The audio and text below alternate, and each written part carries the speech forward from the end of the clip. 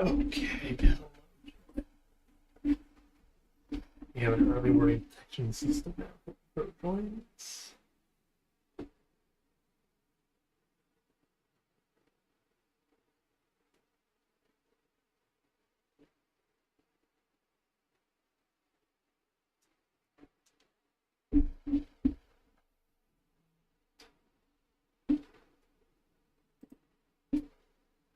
God. Okay. We're finishing this run. We have the ammo. I'm fairly confident.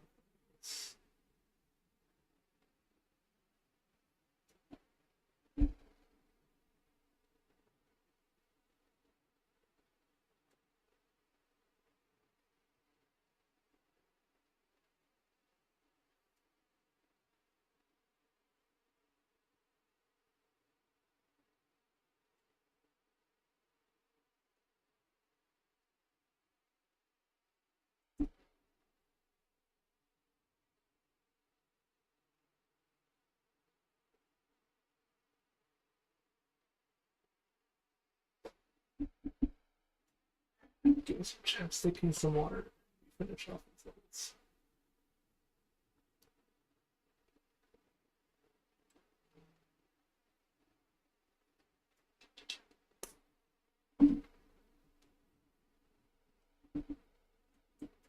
Oh, right, water.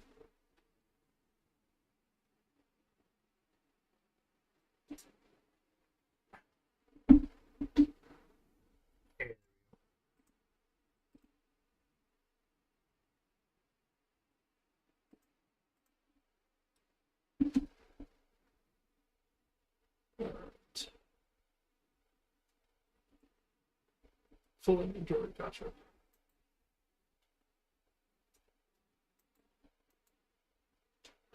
Could return.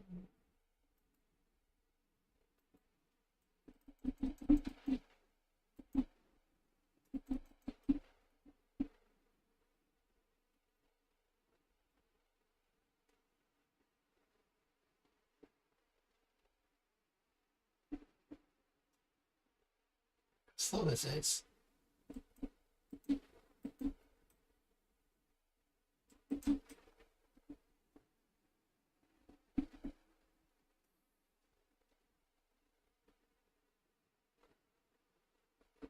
I don't know any recipes either, unfortunately, so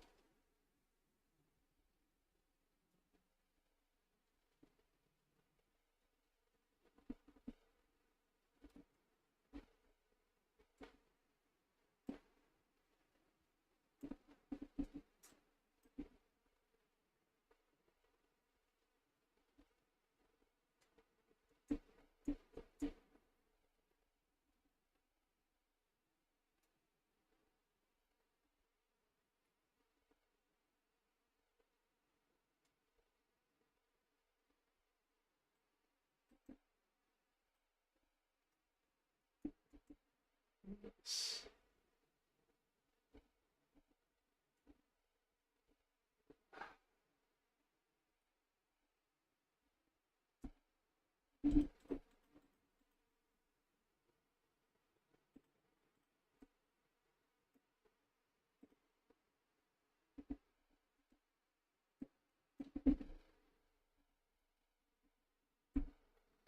Okay, so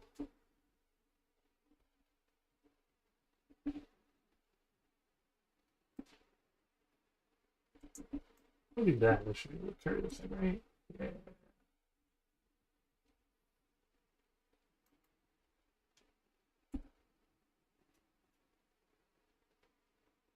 Too many shop things, though, and not enough to sell.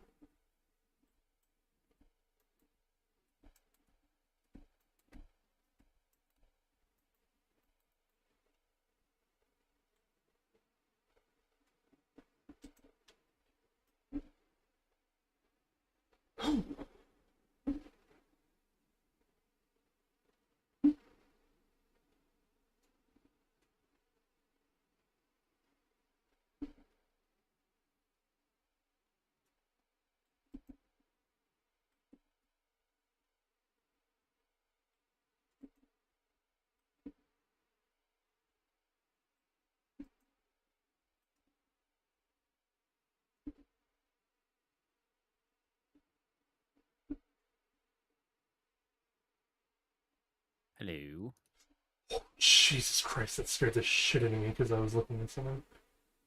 Surprise. Hello.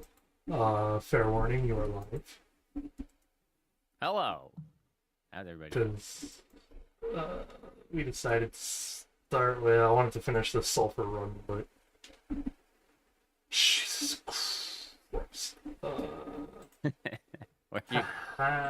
Is what you're playing like horror based? Is that why I wandered in while you were Not mid tension? It is mid tension for sure, but it's not horror based. It's I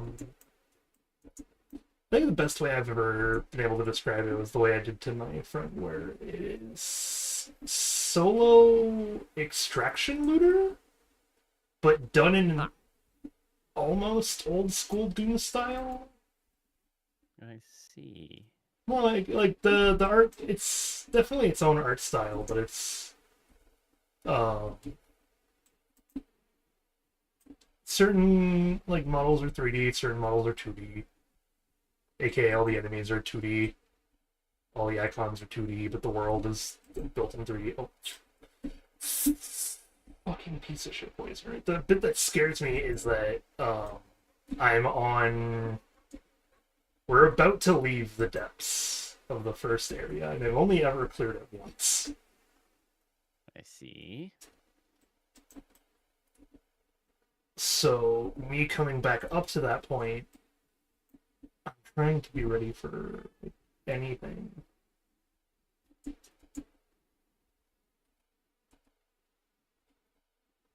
Okay, I don't think I can afford to hold down conjunction. So I'm gonna get back to the surface now.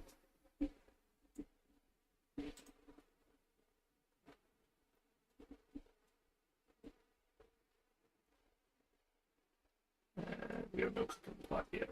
Great.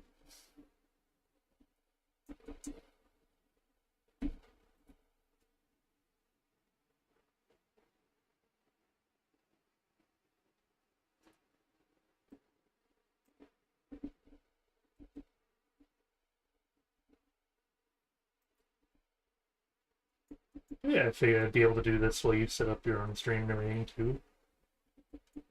Yeah, no problem. Okay, final floor. Here we go.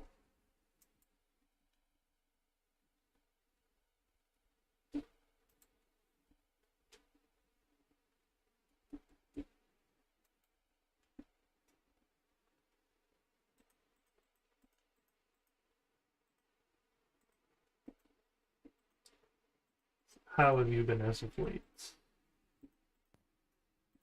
Oh, I've been all right.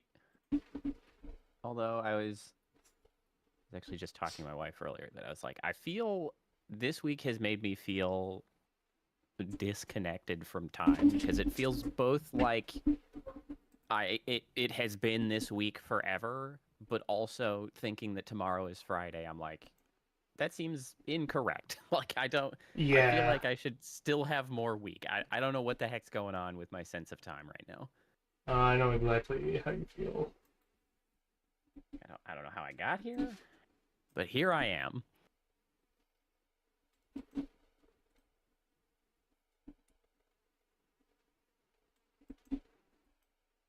Excuse me, boss man. Mr. Cousin, sir. I would greatly appreciate you not making this harder than it has to be. Of course, that won't happen.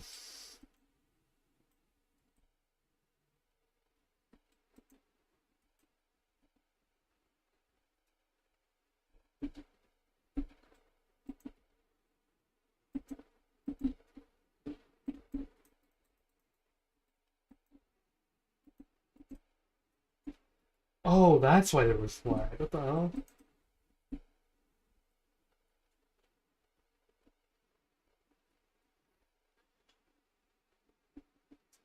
I was just thinking about this before stream, but I guess it's never a bad time to actually bring it up on stream. Where I feel like I need to go through and actually like use the Steam soundtracks I own to download music, Ah, just so I can actually like have video game soundtracks that I own going on in the background. it's not a bad plan. I am Oh, that was not entirely clear how you're supposed to like readily track down the soundtracks you have from Steam. 'Cause I know I have some. there's a just a button in your library that'll do it.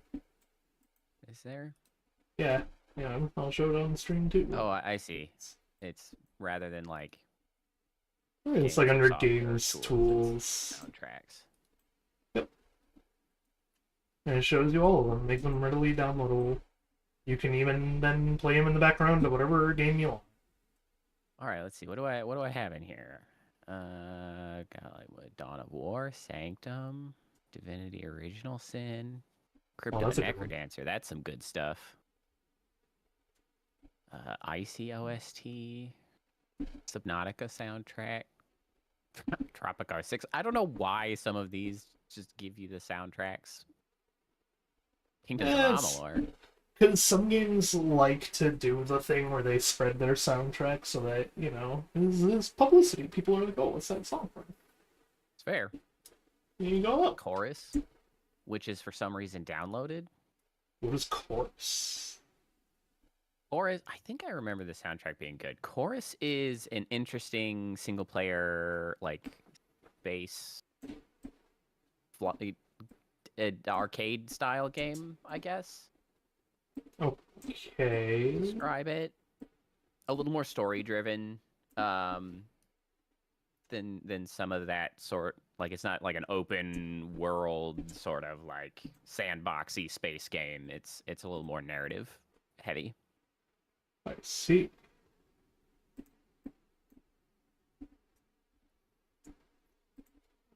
So you buy some of my crap so that I can offload it before I play next so I don't forget what's happening.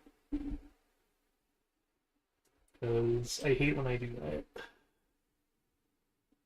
Of note, I don't know if your Discord is set up to the correct mic or not, but it does sound like you're a little further away and or echoey. Just as a note to you. Let me double check. Because there is a case where that could be.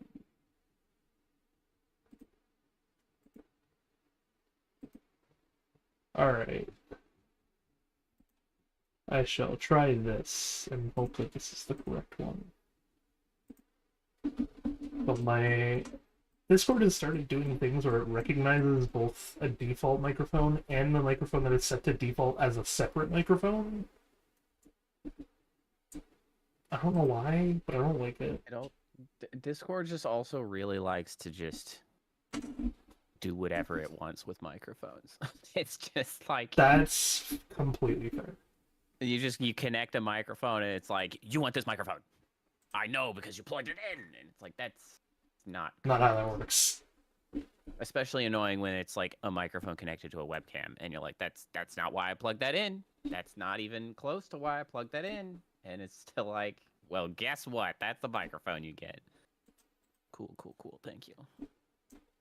It's even better when it's like, oh, you have, like, for me, I have wireless earbuds, and it's just like, oh, you wanted to use the microphone in your wireless earbuds because you're turning them on for the first time today? And I'm like, no. Yeah, no.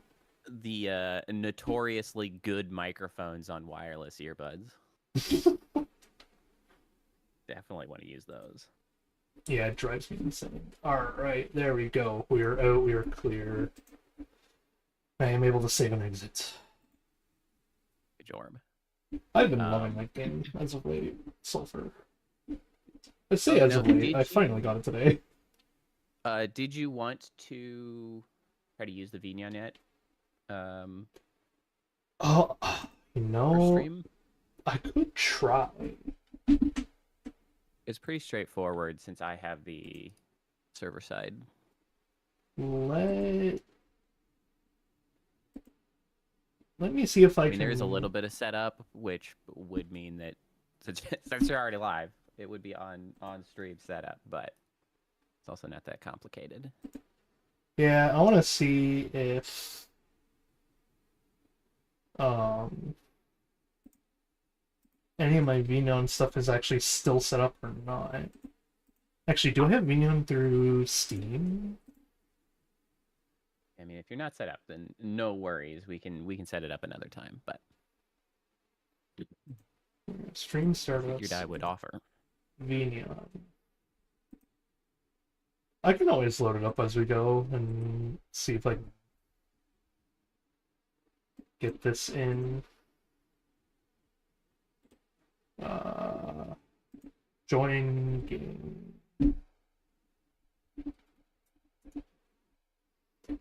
Oh, let me guess. Punctuation. Yes, it was punctuation. Alright, I loaded up VNon. We'll see how long it takes for VNon to actually like kick into gear. Okay. Well, I'll go ahead and jump to the live screen, and we can get the game going at the very least. Yep. As we chillin'.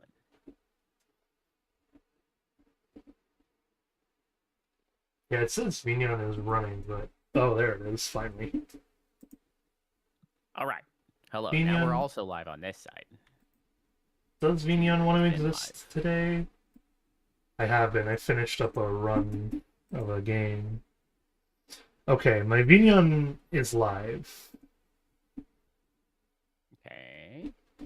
We're just gonna do some on-stream setup because I have my VNon on a separate monitor so that the park can run. Will I set this up too? Gotta love the fact that it was immediately raining. Oh, it's okay. It stopped. It did stop immediately after I said that. Thanks for trying to gaslight in the game. Alright, I guess what I do is I follow Go-Karts 1, or 2 in this case. No! Follow 2. All right. What do our There we go. financials look like? Alright, okay, so how do we set this up? What am I doing here? Okay, I assume you are sufficiently updated that you have the VNon net button. Like in VNon, it should be the bottom on the right. Maybe not. What's the version you're running? It should be 1.6.0 at least. Okay. 1.6.2 today.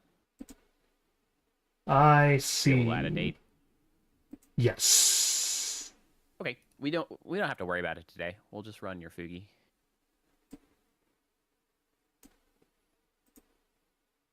We'll do it another time.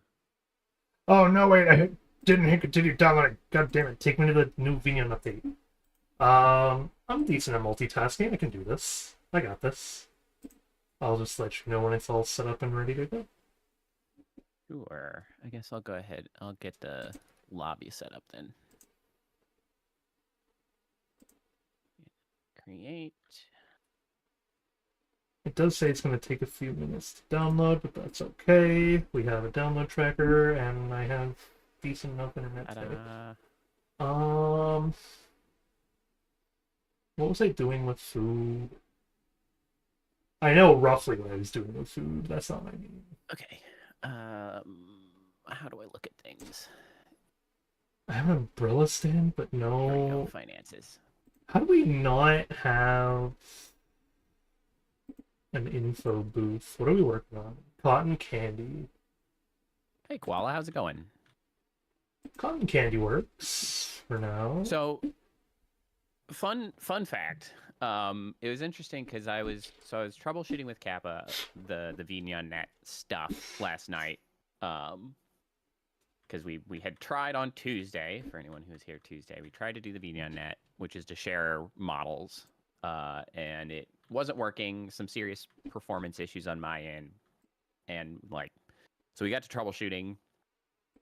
Less important is the fact that we fixed it, and it was related to Kappa's model, which I had also made, so I made corrections to it so that it was not as poor performant around some particular particles. So So I fixed that, which is all well and good.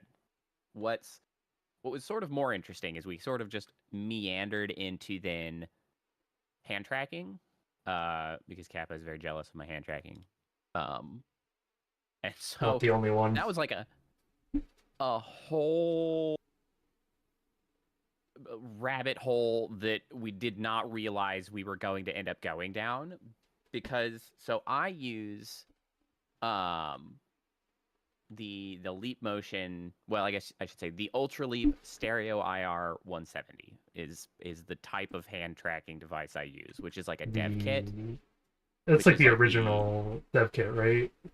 It's like the dev kit to the Leap Motion 2. The Leap Motion 2 is the most recent one that came out, and the Stereo IR 170 came out after the original Leap Motion, but before the Leap Motion 2, and it had like most of the upgrades that you end up with from the Leap Motion 2, but it was more expensive because it was a dev kit, but it was available much longer ago. So all that really to say is like I was suggesting her to get a Leap Motion 2, and even I'm like, boy, I kind of would like to get a Leap Motion 2 because I don't know if there's a significant improvement. Well, turns out Ultra Leap entirely or Ultra Leap Motion has been sold question mark oh no to another company after a bunch of layoffs, and you can't find them right now. Their website continues to exist, but everywhere that they tell you it sells them is sold out or out of stock or says coming soon, and like the best estimate for when it's coming is in like November. So it's like, huh? So that was an interesting discovery, to say the least. Furthermore, though, so she's been trying out then a webcam based. So there's web camera motion or something. It's a small developed sort of application for doing like VTube tracking or whatever, and it does hand tracking based on like a machine learning style algorithmic on webcam, and it does it's okay. It's not as good as a hardware solution, but it at least accomplishes, to some extent, you can like, you know, raise a hand for emphasis. So that's great. And also seemingly the only alternative at the moment, because the only hardware, the other hardware options are like $800 to $2,000 to $6,000 for hand tracking, like studio style hand tracking, which, you know, not great. But all of this recounting of the fiascos to really get to my more interesting point is that I have for a while occasionally had trouble like keeping track of one of my hands, specifically like my right hand would just kind of like disappear for no seemingly good reason, but through the process of us kind of just sitting there and troubleshooting other stuff, like I'd pulled up my software to like look at what it was looking like, and I saw a like flicker of why it was doing it, and it turns out, so I have a tattoo on my forearm, and turns out that the infrared cameras can see the ink very clearly on an arm, and it was perceiving it sometimes as the hand. And so it saw two hands and didn't know where the hand was. And I lost track of the hand being tracked. This one, this right arm that I'm waggling about right now, would like just get lost because it was like, I don't know where the hand is. So it's like, okie dokie. Which was very interesting circumstance I discovered. Fortunately, I have like compression sleeves that were just a free doodaddler that came with like a Gamer Supps order a long time ago. So I was like, well, I guess I'm wearing my freaking gamer compression sleeve now on that side when I stream so that I don't lose my right arm. So that's the new step I'm going to have to make every time I get ready for stream is to put on a goofy ass compression sleeve. Okay, so my Vignon is updated. Also, hello Priestess. How's it going? I imagine you're going to have to send me this info and not say it out loud. Correct. I'm going to send it over to you in Discord. Send me one quick test message so I can double check that that's not popping up on stream. It shouldn't be. Okay. I run with my stream doing my just my whole monitor for which is lunacy, if you ask me. Convenience reasons. Listen, I have like okay, yeah, you're good. I have like 50 different games I can play at any given moment's notice that I'm just like, yeah, I'll stream this game because I want to, because that's the kind of streamer I am. I do it on a whim. But that also means that I don't want to set up every single individual game as its own unique game. I just go through the trouble of the setting up. Oh, Koala, I have definitely played the Halo games. I love the Halo games. I mean, I played the first 3 plus ODST probably like when they came out, right? Like those were a big part of that time period. Halo 2 was like one of the dorm games that was played when I was in college. Like that was super frequent. I love the Halo games. And I actually back when I was on Twitch, I don't know if I have the VODs or not. It may have been pre-keeping VODs, but I went through Halo 1, 2, and 3. I didn't do ODST, and I haven't done Reach yet. But I did do those on stream. And actually, it was the Halo games that led to one of my longest streams because I was going to do a marathon, and I played through the campaign of 2 or 1. 1 or 2. And it wasn't like I finished it in like 4 hours. So it was not marathon length. And I was like, I set up my whole Saturday afternoon for this. So I was like, guess I'll play the next one, which was much longer. And was then like 8 hours added on. So like it ended up being a total of 12 hours. Is there a difference between the server stuff I'm inputting and the lobby stuff? Because it's asking for that bottom bit twice and saying that one of them is incorrect. The most recent message. Okay, do you need the... I don't know if you need the server password or not. I don't know if I do either. Guess you do. I guess you do. Okay. Yeah, okay. I must, because it says that the server address must be specified. So. Okay, hold on. Then let me send you the server password. It's different.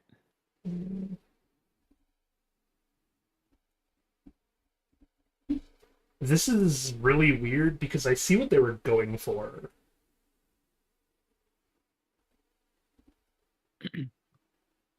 Not sure how you feel about ODST, Koala. I did not care for ODST as much. Oh, that's a shame. That said, though, I feel like they executed on what they wanted out of ODST effectively.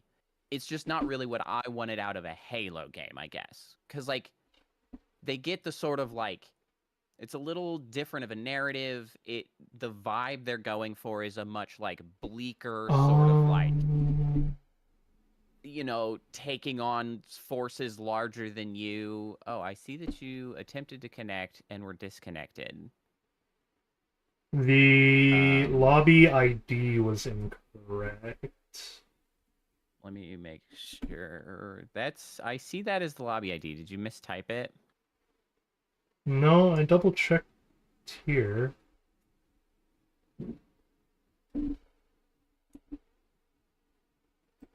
I can even send you this without alt-tabbing. Because I learned how to set this up. Maybe I... Server closed the connection. No such lobby found. Well, that's... But that is the correct one. Not true. Yeah. Here, let me like disconnect.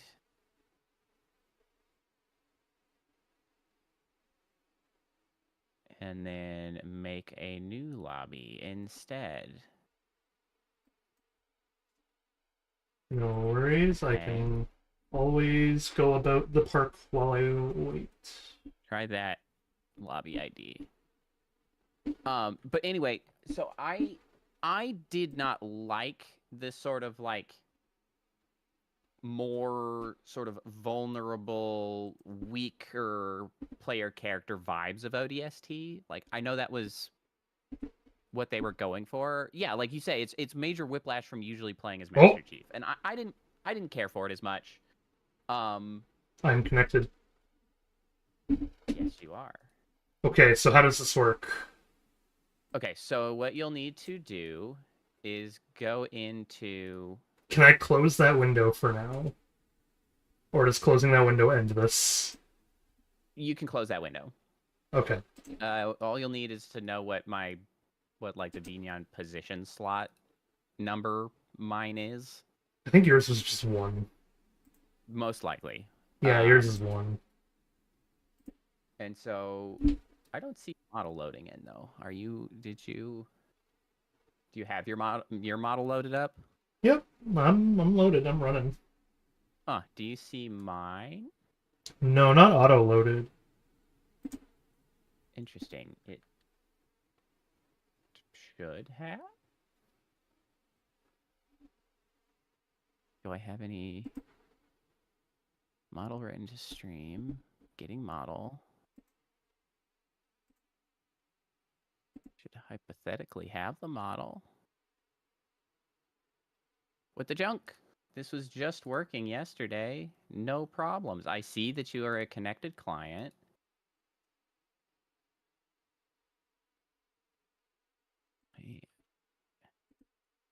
Oh, I see you now. Whoa. Whoa. Really? Yeah, I see you.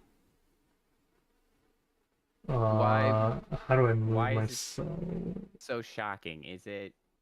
Alt middle mouse does that. We're like on the same spot is the weird bit.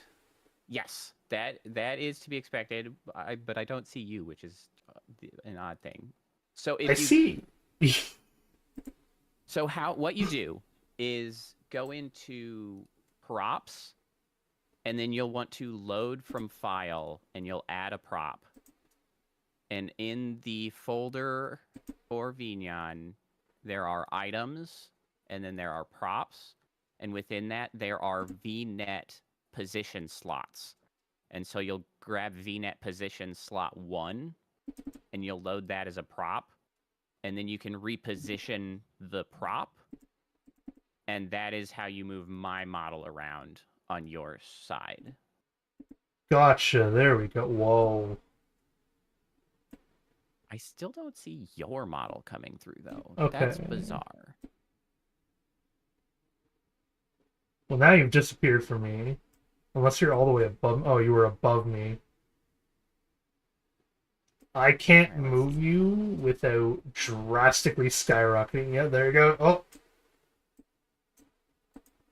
Let's go. Okay, Zero. so okay, not 0. Are you a drastically different size than me or something? Where are you? Why can't I see you? Are you tiny? Are you huge? Not No, rotate. Rotate. seemingly not. And then we'll position Zed. Huh. Yeah, we'll put Poe Huh. like over here. And then Okay, I'll alt why? middle mouse. And then I'll go back to Yours works and mine props. doesn't. And I'll What is this nonsense? What is this nonsense? Well, I guess at the very least, I get to be on your stream, so I guess that's something. I don't know why I can't see your model, but... Oh, that's so weird. Why does my What's... camera track like that? If I move, you move with me now. Oh, yes. So under the props, if you haven't done much setting up of props, that's because the prop is connected to you. One of the best ways Linked to do it bone. is to, under props, there is a linked bone at the top right. Yeah, and I linked you to What camera now. Yep. Camera is going to be likely what you want.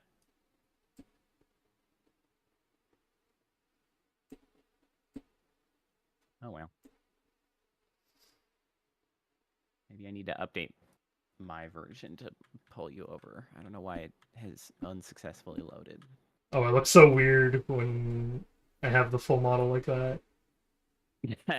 Where did you I go? know, you can actually, like, see me gesture and do things now. Oh! Oh no, I haven't been able to find you yet since I linked you to the camera. The big thing that you'll need to do is go negative Z, positive Z. You need to move the Z.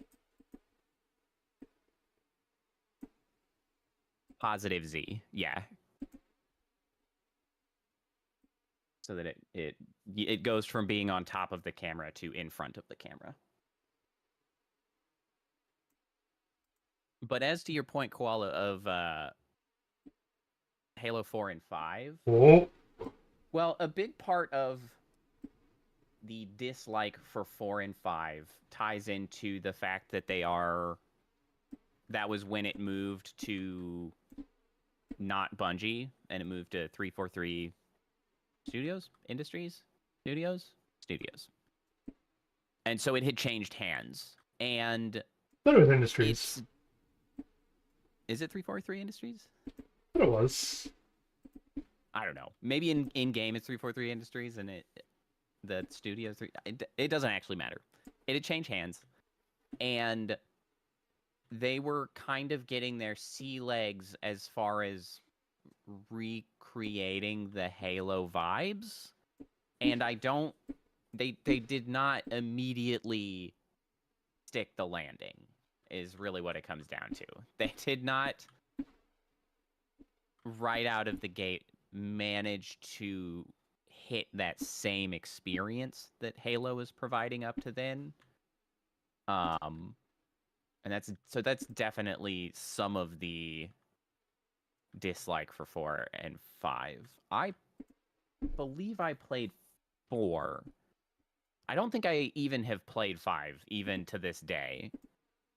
And I definitely Whoa. felt the difference in 4. Like, it wasn't quite right. It wasn't bad. Oh, good God. Why green screen? Why are you using green screen? I didn't... Okay, my VNUN camera hasn't been set up on this new laptop yet. For shame. You got to be using a Spout 2 output. I'm gonna look all goofy. How do I use a Spout 2 output? But they're the better output. I asked how do I use that? I don't know how to use that. How? Not okay. How is you'll need to in OBS you'll have to get a Spout 2 plugin, and then you can send directly Spout 2 output instead of using a camera. And that is through the settings in VNUN output. At the top, there's just use Spout 2. And then you directly pull in the Spout 2 feed into OBS, at which point it it sort of carries transparency automatically rather than having to sort of like manipulate it to get the transparency. You get it for free. It's also more performant because it's like a lower level sort of hardware, closer to hardware level protocol of like transmitting between applications and stuff.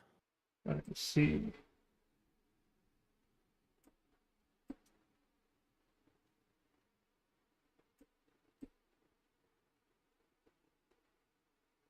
All right, now the question is: have we been making money while we've been sitting here, or have we been losing money? We have been largely even, but sort of losing money a little bit.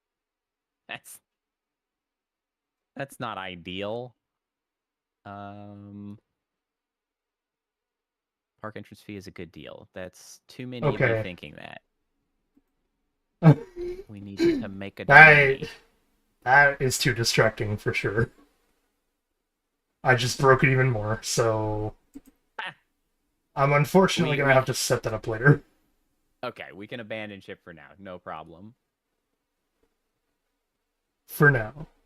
When you can teach me how to set up the spout, then hopefully it'll work better. Yeah, the spout 2 is a big part of how you ran so smoothly in Vignon but not in stream. Yeah. Most likely. Because it's kind of what just happened. God, that was a lot of chaos. Okay. Oh, did you see my cotton candy stall? I don't think so. It's right at the entrance. You should see the name. Chiefs and Dignity. That's an excellent name for a cotton candy shop. Thank you. I want to keep my streak going. To keep your Marine alive in Halo. I never concerned myself too much with him, honestly. Okay, I will be honest. Killed him intentionally, though.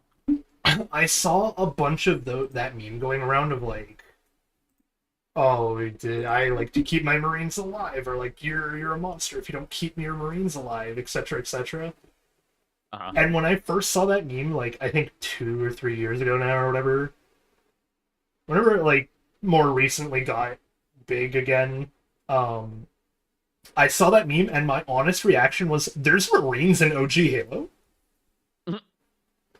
I just didn't know. Indeed are. I just passed by them.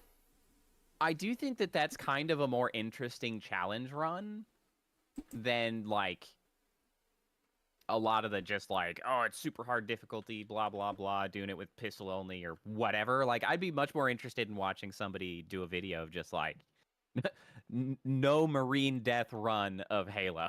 Like, I think that would be kind of amusing to watch.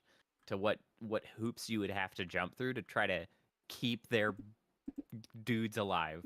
Someone did do that. I can't say that I'm surprised, because like any kind of idea like that, somebody is out here doing.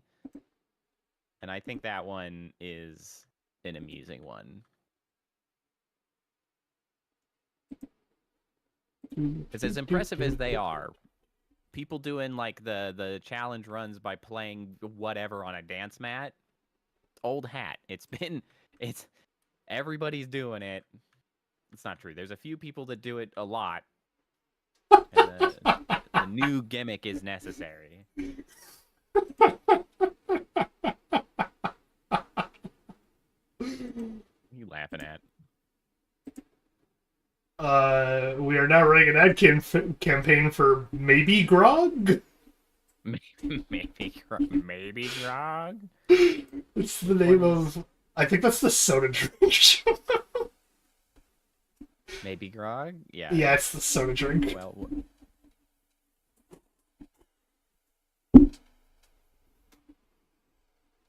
I have been. Money is positive. I raised the prices on the entrance fee because apparently everybody was like, "It's cheap as shit." I have been going through this little segment recently. Hang on, I need to turn this game down. Oh my god. Vandalism. We do got so have... much louder. So Oh, wait, speaking of hold, which, I'm gonna save the game. hold on. This is an amusing little bug, I guess. The vandalism over here is really bad, except it has a smiley face. So I don't know. That guy's just happy about it. Oh no, we got one person who's like, I'm not paying that much entrance fee. But I still have Gotta 4 that lower it think it's a now. good value. Oh, Well, we've got 4 that think it's a good value, so I don't know. It's a where did little she bit of go? a mixed bag. Did she get him? We do, however, have a lot of people complaining about disgusting paths. I don't know where everybody is throwing up. There's a But bunch of mess in place for a moment here. oh, the food place. Do we have a I have 2 dedicated to being in a, there. ja- a janitor that's dedicated in there? Yeah, we have 2. Huh. I don't know where he went though. He just wasn't in there. Oh, because they're pathing wrong. I see.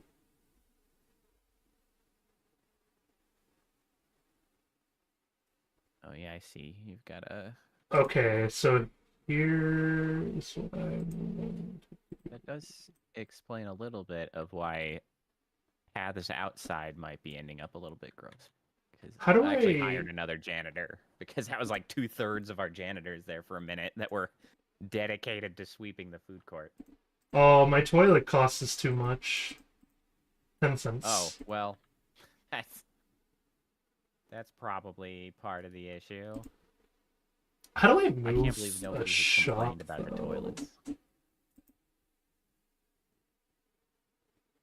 Path is really, the vandalism over here is really bad.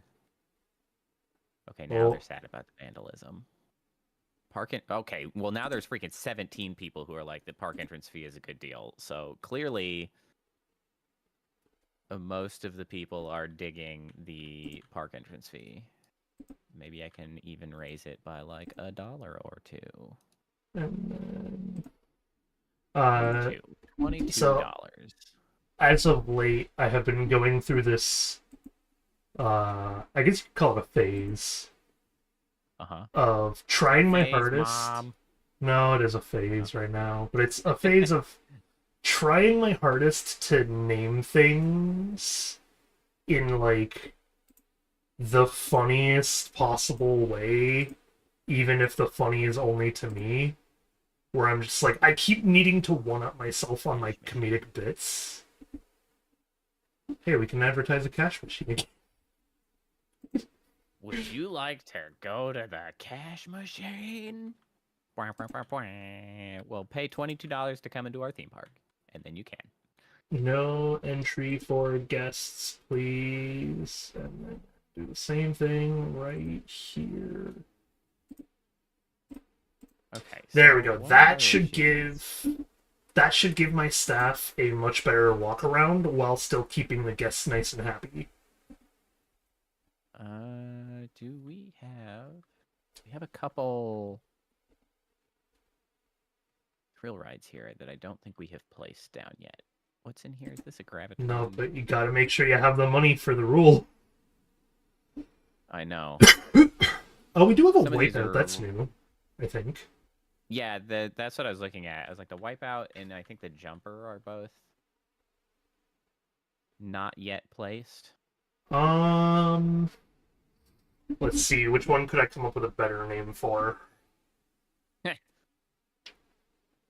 This is what I mean. I'm doing this entirely as part of the bit. Like, That's fair. the shop thing the other week where, like, I'm gonna go through my shop names here again because I'm just like, they were great. Like, somber souvenirs, water biscuits is pretty funny.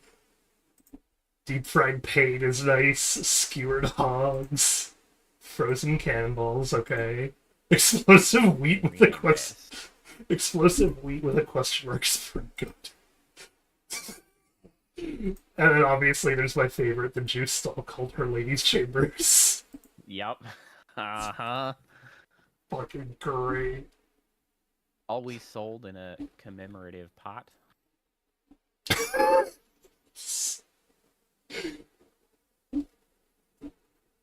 Dude, these vandals are out of control. Or in a little. I'm not gonna go there. Never mind. I'm not gonna finish that. Wandering around. Well, I know better. But yeah, that's just like part of me being like, I think I could do some funnier names, and I want to see how much I can.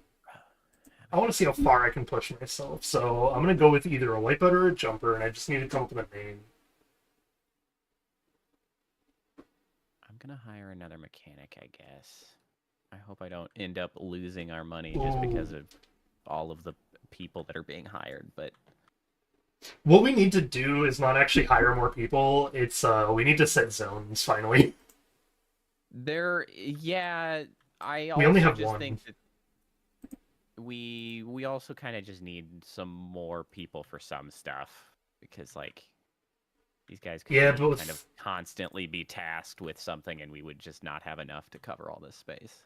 oh, it's yeah. I guess if we only have three, it's the janitors, and I'm like, I don't think we need that many janitors. We just need to zone it a little bit better. Yeah, I think we're okay on janitors, but yeah, well, one of those mechanics I literally just hired, so we had two before. So Yeah, like, you know, that's we could why use I'm like, okay, never mind. Yeah. we could use another one of those bad boys Um. because that's gonna help with the vandalism that everybody is Oh, complaining about.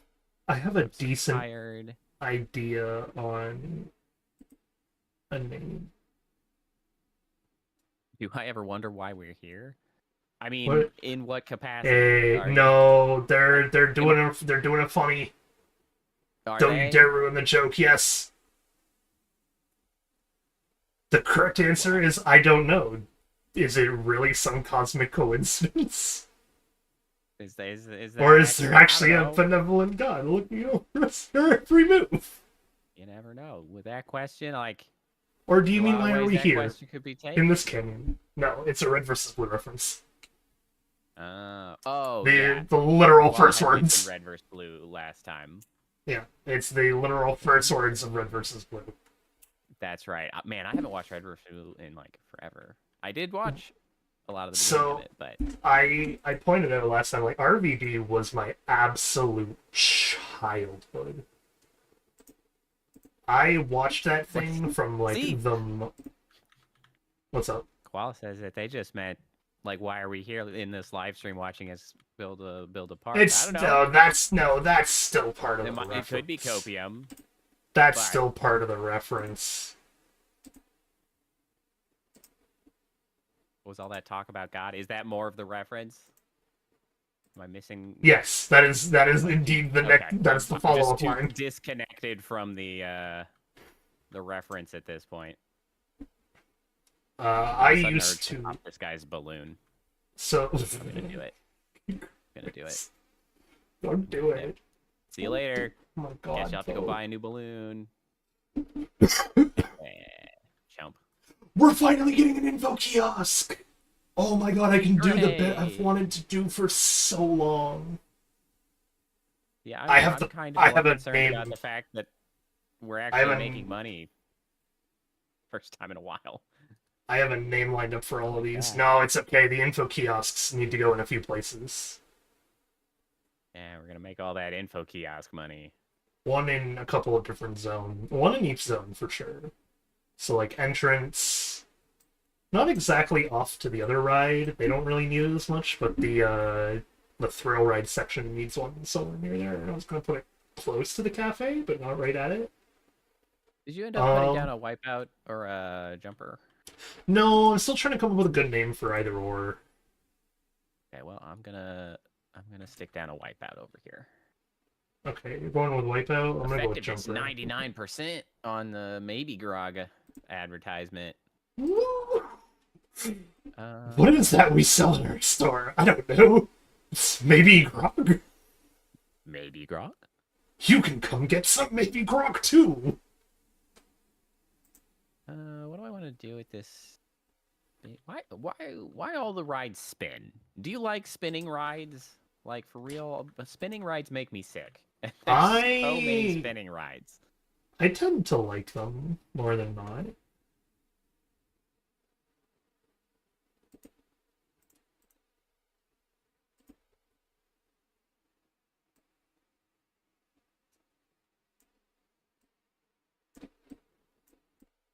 My whole make it sci-fi over here really did not pan out as intended, but here we are. Whoops. Well, I made a jumper question mark? Oh, what did I do here? How did this go wrong?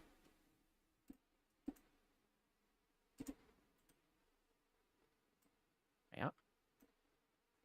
That's Wait, how. that's not the right color. Why are you like this? This color. Repaint? There we go. Now it's correct. Alright, we need to come up with a name for the jumper first. So what am I naming this thing? I need a good name. What? Oh, shit. You put that down and took all the money.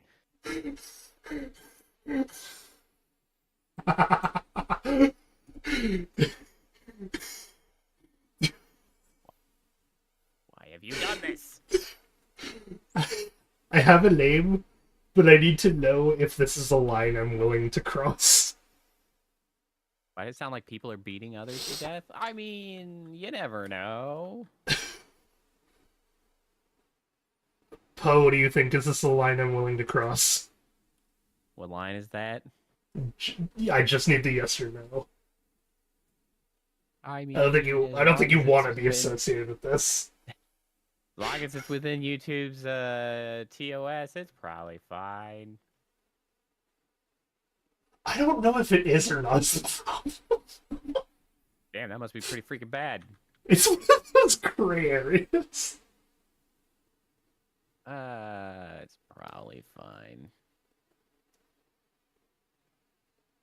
Oh, do we not actually own that Okay. there yet?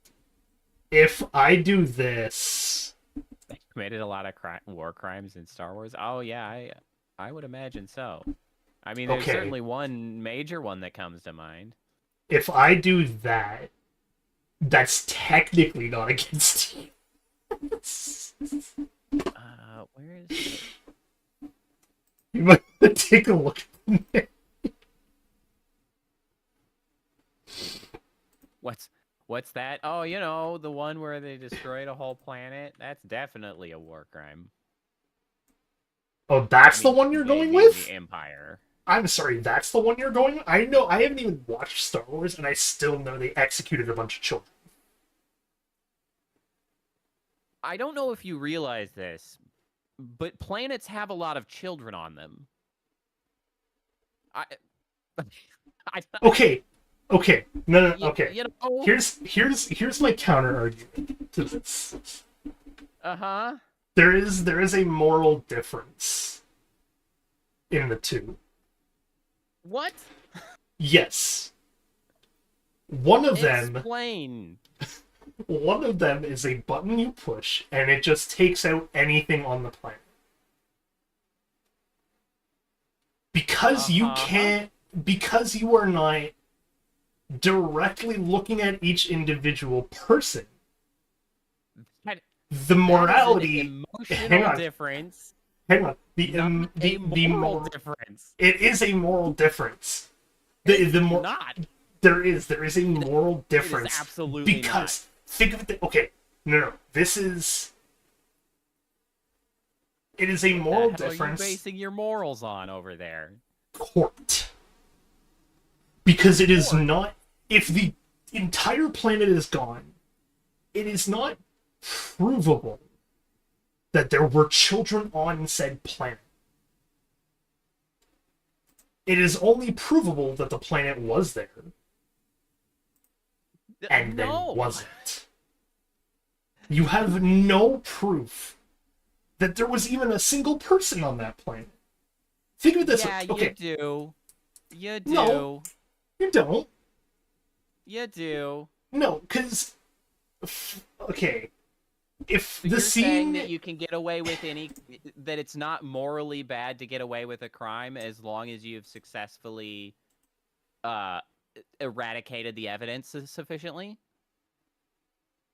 No. That's the end. That is the end of your claim. I'm saying... as long as the evidence is eradicated fully, then there's no moral problem with doing anything. I'm saying that there is a moral difference between what's the stupid like term called? It's when you like target a specific victim for a crime. Uh-huh. That thing. What is that called? I'm not sure. Prejudice? Sure exactly. Prejudice doesn't sound right though. Okay. I don't. If I. if you're gonna go execute a whole planet of people, that's a whole planet. You give no regard, left, right, or center, to who is on that planet. Yep. That is Significantly morally worse than killing one guy because you hated him. that is different Significantly than worse. no. Okay, yes, Uh-huh. but what it's not significantly different than is saying I am going to go in a room full of children that is locked, where they cannot escape, and single-handedly take their lives by my own hand. Yes, it. You guys know the definition of war crimes. Like, one of the main definitions of like war crimes is indiscriminate death of non-military combatants. That's destroying a planet. That's the most significant war crime committed in Star Wars. Like, hands down. Well, aside from the newer ones, which then destroy more than one planet because they just felt they needed to up the ante. But like, that's a war crime. I would argue that children are a worse war crime. That's not even arguably a war crime. They weren't at war. Like, that was just wild ass murder. Which also not morally as bad as destroying a planet. I can't think believe I have to argue this. This is wild. Oh, have you checked the name for my new ride yet, by the way? I sort of. You should see this and understand what's wrong with it. It's just we got a ... Oh, Yep, that's correct. There you go. Gotcha. It took a minute. I gotcha. I think that's why that one is good, but also questionable. But that's not the definition of a war crime. You're talking to a Canadian. Are far broader. Well, technically, I'm talking to Koala. I don't know. They're probably not Canadian, but Koala is claiming that war crimes only exist like based on things that already like. Since the technically as far as a weapon that doesn't exist, it can't necessarily be classified as a war crime or not, and that's simply not accurate for what the definition of war crimes are. Like, no. Technically, Koala does have an argument to be made, and the argument to be made was actually like brought up specifically in a the one of the newer Star Trek movies. That was really good, by the way. Is if okay, so the question that it was brought down to is if you use something that is not a weapon for its intended purpose, and that happens to destroy a planet, is that a crime? If that was your intention, yes. I think you guys need to understand something, that I'm a consequentialist morally. Like, I don't give a shit how we got there. A planet got destroyed by somebody, and they are morally culpable. Like, I don't give a shit if they did it with a Star Destroyer or a pencil eraser. Like, but I'm saying from a legal standpoint, they could get away with it. I don't think they could. I think they could. I think there is grounds to be made for, like, basically ignorance. I would almost argue if ignorance. they were not ignorant that they were going to destroy a planet. Is that? And I would straight up argue if they can get away with it, then the legal system is wrong. Okay, that's just is the case in the normal world regardless, so I don't know what you want I with know, that I one. would also But argue that, but still, like, I don't actually really give a shit most of the time about like legality. I actually build stuff on a moral framework, so like, eh. okay, I need to change the name of this thing. Yeah, that's why I don't care about the Empire's legal system. I'm concerned with the moral stance. I can't leave the name of the ride to be We Got A. It's funny, but it's not that funny. That's fair. There are no Like high rides. it's only funny if you know the bit, and that ruins the bit outright entirely. So It's true. All right, people have fewer things to complain about at the moment. That's fantastic. I don't know what I'm gonna do with this wipeout. What am I gonna do with wipeout?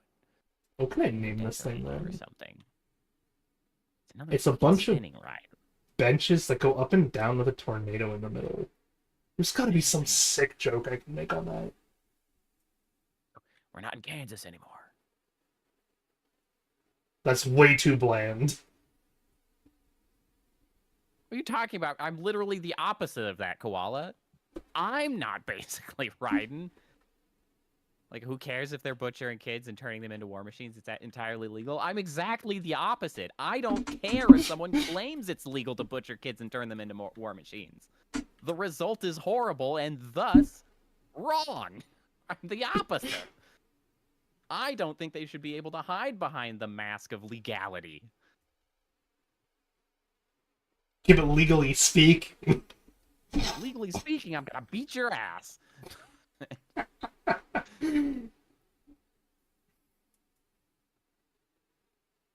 Oh, Ryan becomes a criminal because he tried to stop them. Yes. Then in that case, I agree. Oh, what's the name? I don't think I can. I concur then. I don't think I can accurately like write testicles and get away with it.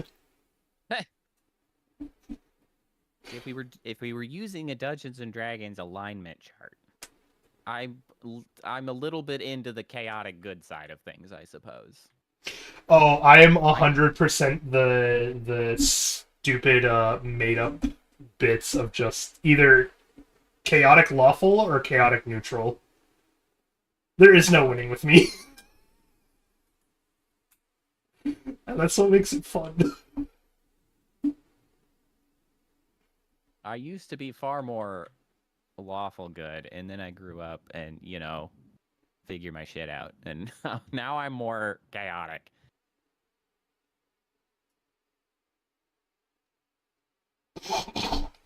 I played DRG. Well, yeah. Okay, the rule for the park, by the way, is we have to stick to the theming still, right?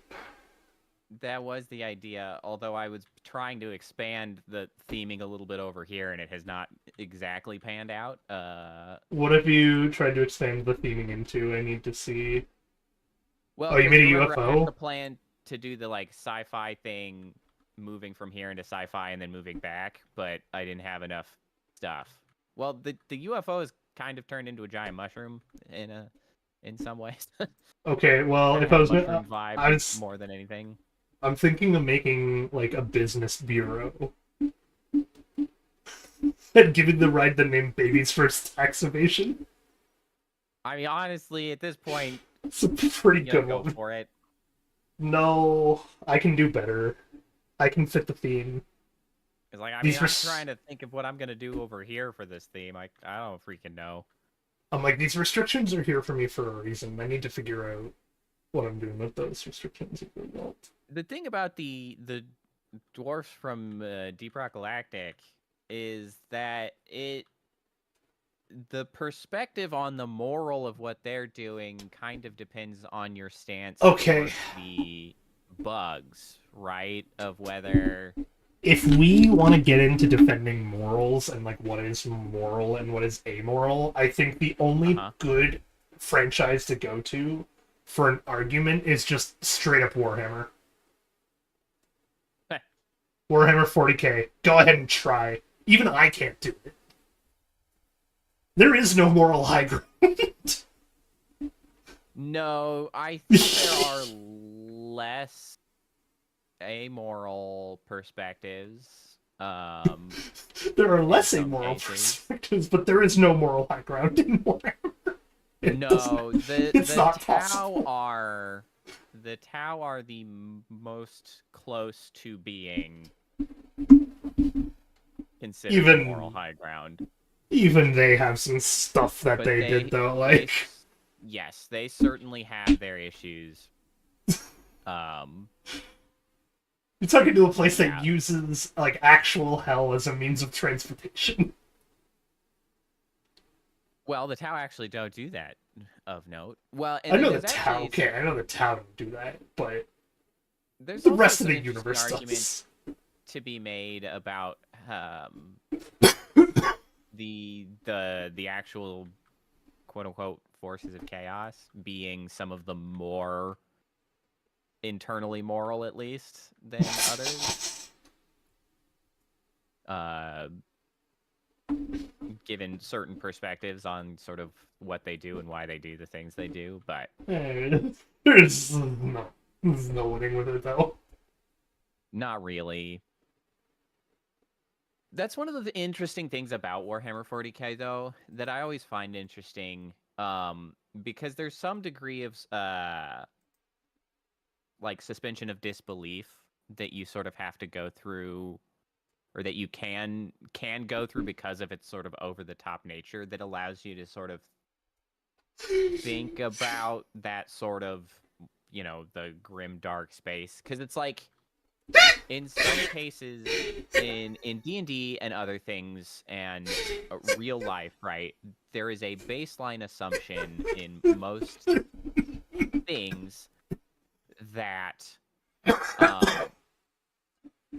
ultimately, like, all of the sapient races are on roughly even ground, or should be on roughly even ground, and can functionally, like, get along, right? Like, in real life, humans are humans, and there's not a fundamental difference between any of us, and, like, humans should be able to just get along and be fine if we could stop being assholes. But chat, I need to know if this counts. I need to know if that works. The premise of, like, what happens when you have races that do fundamentally function on different axioms of morals, and what happens when you throw them together.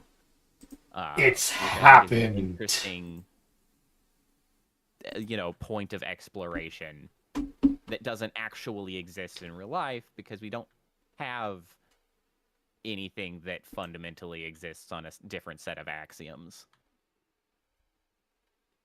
Okay, where is this going? Anyway.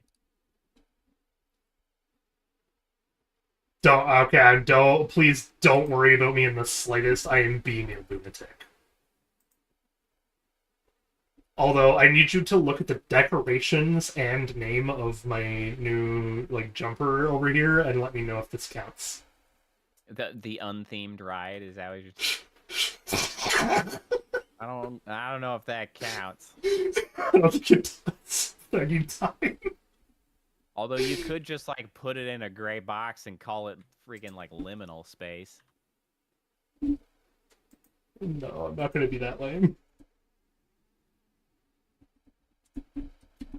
Okay, this one is gonna... really kept up with, like, what Helldivers 2 has been going on, like, with the Illuminate. This is going to sound like a very lame name, but only to anyone who doesn't know us. So if you'd like, there's a new restaurant right at the front of the place. The thing. Which one? Oh, the pretzels? The ultimate dessert? Unbelievable. I knew you'd just be mad at that. Ultimate desert. Oh, I did spell... Dessert, I know, I spelled it wrong. In and of itself is kind of funny. The ultimate desert. Sandy snacks.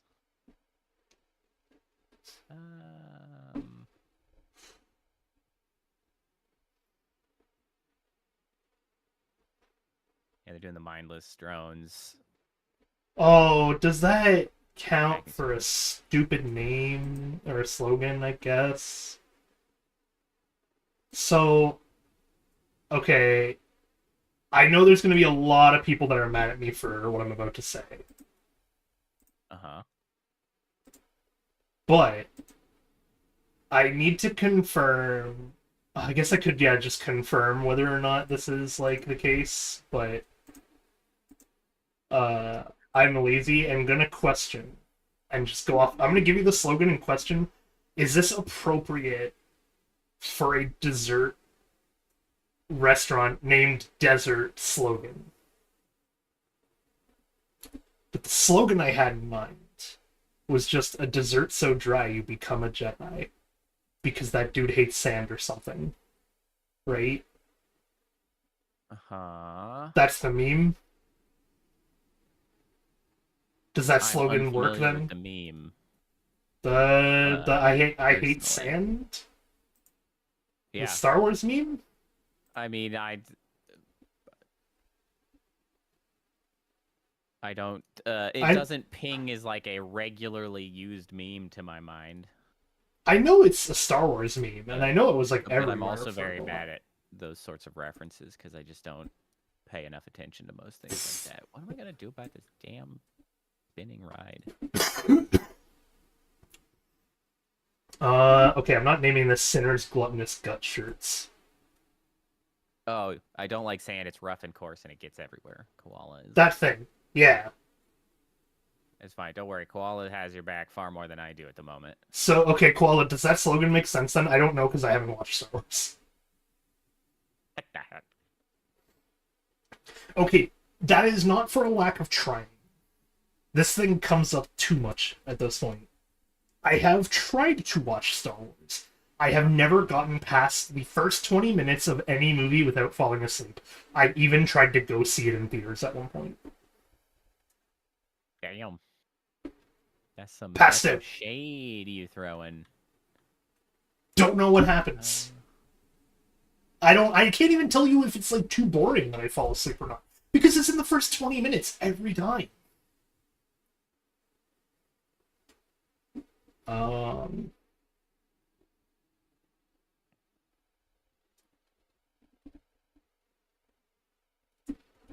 Can I make this bigger? I made a new t-shirt place. I would like approval on the name. What's the name of the t-shirt place? Where is that? Is that at the front? Not. And no, it's in Sinner's Gluttonous Food Court. T-shirts? T-shirts? It's the blue one at the front. Oh, Winch's stolen top. Yeah. Pretty good. Although The one key just here saw is tops. Winch's stolen Oh. top. I didn't realize I had a second name, my bad. It's cool. Okay. When she's selling tops is pretty good though. I'm happy with that one. I need to rename the jumper though.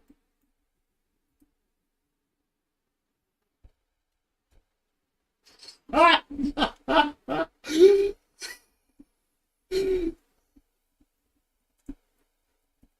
Okay, I know exactly how to theme this one properly and what name to give it. There you go. That's the name we give it. We just need to do this properly now. You can take a look whenever you wish.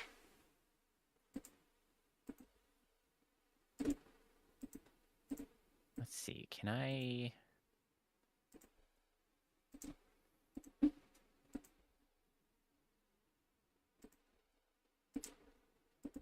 But when you get the chance, I would appreciate approval on the newest name. Which one? Oh, the jumper. Yep. The abandoned quest. That is indeed its name. It's a pretty good name. Nice. Awesome. Thank you. I'm gonna try. Do I have enough stuff to make this? I need something that looks like grass. That kind of looks like grass. Can I make it bigger? I can. That's grass adjacent, I guess. Ah, true. Koala wishes to explain with the sand thing you've got going. It's Anakin said it to Padme, and it's meant to represent him on Tatooine, as he was raised there on a sand planet as a slave, and sand reminds him of all this slavery.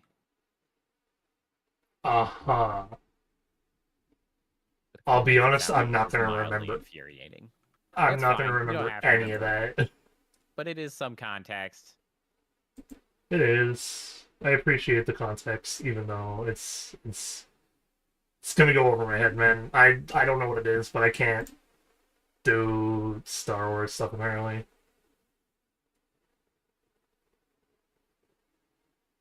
Okay, so if I make a wall first, I could probably put a sign on afterwards. Oh, right. I know what I wanted to talk This down. to you about at some point today. Uh-huh. Blueprints Yeah. was something Very that you good. were interested in. Who is slurping? Oh, that's probably the vines that I'm putting down. Oh, I see. That makes sense. It's You can see how I thought it sounded like slurping, yeah, though, it's right? slurp adjacent, to be sure. It's not quite a slurp, but it's like one of those things where it's close enough to a slurp that was kind of just the go-to. Oh, I have impoverished us with vines. Nice. All right, okay. Do you guys like the decoration is high? All right, all right.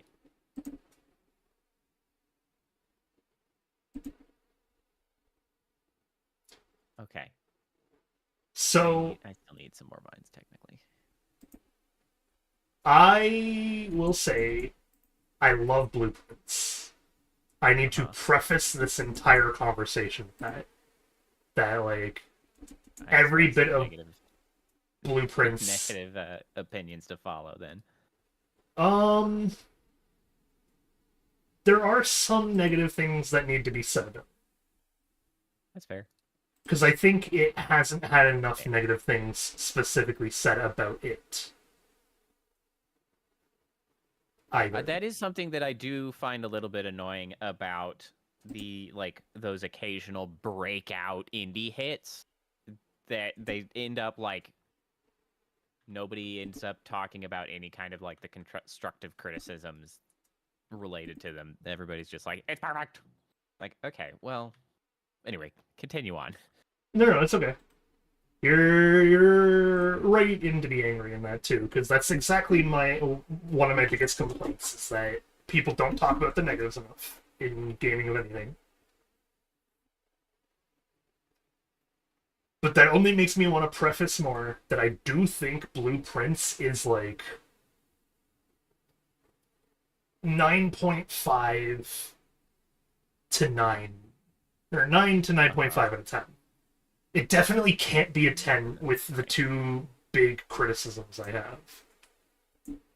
Mm-hmm. No, not the Vandals are back. The first big one is that I like that it's as long as it is, and that it gives you a lot of freedom and stuff like that. Uh-huh. But its roguelike nature is also its biggest downside. In that half the time I don't know if I even want to consider doing a run or not. Because I'm just like, I feel like I should just reset this day because I got terrible luck already. Yeah. Or you waste an entire day to I had one day that was so terrible. So to anyone who doesn't know, Blueprints has the awesome core concept of you have a house that you can only take so many steps in each day. Every time you take a step, obviously, you lose a step, whatever. At the end of the day, the house gets reset. But as you go, you draft the rooms of the house, and you create the house on like a weird daily basis. So every day is different. You can draft different rooms. And from that, there are these types of rooms called dead-end rooms that can be useful and they can be detrimental. And I specifically had a run where the start of the house, you have 3 rooms to draft from. And then you have the outside, and that's how they get you like started each day. Every single one of those was just a dead end off the bat. There was no fixing it. Mm-hmm. Yeah. And when I got that run, I was just like, what was the point of making me do this? Like, like, as a person who does develop games, I know it's hard to do so, but I also know it is so much more worth it to just code in a little safeguard so that things like that can't happen. Or alternatively, if you don't code in a way to like prevent that, I think one of the things that I think Balatro did well that a lot of people have praised it for, which I think is entirely fair, is the speed at which you can get to a new run. And similarly, I think like if you get the start like that, that's terrible. Just give the opportunity to be like, you can do that. Try it again. You can just call it a day at any point. So you can end the run prematurely. But well, I mean, if Blueprints in particular has a thing where there are so many puzzles. Here, let's do a little fun active on stream shenanigan and check. I can't check it on stream because it's on Snow's account, right? I'll check on my phone. But I want to give reference to like how long we've played of Blueprints, and emphasize the fact that we only maybe now have the second or third quarter of the game finished. We're not sure. In fact, no one is, I'm fairly certain, because I haven't actually seen anyone talk about the end of this game yet. Which just means that no matter what, it's going to suck to get into it if you're like... If you're one of those people that wants to have a good, like, quick puzzle game to enjoy, you might like the first 1/5 or 1/4 of the game, which is getting the one ending cutscene. Beyond that, the other problems will only start to compile of the same couple of problems showing up so much that you just won't enjoy it nearly as much.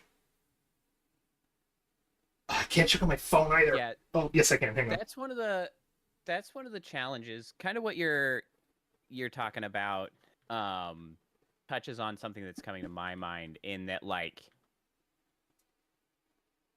I think that more times more thought needs to go into sort of like the expected like full time investment, or like what kind of pacing or full experience you're trying to provide. So like me and a friend are trying to make a game as well, though we've bounced through several different ideas at different times because we both have a hard time like focusing and continuing to get like it accomplished. Me because I'm stupidly busy, him because he's got ADHD, and we're just like we on the struggle bus. But like one of the things when it's like roguelite adjacent, that's like, okay, how long is a run? How many runs do we expect somebody to do before they can quote unquote finish the game? Like, does it need to have a finish to the game? And it's just like, you gotta think about that stuff, and at some point you gotta be like, maybe this is too long, right? Like maybe this is not like lining up with the overall experience that we're aiming to accomplish. And I think sometimes I'm sorry, we don't have that $5. sort of thinking and conversation just doesn't happen. And the thing is maybe that's fine, because maybe it's hitting a niche that like there's a group of underserved gamers who are like really want like a 200-hour long roguelike puzzle game. Maybe that's like perfect I for some group of people, and that's awesome.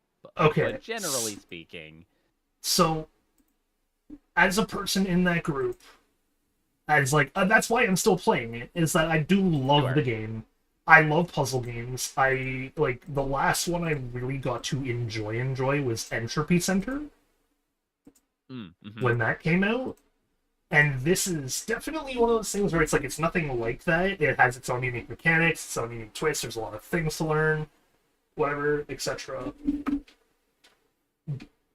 And What? it's like, yeah, I do love the fact that it is as long as it is. Jesus. The part that I don't like is how many times the same couple of problems have cropped up in our, which I checked now, by the way, it is 60 hours so far, and we haven't gotten to ending 2. If there even is an ending 2 that anyone knows about. I don't know about one. I haven't found anyone that knows about one off the top of my head, unless I go and do a funny where I talk to a specific game dev named Pirate themed streamer who loves to brag about shit he absolutely didn't do. Hey. Sorry, that's beef I can get into afterwards, but anyway, so like I love it because it's as long as it is. The issues that crop up, however, are the big issue for me. Where so our first big issue that keeps recropping up is there are like 3 types of different clues you can get to puzzles. There are clues that are just kind of hidden in the background.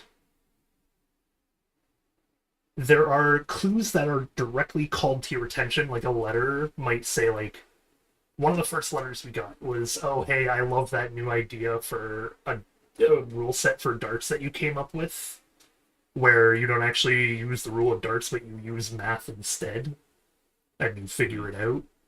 And then when we got to a dart puzzle, we saw, oh, hey, when you click the numbers, things happen. And when you then click the right mathematical equation answer, the puzzle is solved. Cool. Awesome puzzle. Great clue. Great hints all through. We even like looked at the side of the dartboard, had some little like faded symbols to tell you what does what, etc. And it's like great. Then there are clues that are just dependent on pure luck. And so as a result, you might get it when you meet it. You might get it like... I had one where we didn't get the clue until after we had gotten the first ending, but it was for a puzzle we had always been doing. Yeah, that... Where they're like, oh, hey, you gotta use 8 different dates to crack 8 different safes. And we're like, okay, that makes sense. We already had that clue, though. Imminent bankruptcy. Yeah, we're a little on the struggle bus. We, Pixie might need replaced. Yeah, I might make it. Because the... I think I'm just gonna bite that bullet now. Because that is definitely losing the money. Yeah. Well, it's one of the things losing the monies. No, it's fair. I'm gonna eat it and I'll put a new ride in when we have a new ride. This is making money. This is making money. So the example I want to give for the next one does like weirdly rely on that last one, where it's like we got the clue. Oh, 8 dates crack 8 safes. Jesus, this right? is not making very much money, despite people constantly being in line. And so we have that clue to a puzzle. And it's like, great, cool. That makes pretty good money. That's awesome. We have the answer to that puzzle now. Then you get the worst type of clue the game likes to offer, which are clues that just don't help in any way whatsoever, because they rely on another clue entirely for you to get the right answer. Uh-huh. And so for reference of that one, like, we had the message that was like, oh, 8 dates, crack 8 safes, whatever. I'm trying not to say the full, like, actual message because there is more to the hint than that, and just in case. Don't wanna spoilers. Yeah, exactly. So we had that, like, sort of clue. And then we get a new clue related to the same thing that's just like, hey, that message has a bunch of different meanings and, like, 3 double entendres. Can you figure them out? And I'm just like, no. What do you mean? No. There's not a single double entendre either. What are you referring to? Yeah, I can definitely see how And the issue with those... clues as random elements could really be non-ideal. Yeah, and then sometimes they also give you, like, other clues that aren't helpful because they're for a puzzle you haven't even gotten yet. But the game doesn't want to even hint that that's a possibility. Where it doesn't, there's nothing to tell you when to go to a clue, right? So, for example, we have a word that's just written somewhere in the world, but it has some blank spaces along with the word that's written. Obviously seems very suspicious. So I tried figuring it out a little bit, putting my brain into it, and we got to the point where we had to look up at least, like, 3 different puzzles out of the 500 we've solved already. I don't feel bad for having to look at the ones we did. We would have never figured them out. So, when we come to that, it's like, okay, we've had this puzzle for, like, 40 hours now. It's about time to just look up a hint and see what people are saying to do with it. And so we did that with the one word we had for, like, the past 40 hours. And her response is, oh, yeah, this is part, like, 5 of a 10-part puzzle that we don't even have yet. And I'm just like, cool, why did you give me this 2 minutes into the game, then?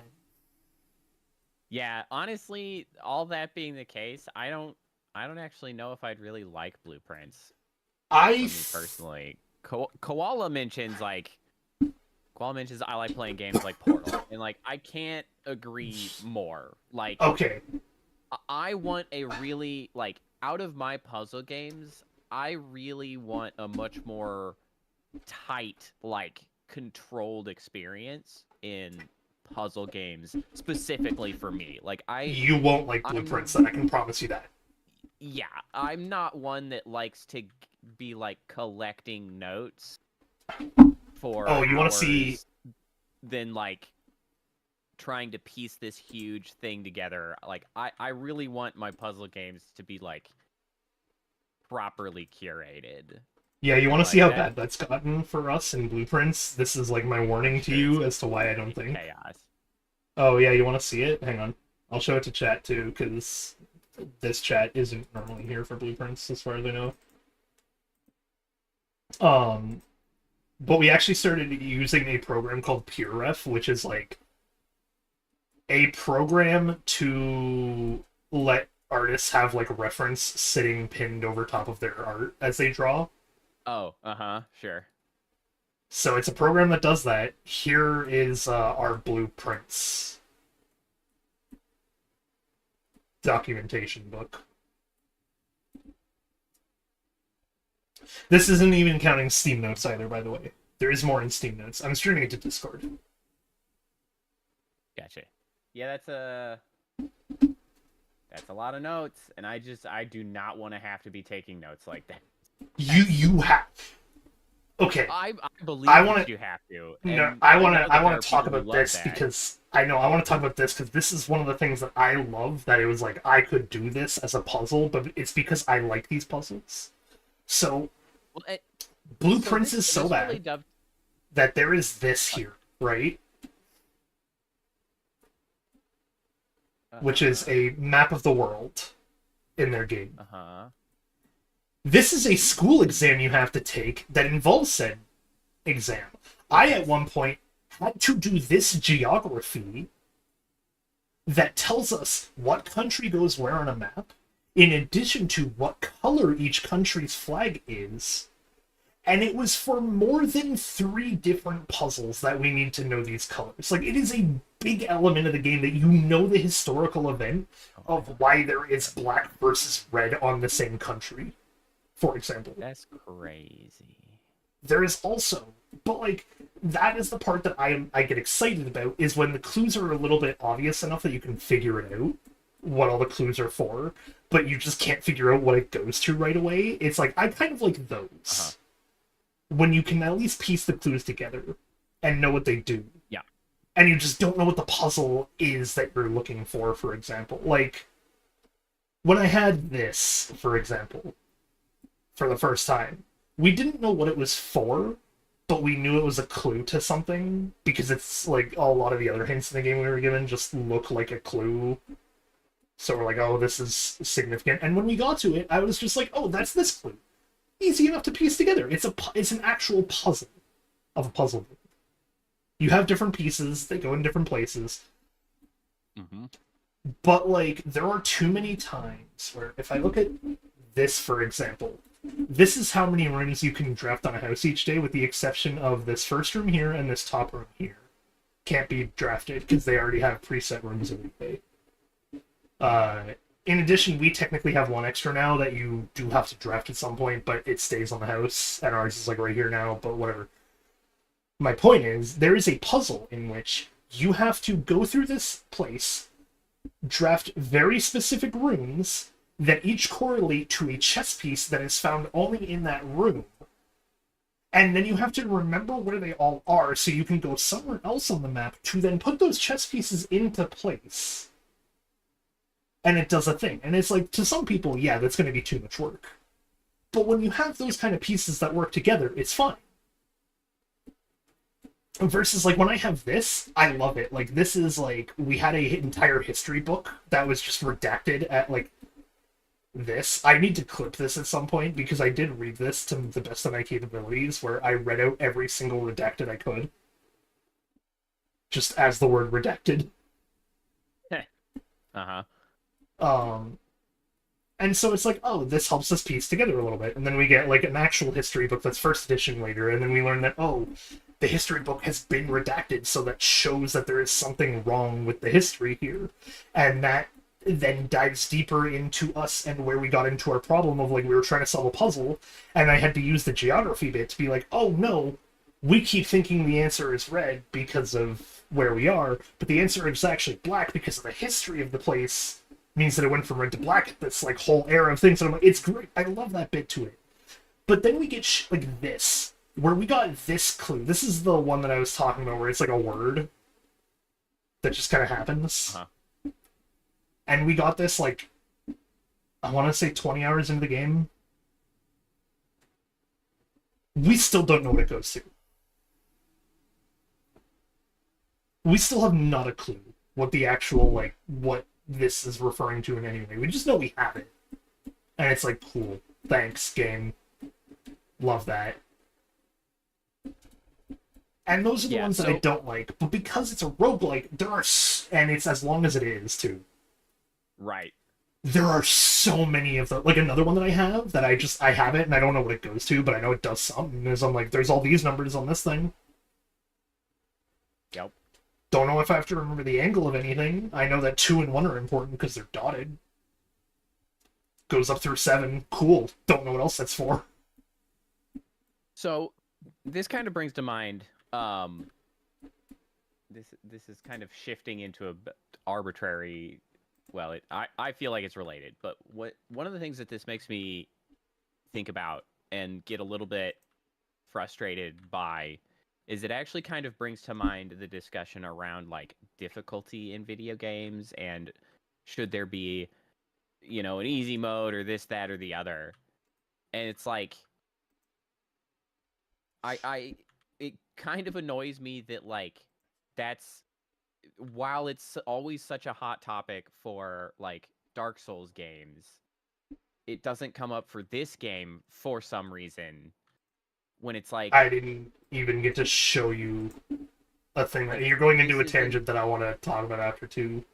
Like, this is an alternative perspective on difficulty. It's a different type of difficulty, and, like, to be clear, I believe that it's fine to have games that are potentially too difficult, or honestly, I like, this is just a very specific kind of gameplay, and if it's not for you, like, that's fine. Like, it sounds like it's not really for me, and that's fine. And you could portray that as being like, oh, it's harder than something I want to deal with, and like, it's just it feels like it's selectively applied when people want to get bent out of shape about difficulty, and it's like, it's one of those discussions that gets to me to be a little bit frustrating to me, because it's like, games are allowed to have difficulty as a core mechanic, and like, for them to choose that, no, I don't want to make this easier because I think the difficulty is part of the experience, and then like,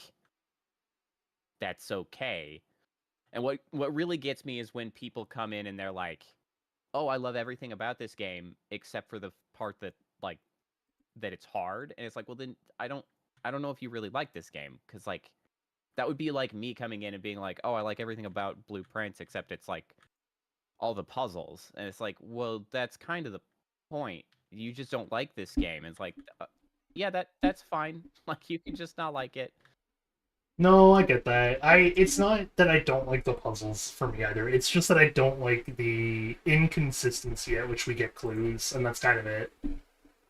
Yeah, I guess even my other problem kind of boils down to that one too. So, you know, because yeah, like, I'm not trying to say that like any of that was what you were saying. It's just like, No, hearing you talk about it, I'm like, this is a hard game in a different way than mechanically hard, and like, oh yeah, it's kind, well, and it's another one of those that's like, okay, how would you even give an easy mode if somebody wanted to come with the complaint of like, well, games that are hard should have easy modes so that it's more accessible. It's like, it's, some games are just not for you, man. Like, I don't know what to tell you. This game's not for me, and I consider myself good at games. Like, I'm also decent at puzzles. It's just like, it's just not for me. And hey, that's so okay. Like, speaking of, by the way, you want to know a fun fact? hmm. Everything I just showed you is for easy mode. Yeah. There is no like easy mode. But there is a difference between like, there's a hard mode that exists in the game. That's crazy. Man, how did I run a $4,000 Build building? something? There's no way. Did you build something? You did build something. I did. I'm trying to build Oh, something. you're there. There's no way we're gonna have the money for a wooden coaster. Let's think of like $8,000. I took out a loan of $4,000. Yeah, that's notably smaller than $8,000. Like, I don't know what to tell you, man. I can't take out more loans. No, we're kind of impoverished. Also, the sneak attack is also losing money at this point. Oh, I can raise the price on the sneak attack. Well, assuming people will still go, but yeah. I can raise it by like $1 and see what happens. The Illusion Carnival had some pretty confusing puzzles at some point.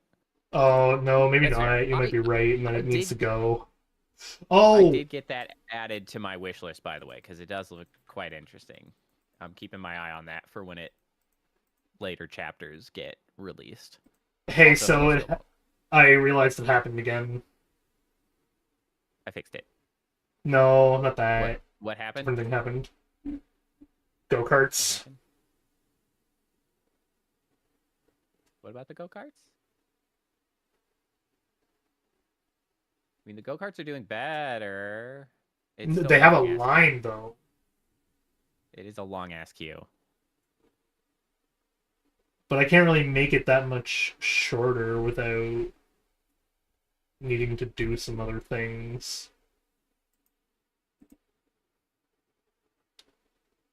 I mean, it's also at least better that it's not...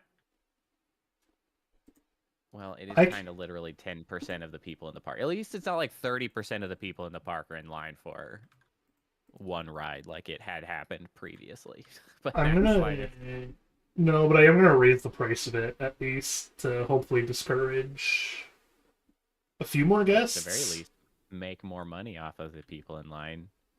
Where the Yeah. heck did all of you guys go? Why did everybody stop going to the movie? I worked so Ah! hard on the movie. It's like a lot of our rides are getting outdated. Yeah. I'm wondering if I need to like Oh, I run can an change. advertisement for a sneak attack. Hold on, I can freaking change the movie at the movie. Oh, do that. Maybe a new movie will pull in new folks. Look, you want to come to 101 Dinosaurs, don't you? 32, 135, 72, 72. I'm actually gonna switch our research to calm rides for a second, just because we don't have very many of those. I had to make a hard decision, but it's kind of also tanking the budget a bit where I fired one of our security guards. Oh. How much were we paying the security guard? It was like $72 a month for the two of them. I think they're $24 a month each. So it would have been 72 for the third. Now it's down to 48 a month. Oh, sorry, yeah, third, sorry. But yeah, it's like Blueprints has been great. I do not think it's for you, but you pointed That's out fair. something that I'm like, hang on, that was actually a really big funny that I wanted to bring up on stream for a second here. So if I, oh, also, you want to slow down the speed so that we have time to react to different issues right now if we're on fire put out duty. Sure. But there was indeed a whole section I mean, you could that just was like freaking sell the wooden coaster, and then we would no longer be impoverished. I could build my wooden coaster. It's not making money. It's an incomplete wooden coaster. It's $4,000 we've gotten back. Yeah, I'm paying off that loan though, so don't get rid of like half that. Like the $3,000 is getting paid back. Bro, that monthly fee needs to go back down to 10. Also, to be fair, this is just we're back where we were then. I didn't do anything. Save up the 1,000 quickly so we can pay it off so the monthly fee doesn't hit us. Oh, that's what the other issue. I see. Okay. Park entrance fee is a good deal. I'm not paying that much. There are no high intensity rides. Okay. No high intensity rides. I know they're still complaining about that. Not a whole lot of them are complaining about it, but some are complaining about it.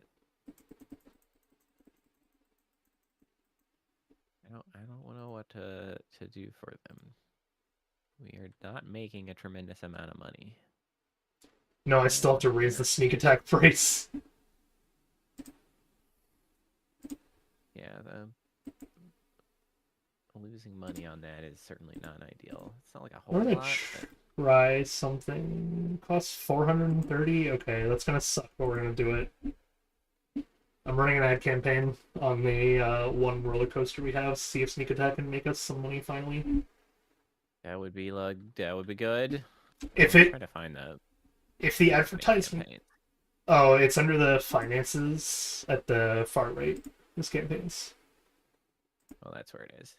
That is my condition to that ride. Is if the campaign ends and the ride has not been in the green yet, then it's just going. It's got to go. That's why I kind of want to make a ride though. Is I know it's expensive, but they can run in the rain. You know, I didn't actually notice that until just earlier that we actually only own out to the river, which is like half the map and a huge amount of space. But like, there's actually a bunch over there to buy. That's where the tower and the farm is. Yeah. Here, we don't even own it.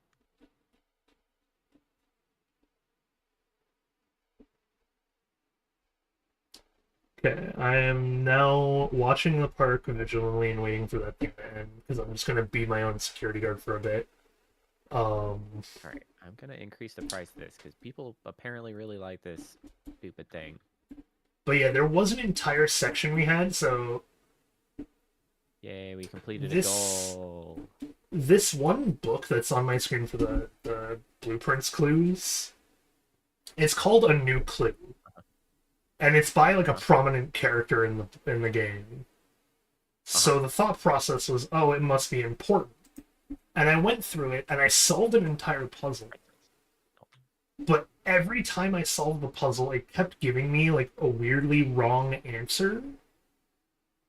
But it turns out that one book has 3 separate puzzles to solve, but it doesn't tell you what any of the puzzles are. It just gives you the clues to all 3 of the puzzles, and then says good luck.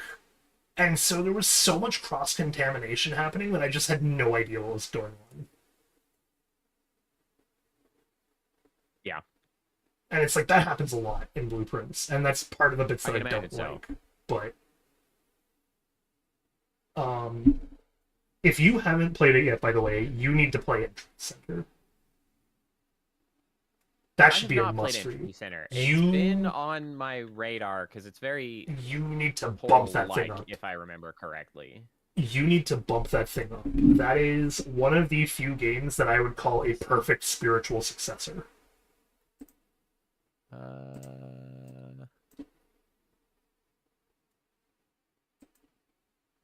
Let me see. Is that one that I...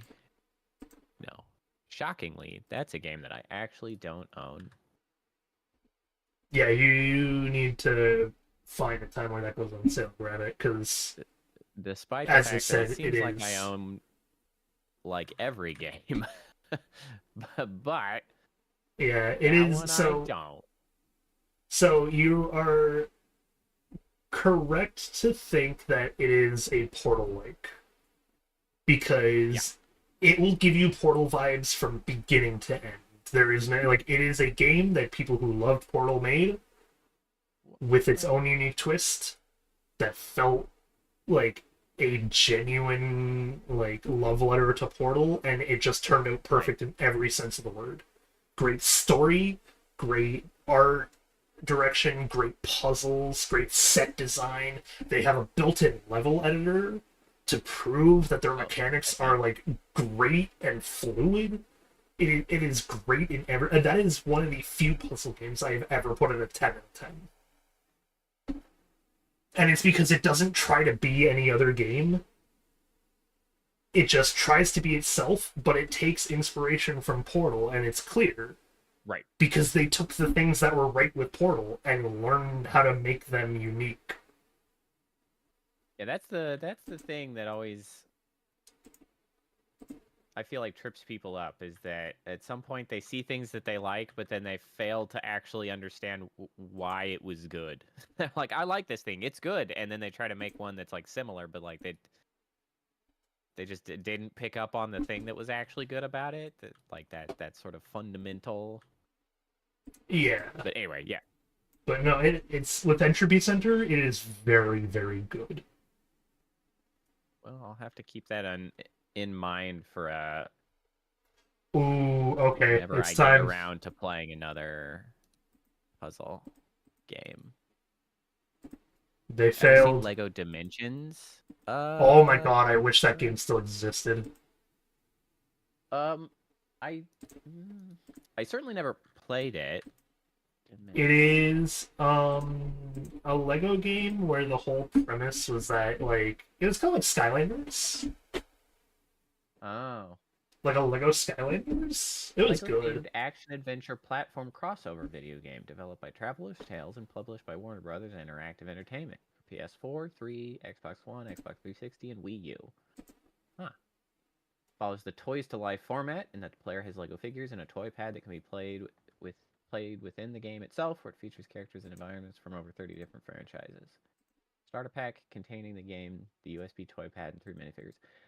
Ah, that would explain why I did not play it or see it, really, because that was as you mentioned, it's kind of the Skylanders era where I did not spend the money on any video game toy crossover. I wish you could change how fast some of these thrill rides it's like moved at. Did you take out another loan? No, Oh, good. Then we've made money. well, How great. at a cost, yeah. You just spend that $2,000 Sell wisely. something? Oh, Yep. you sold the. I sold my baby. Yep. The roller coasters are hard to make, man. They just they are a struggle. I am determined to still make a wooden coaster. Oh, we just talk about it a little bit. I never played it or really saw it simply because that was kind of the era of like several different Oh, I played it. games trying to jump in on the like toys and games combination thing. And I didn't get still into have some of my stuff. any of them. Skylanders, that there was a sort of Star Fox like one that didn't necessarily need the toys, but you could get the toys. I don't remember the name of that. I can tell you exactly what that one is because I still play that one on. I never ended up playing it. I always thought it looked pretty cool, even without the toys or whatever. So the one that I am. Oh, what is this? Oh, frog! Wait, frog. There's Why a are portal you level in the frog? Lego Dimensions. Yes, the thing there that's is. like. Have you? Wait, hang on. Sorry. Me while I do this, because I gotta say hello to the Raiders. Solo Raider Frog. Hi, Raiders. There we go. Hey, Raiders. Hi and Raiders in together. And then how you doing, Frog? How was Claire? Hello, Raiders. All right, there we go. To not my stream, but regardless, I'm welcoming you also anyway. Ended at a perfect scene for today. What was said scene? Actually, don't say. Hang on. No, wait. This is Claire we're talking about. Don't say. So the game you were thinking about, by the way, that was kind of like Star Fox. Yeah. That is Starlink Battle for Atlas. Yes. I know for a fact because I have it on my Switch and I still play it very often. What are you doing over here? You got trapped underground when I dismantled the rides. Get out of there. You don't live here. Oh, hang on. We hit Act 2. Won't say more than that. Gotcha. But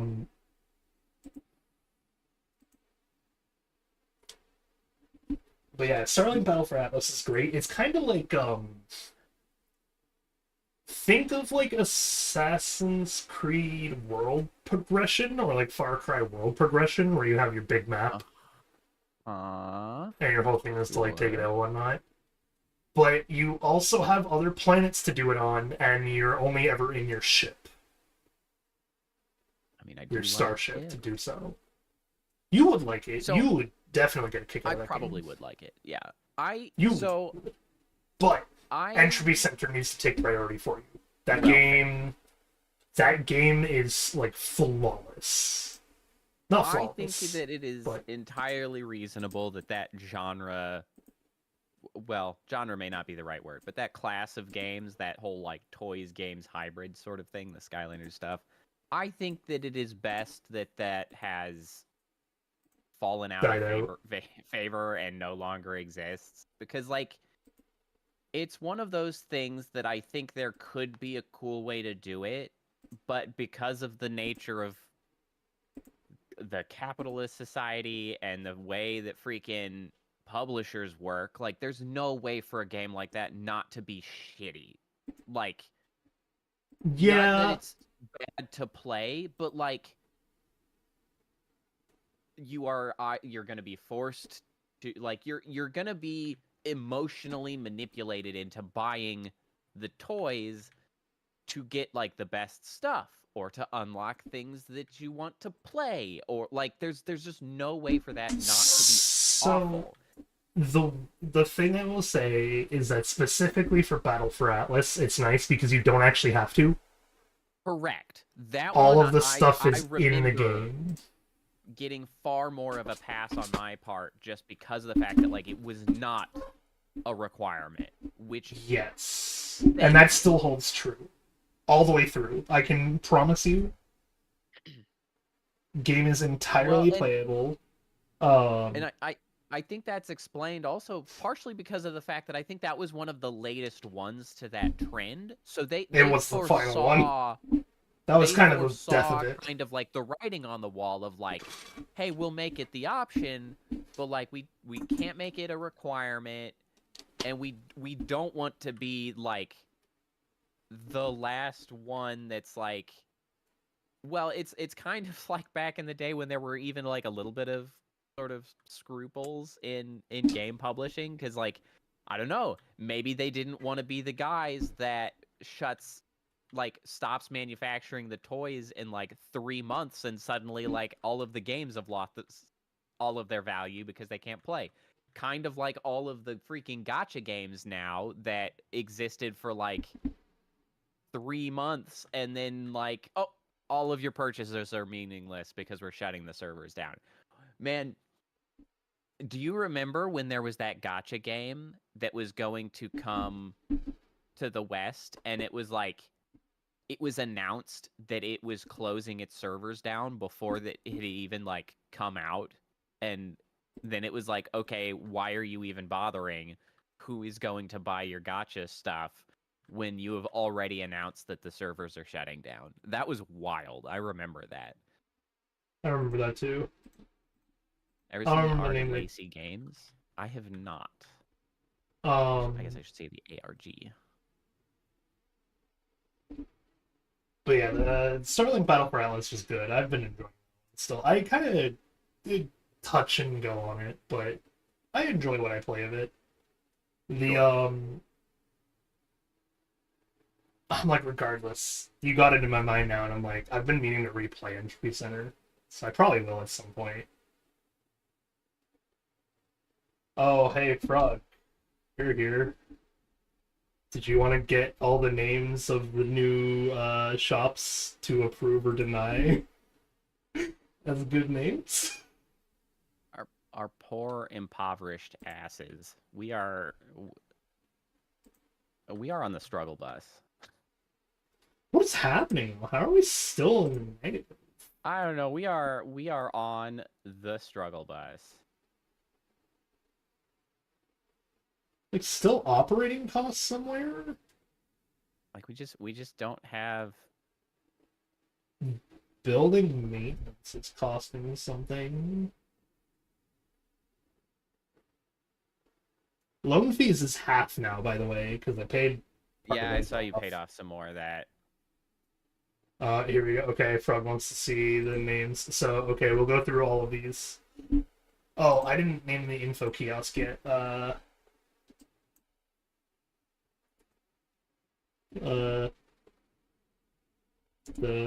maybe I need to. The Shady Broker is Okay. just, that's not a great name, but it's a info. No, these aren't pun names. You'll learn very quickly. So we got Cuisine from the Far East. Time with our park admittance fee. This is the Chinese food, by the way. Oh, why isn't the bubble tea renamed? Should we have another rant about AI? Seems like a tradition. Different bubble tea. We got it is a little bit of a tradition, but there's umbrellas is wet hats. We have there's been no new happenings as of yet for me to hammer on. We have the ultimate desert Did get for some pass pretzels today. We have the sheep's indignity for a cotton candy store. That's one of my new You're favorites. not wrong that it is a bit of a tradition. Hey, Young King, how's it going? We have I'm Sorry Balloons. That one has a whole backstory to it. there is a backstory to the I'm Sorry Balloons. We had to apologize for an incident. We have a burger shop called After the Fields. There was a little bit of an incident. We have a Subway shop called Got Five free Night Fortnight. We have another cuisine from the Far East. We have a Boiled Blood coffee shop. Oh boy. We have Eastern Dandies for bubble tea. We have maybe Grot question mark for a soda. We have Somber Souvenirs for the souvenir shop. All of the colors to everything they could buy is black. We have Water Biscuits for the cookies. We have Deep Fried Pain for, what are these called again? How are the prices on our Shops. souvenirs and stuff. Yeah, I was like, They've been doing pretty good from what I see. okay, Check my charts as yeah, I go, but yeah, they look okay. they're Not a above bankruptcy warning again. they're above operating costs. So funnel cake, that's what this stuff is. Deep fried pain is Some funnel cake. aren't. Apparently nobody Oh, which eats ones? popcorn. Oh, okay, popcorn can be eaten soon, so we'll go over that in a minute. I am working on my thing over here, checking all my numbers and going through the names. We have skewered hogs for corn dogs. We have frozen cannonballs for ice cream. That's one of my favorites. We have explosive wheat question mark for the popcorn. Popcorn is above green. What do you mean? I have it at negative 250. I'm looking Which at its one? actual sales. For new explosive wheat, right? Yes, because I see it as Oh, negative $2.50. it's certainly not a high performer, if you will. I'm just trying to get real nitpicky on why we can't seem to make any money. Yeah, I no, don't know that's what fair. it is. So yeah, we have explosive wheat question mark, and then we have my favorite frog. Best save for last is a juice stall named her Ladies' Chambers. Generally speaking, we're making money on shops overall. Generally, we've been making money on rides. You. I think you're the one who's gotten that one the fastest. Hey, no worries, Koala. Thanks for hanging out. It's always fun to chat. I am gonna raise the price, I think, of popcorn. I'm really sorry to hear that, young king. You need old man advice? Man, God daily. it can be tough out there. I can't say that I have an easy solution.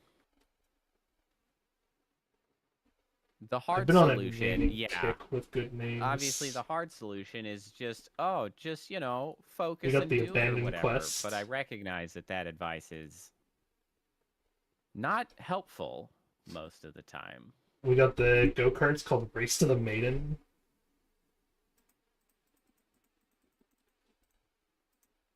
I'm gonna lower that price or raise that price in the go-karts to $750, so it makes us even more money, hopefully. But its profits are like there's $150 in profits. On a bad day too. On a worse day it's 130, or on a worse month 135. This is just perfect. We need another indoor attraction, but we can't really afford it. That $9,000 loan kind of screwed us, huh?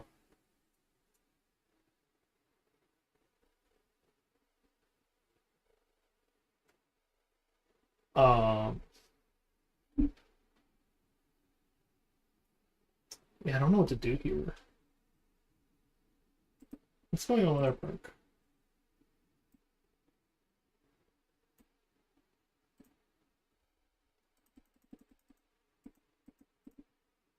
Let's go with 2150 on the park entrance fee and see if that raises red flags.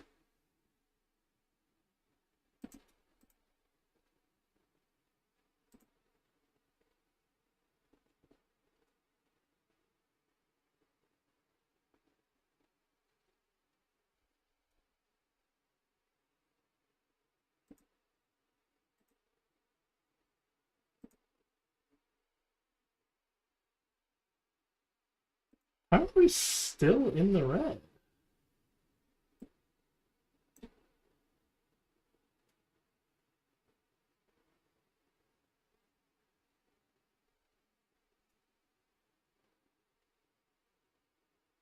$390.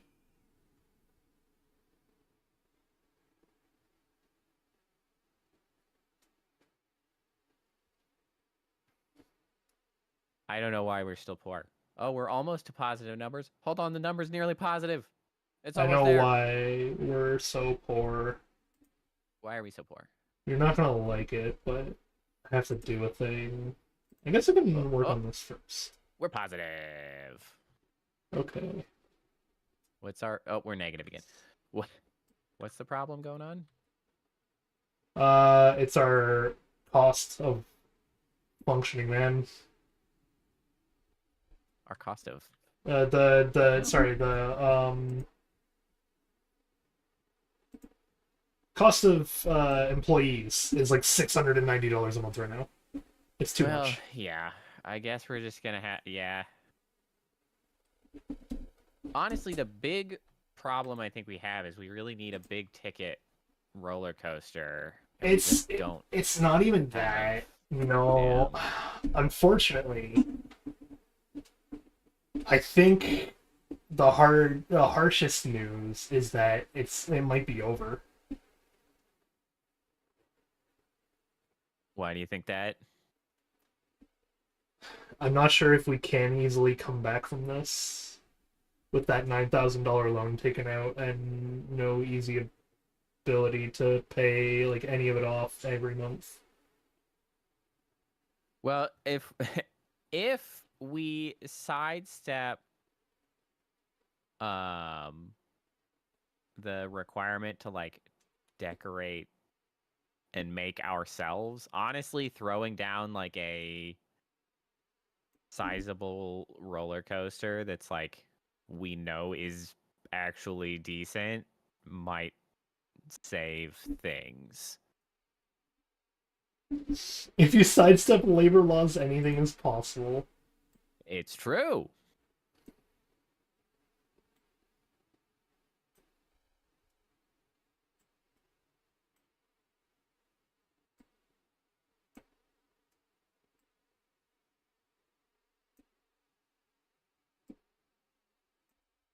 You're not wrong, but I'm convinced that what went wrong was something I was kind of concerned about from the beginning, and I could see it in my little food court over here that it was going to go wrong because usually the food court is my specialty. It's what I do well. Uh-huh. But I think what ended up happening is we didn't do enough zoning with our employees and we just paid too many employees too much money to try to manage the park because zones in this game seem to be really important to like managing who goes where and does what.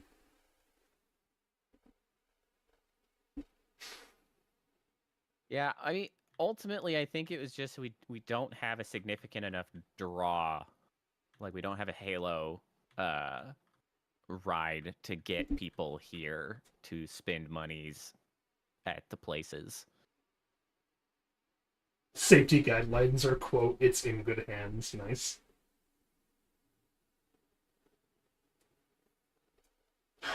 Okay, how do we. Oh, perfect. Hang on. I have a ride I could make then for some easy money. Oh, God's hands, not good hands, I see.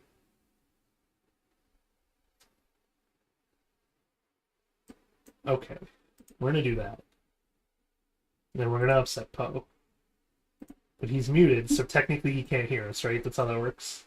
Oh, I can hear you. I'm just I know. meandering off track with my chat, so I was, avoiding burdening everybody with my ramblings. I have a ride that I know is popular and was Uh-huh. popular and can be popular Uh-huh. again, but I have to take out a loan to Uh-huh. set it up. Right. What is it? But if we take out another $8,000 loan, Huh?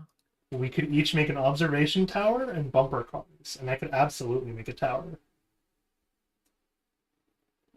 Oh, we do have observation and bumper cars now.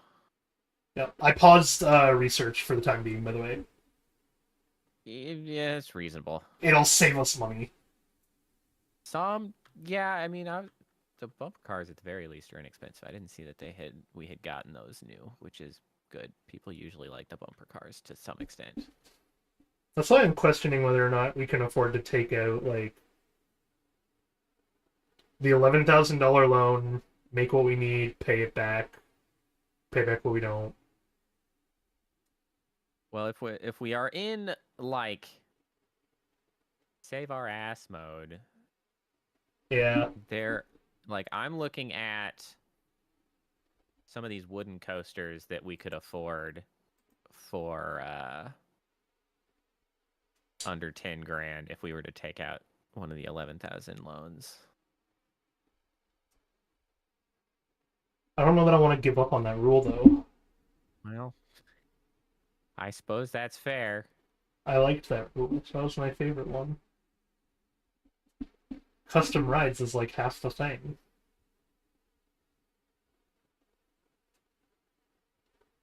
That is true.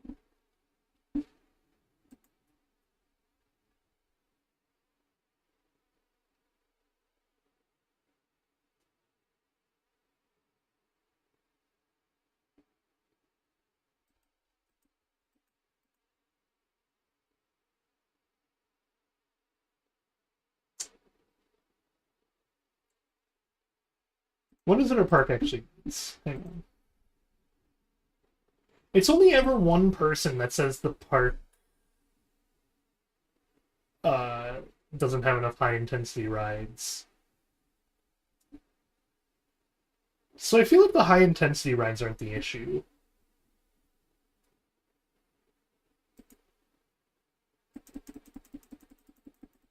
Park entrance fee does need to go back down to a flat 20, otherwise we're just not getting people who pay for the entrance fee to begin with.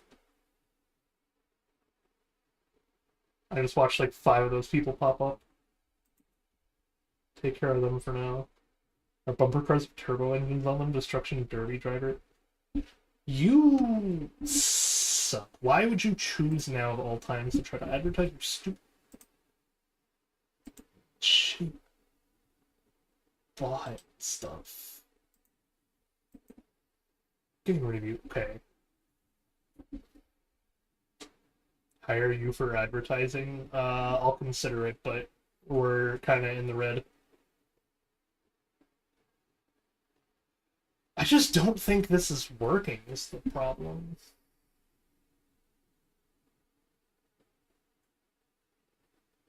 I think no matter what I do, we might be destined to fail.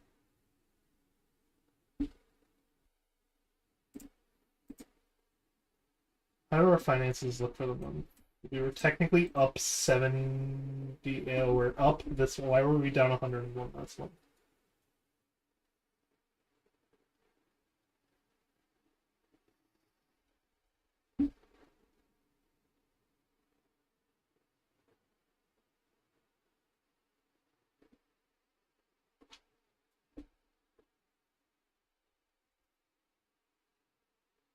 I can see that wages did go down. Oh no, that's just for this month. So we're gonna fix wages as well. We're gonna stop paying them 600 goddamn dollars a month. We need 3 people per zone, per thing. That's it. So we changed one of you to be the entrance zone. We keep one of you.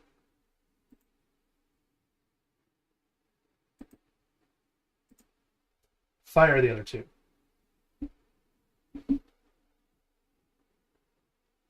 I'm sorry to Poe for that one, but I have to. It's right.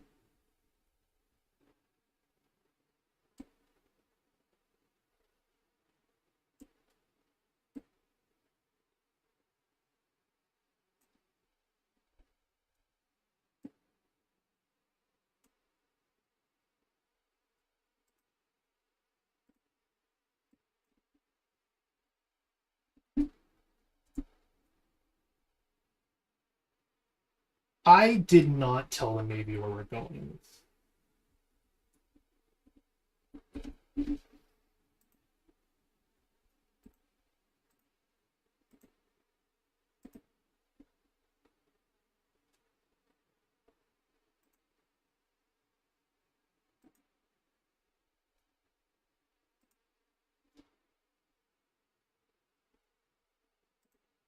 Well, the crew of dirty liars.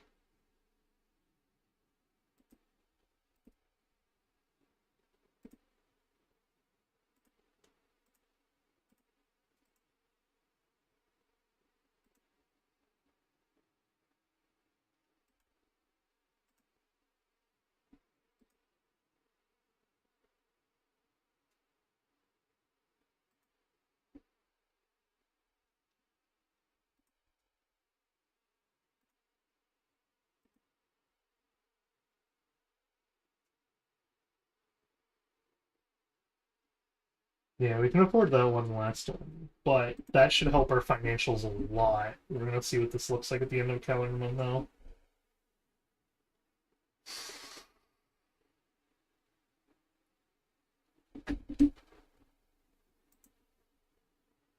Frog.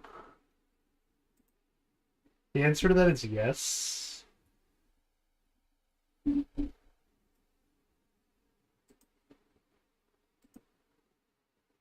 But, like,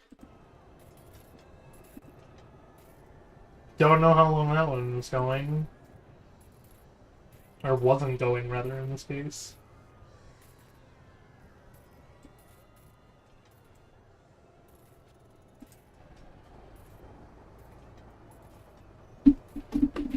Yeah, no, it has been the case since I started streaming this again with Bo, I'm pretty sure.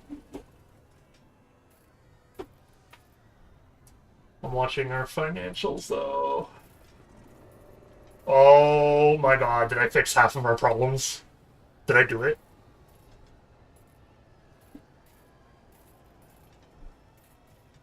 Did I save us?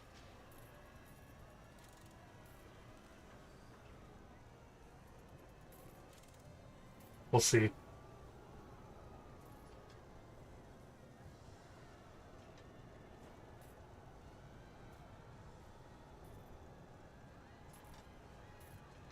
Almost in the positive for the month, come on.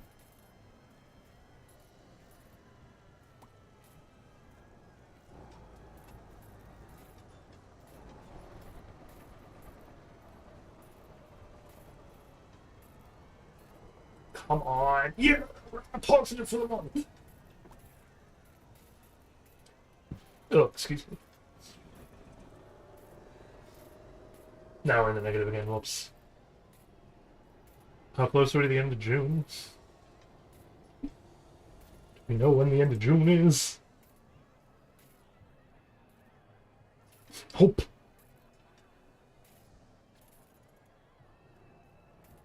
Just good to know monthly profit numbers. Gotcha.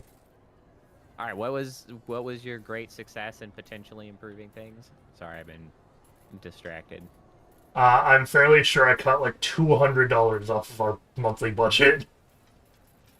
What did you do? Close some shops down or something? No, I fired a lot of people though. Well, hopefully the park doesn't fall apart.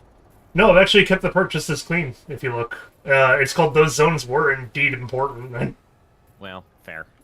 We now have 3 zones. We have the Eastern Ambush or Eastern Front, something like that. And then we have the entrance and the food court are the 3 park zones, quote unquote. And then we have 3 employees dedicated to each one, apart from haulers, who are only dedicated. We only have 2 of, and 1 is dedicated to each the food court and the entrance, because we have shops at the entrance, obviously. Right. But it looks like those wages are still pretty damn high for some. Well, I mean, why? Personnel costs add up. We got 54 for janitors, 32 for the haulers, 90 for mechanics.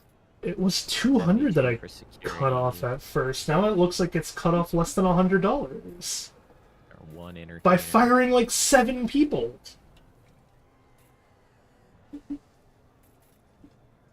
I don't get it.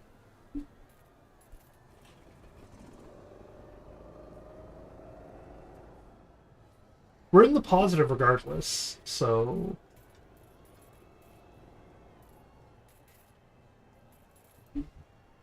One of the things I have to do is just go through all my shops and check which has been making a profit and which hasn't.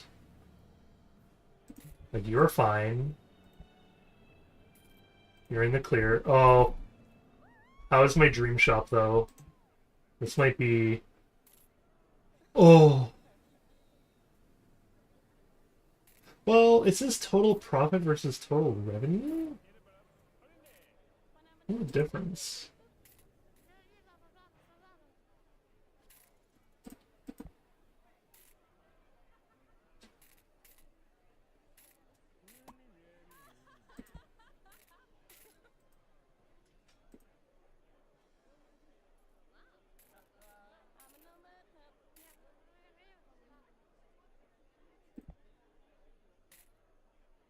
Okay, we still have This fruit juice from her lady's chambers is really worth the money. I bet it is. That's a great message.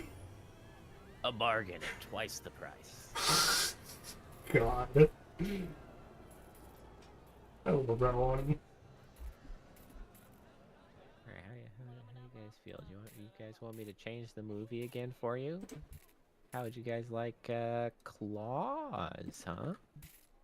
Okay, how is our loan looking? What we need to do is definitely pay back like 500 of this now minimum. We pay sub 1,000 increments? Yeah, I just did. Oh, yeah. Alright. It's the what it ends up doing is it does lower our monthly fee. Wait, I'm gonna pay another 200 real quick just to yeah, we're at 156 now, so Yeah, I mean that was we had a couple reasonably profitable months there. okay, we're gonna do that. That brings our monthly fee for loans down to 150. That's manageable on a risky case. Yeah, and we didn't dip as far negative once the I don't know rent payments went out or whatever at the beginning of the month. No, because I told you I've been trying to manage our budget properly. That's all I've been doing while you were muted is going through the spreadsheet, figuring out what to eat, what to raise, Oh, good. lowering like actual maintenance costs. Oh, hey. TV segment about the magical forest flight. I love that for us. Speaking of, how much does this cost social media to do? If I have like an attraction. Like, pay the streamers. Somebody get a IRL streamer out here. Hey, No, Zach, screw. what No, no, no, game? no. Screw IRL streamers for advertising on Parkitect. social media. Give me like. Essentially a modern version of Roller Coaster Tycoon, which we are Give me- struggling to stay positive monies at the moment. I'm saying, Poe, give me like a $500 budget Uh-huh. and a single day at the park with Michael Reeves, and we'll make billions. We'll make it work. Bro, Michael Reeves would make anything work at an amusement park. I'll be honest, I don't actually know who that is. You don't know who Michael Reeves is? Nope. I see. He's the dude who made the Trigger Me Elmo. The what? It's probably his most popular video ever is the Trigger Me Elmo video where he made a Elmo doll. There's like he took a Tickle Me Elmo doll and he did this whole bit where it's like the opening of the video quite literally just sums it up best where he's like, facial detection, I prefer racial detection. And he just makes an Elmo that looks at you and gives you racist comments based on your appearance. Super. I don't think I really... That was it. That was all he did. Oh, real damn, he's...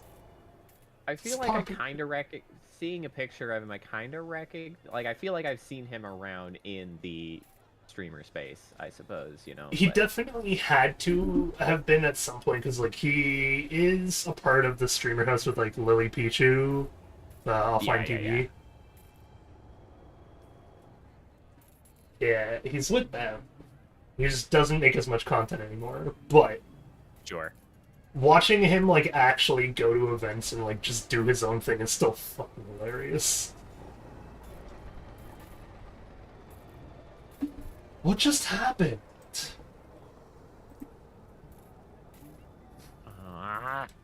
How did we go back into the negative for the budget? I don't know.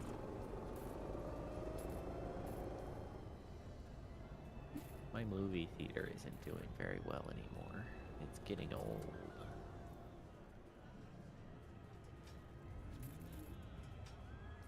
How is our night going? Well, I mean, aside from struggling to keep our park in the black, it's been a good time. I'm thrilled that tomorrow is Friday. You I know want what to be not working for a couple days. That sounds delightful to me. You know what I just thought about with you pointing out that this is Modern Roller Coaster Tycoon? Uh-huh. You saying that is the exact same thing I would say of Entropy Center. Oh, Really it's like popped in my head. modern... Like a modern day Portal, yeah. That's fair. It's good. It's really good. It's fun. Missed the FF9 stream yesterday. Had to go. Oh, you had an FF9 stream yesterday? I definitely missed it because we were playing Blueprints. Yeah. Me and Kappa are playing through Final Fantasy IX at the moment, which is a good time. It's interesting. Honestly, we've spent a lot of time talking about how we kind of can see how maybe we didn't get we didn't find Final Fantasy IX as memorable back in the day when it first came out. We didn't latch on to it like we did Final Fantasy VIII. We really liked Final Fantasy VIII, and Final Fantasy IX just didn't grab us the same way. And we've been talking about some of the reasons that it seems likely that was the case, because there's a lot that Final Fantasy IX has done well and done right so far. We're not that far into it. We're, handful hours. But the characters kind of suck at the beginning of the game. Oh, right, no, I did tune into something, because I heard you talking with nonsense at one point. Especially Zidane, who is kind of a creeper. I feel like that one is a very character out of his time, because it's it came out in 2000 and they had a very particular way they made a roguish character at the time, and now it just reads as kind of a creep. He's he just really attached to talking about pretty girls. He freaking grabs the princess's ass at one point. It's just that's kind of not awesome for the main character. I don't really like you. If I came across you in real life, I would not hang out with you. I would stay away from you, because I'd be like, God, this guy is such a friggin' weirdo. I am out. And so it's I'm sure that they will improve, but Steiner's a bumbling idiot, and just the stereotypical paladin, kind of insufferable in his way. Zidane is Captain Creepo, and I'm what the hell is going on here? Dagger is fine, but sort of inconsistent in what she does and doesn't know. They didn't quite land the mark of sheltered princess with her, because she had to ask what a certain she had to ask what the word scumbag means, but yet she talks about how she read a lot, and it's do you even speak English? What are you talking about? You don't know what the word scumbag means.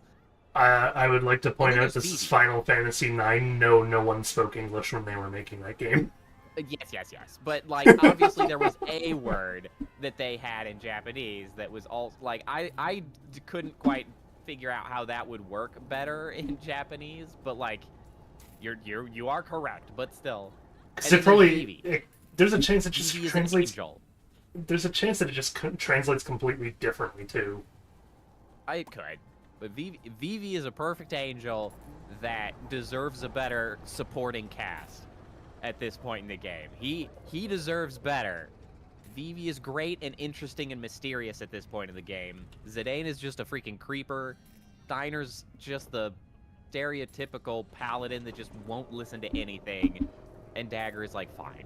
It's just like, the Mughals are good. I can get behind the Mughals.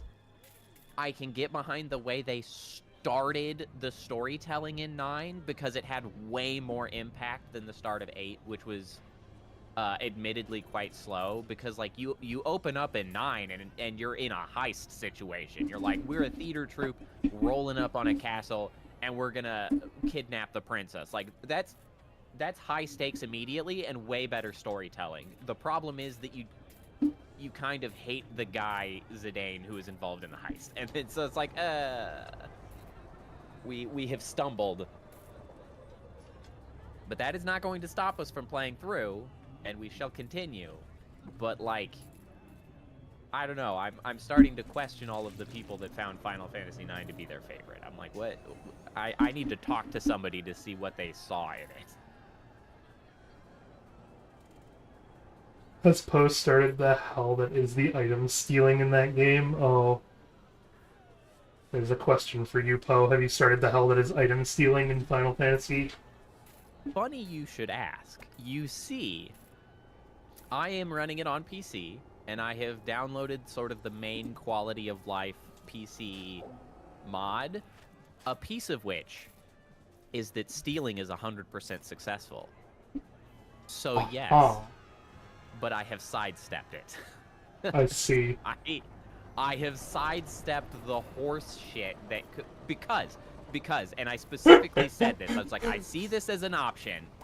If I do not select this, I will simply never steal in this game. Because it does not take me long to be like, well, I could continue this fight and be useful, or have like a 20% chance to steal the thing I want. And like, I will simply never steal if it's just a shitty chance to steal. Their response was, "Oh, thank God you're smart." So, yes, I knew it, because I was like, I ain't going through that. I'm just gonna never steal if that's the case, and then you just miss out on a bunch of stuff because you didn't steal.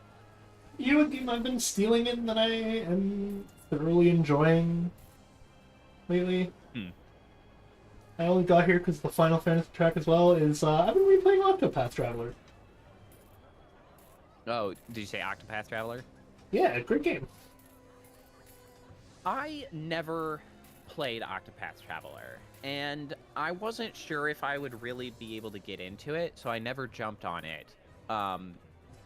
Simply because I wasn't, like, all aboard for the premise of having like the 8 paths of characters, because I really enjoy and sort of like prioritize stuff that sort of focuses on a smaller cast of characters that you can like more directly relate to and not have to like, okay, now we're going over here, now we're going over there, or like a tactics game I'm not as into because it's like, well, I have a team of like 16, and it's like, I don't care about these 16 people, they're interchangeable. And so like I much prefer like a tighter cast of characters that you're a little more directly connected to. So I wasn't sure how I'd feel about the 8, and so I haven't played Octopath Traveler because it's a little more spread. I will say what you could do in Octopath Traveler is, so each of the stories are written pretty damn well. I really do like them. Sure. I've heard good things about it. Like I that is in no way a dig at the game. I just recognizing my like values in games. But go ahead. What I would suggest is there is a way to get around that in Octopath specifically. Of your team has to be a team of 4. So if you try to go higher, you have to take people off, and you can't have a group of 8 unless you get it for PC and mod it. Right. What I like to do, and I think works really well, is you play through it 4 characters at a time. You have your group of 4, and you explore their stories as you go. And then once you're done, you take a single month off, and then you return to it, but you start fresh on the other 4, and you go through their stories, and then you do the post. It's quote post game content. Gotcha. Oh my Of God. like there is like a secret boss that you can do that released everything, and I think that that way of doing it is what you would think is the right way to do it to manage it properly. I don't think that's the case. I think what you do, because I do also run into that same problem. Like I have severe ADHD, so trying to go on like 4 different stories, 4 different it does get to be a lot. Yeah. So what I do is I focus on one character at a time, but I have my team of 4 that never changes, and I just don't do their story if I'm not ready for it yet. And I focus on one person's story in particular. We go on their adventure with the 4 people. And then every time, just to make sure all the characters are leveled properly, what I'll do is every chapter of the person's story that I'm focusing on, I will swap out my one quote-unquote useless character for a new character that I will explore later. I am just grabbing them now so that they're leveled up in the end. And then I just kind of explore it on my own time, and I'm like, oh, I got this story done. Cool. It took me like 20 hours to finish this character's story. Nice. I'll come back and I'll revisit the next character in like a couple days. And I think that way is definitely much more manageable because it feels like I am exploring the world more than I am the characters themselves. That's fair. And it's been good then. But I can definitely see your complaint, and I can see why you wouldn't like it. Like, there is and so a good chance you just might not get enjoyment out of it, too. Well, and so that's one of the big things that I guess I could touch on. Hold on. Let me... Syntax mentioned that the original 3 Stalker games are getting a full remaster. I have not played the Stalker games, but I think I've heard good things about them, so I don't know. I've only ever heard the name. Tackle that. But, connecting sort of... One of the things that you touched on, and generally, right, like the Octopath Traveler, just having, like, a little bit of a reason for me not to play it. And just, like, the simple fact that there are so many other games then that, like, don't have, like, a reason to avoid it, essentially. It's like, some of these games... Well, it comes back to something somebody... Like, games have to be kind of, like, great anymore. Like, mediocre is kind of not good enough anymore because there are just too many damn options to, like... From a personal perspective, right? It's like... Well, why play Octopath Traveler when I could instead play, like, Claire Obscure? It's like... Hey, can you pause time for a second, by the way? Genre with something else. Uh-huh. Can you pause time for a second in the game? Oh, yeah. Paused. Okay, we're gonna do something stupid, but it's gonna work. I was actually really sad. I tried to sell my cinema to replace it with bumper cars, and I didn't even sell it for enough to be able to buy bumper cars, and I was sad.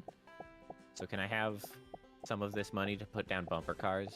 Give me 1 second before that, and then yes, we're doing something a little smart. Oops.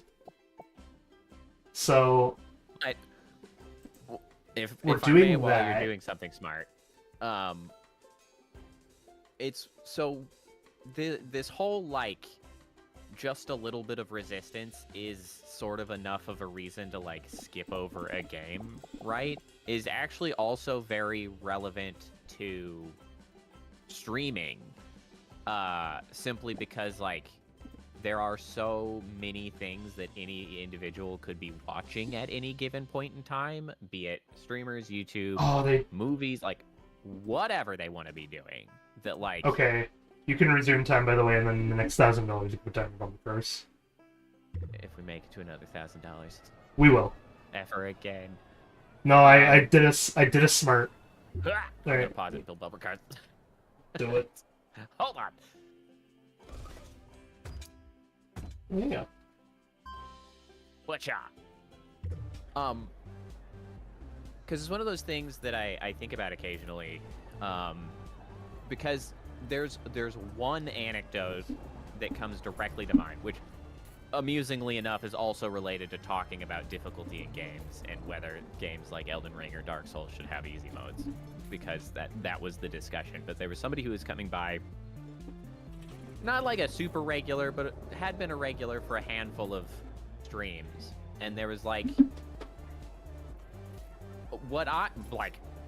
there was friendly debate and or discussion around like views on difficulty in games and like whether there should be easy modes, whether that constitutes accessibility, like generally normal conversation, or what I would perceive as normal conversation. The English there was kind of funny because you said friendly or normal discussion, implying that the normal discussion was somehow not friendly, but that it was a possibility that you mistook friendliness for hostility. Well, you know, no. But like, it was non-hostile. It was just a discussion around like that as a concept and topic. And it's just like, afterwards I was like, I bet that they are not going to come back again. And I was correct. They have in fact never been back. And it's like, the thing is as a streamer, you don't actually have to give somebody a bad experience for them not to come back. You just have to give them enough, like, friction for them to, like, to just dip a little bit below the threshold of watching something else. Like, that's all, that it's can be like a razor thin sort of margin to keep somebody motivated enough to freaking click on like your stuff and come to visit like a live stream. It's like, it's a whole thing, and I don't hold that against them or anybody. It's just one of those things that it's like, it's the same with games. Like, just a little bit of friction can be enough to be like, I could just play something else that's easier to get into. It's like, it's all it takes. I can't believe that science just worked. What did you do with the... With what? Money, anyway. Oh, okay. So I did something stupid. I took out a different loan, but with that loan paid off our other loan so that our loan interest rate wouldn't be as high. Oh, you know, that's not a bad idea. So now we're actually going to pay off another, I guess, $400 of that loan quickly. Because now we owe more, but we have a less monthly payment. Well, meaning I can pay it off more frequently. Yeah. I'm leaving you in charge of the rides while I take over financing, like, employees and stuff like that for the moment. That's fine. Syntax has commented about how, like, a lot of fake personalities cruising around, which I agree with. YouTube is full of pretty fake personalities. Your not argument, but like your, I guess, statement there. Assertion. Yeah. I definitely felt throughout like the streaming phase, but I kind of boil it down to the same 5 words every single time, because it's always the same 5. Well, these 5 words are always the problem. It just depends on who the problem is with. But the 5 words that are always the issue is you can't always be right. Doesn't matter who thinks they're right and who doesn't think they're right. Everyone's core issue with someone always boils down to that. I find. That's true. Online, anyway. In like a streaming perspective, I should say. Of like, sometimes the viewer doesn't like the streamer's like personality because they just don't like the same hot take, or they don't like the personality because they don't find it entertaining, or they don't like it because the streamer called them out, or like there's 100 different reasons, but it's like there's like a billion different reasons, but it still does always boil down to someone thinking they're right when they're not, but that's not a bad thing. Well, yeah, but I almost think It's that, like that level of consideration is almost like assigning more like harshness or blame even than like is necessary in at least this narrower perspective of what I'm talking about. Like it's just like nobody has to even be wrong or right in a discussion, like talking to a chatter, right? Like they just have to be insufficiently motivated to come back because something else is easier or like less friction to click on, because they're like, they did say that one thing last time, and like it doesn't matter who is right or wrong or how like anybody, it's just the reality of as far as attracting and maintaining someone's like return to like stream, it's insanely easy for someone to pick something else. Like it's so easy to pick anything else. And like, and I am saying this in an entirely like morally neutral way. Nobody is in the wrong for doing any choice in this scenario. I'm just like making an observation on the challenges of streaming and like maintaining an audience.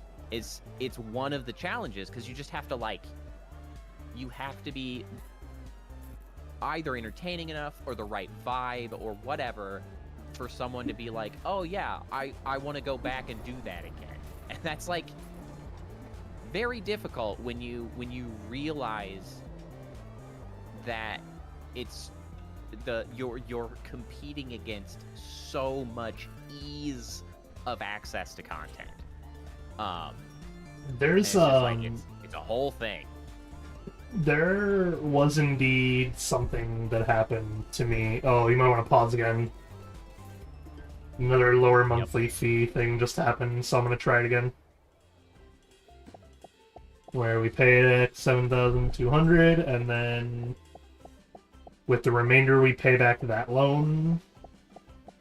What, do we have another lower interest rate that we can work with Yeah, or something? it's even lower. Hooray. And doing this is like, it does feel like it's kind of useless, but it's like we are lowering our monthly fees. Lowering cost a little bit. It's lowering the cost by like $10 to $100 a month in most cases.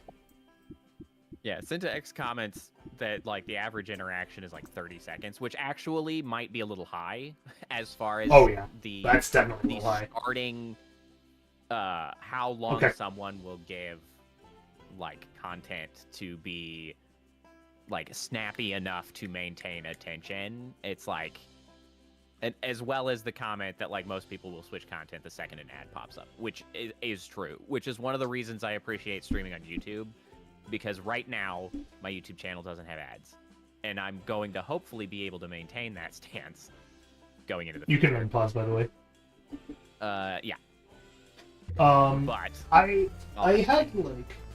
had a similar interaction not too long ago, where I was asking for like, I think I was just asking on Reddit for criticism on a thumbnail I made. And I have the very common thumbnail trope of I put myself there, standing on the left side, and then I have the rest of the game going on, and then I have the title somewhere on the thumbnail. I like this because I'm a very low energy streamer most of the time. You know, you don't want the, Mr. Beast face on every friggin' thumbnail. No, and I got like this stupid comment of like, some of the criticism that this person gave was like fair, whereas like, I find the text a little hard to read, you could do this to improve that, etc., etc. And then they're like, oh, and your thumbnail has zero action of any kind going on. It just looks like a dude standing there, as if I want to talk to him and have a chat. And no one likes that stuff. You need action to sell a video. And I'm just like, okay, now you've lost me. Like, I like that to me was just like, okay, I don't think I'm gonna get any more useful criticism beyond what I already have from this person. Because it's just like I don't think I'm the right kind of vibe for that. Like Yeah, my whole it's like thing with my thumbnail is like I like these streams where I sit, casually talk with a friend, casually talk with the chat. I like that. That's my style. I don't like those super high octane like streams of like, oh, I'm gonna beat Dark Souls, but I'm only gonna use a potato that's tied to my heart rate, so I have to spike my heart rate in order to power the potato to dodge. And I can't use any weapons or equipment. And I'm like, I don't like that shit. It's not as fun for me. I tried it. It just wasn't for me. But well, like, actually, that's kind of interesting. Syntax mentions that like the showing the like keyboard and mouse camera, a lot of people like, and it all essentially boils down to the jingling keys. Honestly, like, oh yeah, I know that's a really like kind of rude way to say it, but like, no, you're not wrong though. But that's the same as like the high energy stuff you're talking about. Like it all kind of boils down to something to maintain attention. And it's like, it is accurate. It is accurate. But it's like, it comes back to what you were saying, Seaweaver, in that like, I think there's a lot of benefit, at least in sort of being introspective about like what you're trying to accomplish, what it is the vibe that you're doing, and like what kind of thing you're laying out. Because that's a big part of when you're making content, and you as well as, right, you'll go on Twitter or Blue Sky and you'll see all kinds of discussion about like how to get big or what you need to do or this, that, and the other. And it's like, it's important to know what you're trying to make rather than just trying to make the thing that will get you growth, right? Yeah, like, that's the best way. Not... The best way I could probably put that advice is, from a personal level, I understand that like the high octane thumbnail would sell them. However, I don't want to sell a lie. But by putting that high octane thumbnail in, that's all you're doing. You're selling a lie. You're selling a personality. That's what it is. You're selling a personality. Yeah, because there's like three ways that goes, right? It's like either you use a high octane thumbnail and you aren't a high octane like stream, at which point you have a content mismatch, which ultimately is ineffective. What you'll see is potentially a lot higher click-through to view the stream, but ultimately no retained viewers, because they'll show up and be like, oh, what? And then they'll leave.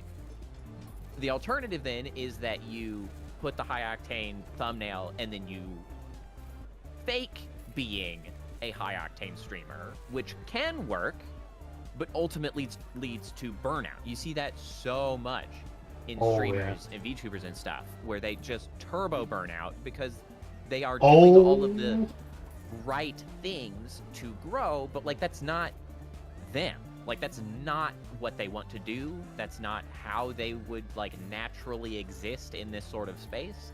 And it wears on you to be like that. Like it's awful. And so like that's the other way that can turn out. Or of course you could use high octane things and just like actually that's your personality, in which case go for it and then that will be effective. But like that's not really our vibe. That's really not either of our vibes, which is why we're here playing Parkitect. Like, I would like to point out, by the way, our money for last month was technically in the green. If you go to look at the report, it's going to be in the red, because I paid back $1,200 in loans, effectively. But because of that, we were technically in a $1,142 profit last month. Yeah, but you paid back, what, like a couple grand in the loans over the last couple months? This one loan that we just took out, like the last time I asked you to pause, was an $8,000 loan. Yeah, I see. Off of now, which is off of a $7,200 loan too, which means that I've effectively paid back 1.3 grand. Great. And that's That's why I'm like, I refuse to be giving you money at the moment because it's working. Yeah, well, and I really appreciate Syntax, actually. I don't know if you mentioned it earlier because I have literally said that and you remember me saying it, or if I just have delivered on exactly what I try to accomplish in stream. Because Syntax said that, like, my streams have the vibes of, like, siblings just hanging out playing games. Like, and the vibe that I strive for is kind of that, but honestly, the thing that I model my streams after are the days when I was living in the dorms in college with our typical sort of like open door policy that our doors would just open all the time. People would like walk up and down the hallway, wander in and be like, oh cool, what are you playing? Like they just immediately sit on the couch and like, cool, like what are you doing today? What is this game? I've never seen it. And then just like you'd hang out for a while, they'd bail and go to class after an hour and a half or whatever, and then like maybe somebody else would wander in. Like that is the vibe that I model my stream after. And so Syntax mentioned it's got the sibling hangout vibe, and I was like, I don't know if I've said that before specifically to you or if I just have nailed what I aim for. So nice. But anyway, that vibe only has a certain level of audience, of course. And that's the thing. I will probably never be a huge streamer because well, that's not particularly effective at pulling in the youth, perhaps. Because, you know, a Mr. Beast I am not. But I don't really like Mr. Beast, so, you know, it's fucking fine. I don't really want to be Mr. Beast, I'll be honest. He's kind of a creep. He's kind of a weirdo. Not a fan. Seaweaver, did you mute yourself in a weird way? Are you still there? You haven't responded in a while. He's fallen off the planet. I don't know if he's just been sucked into the financing books. He did pay another $200 on that loan. He's extremely focused.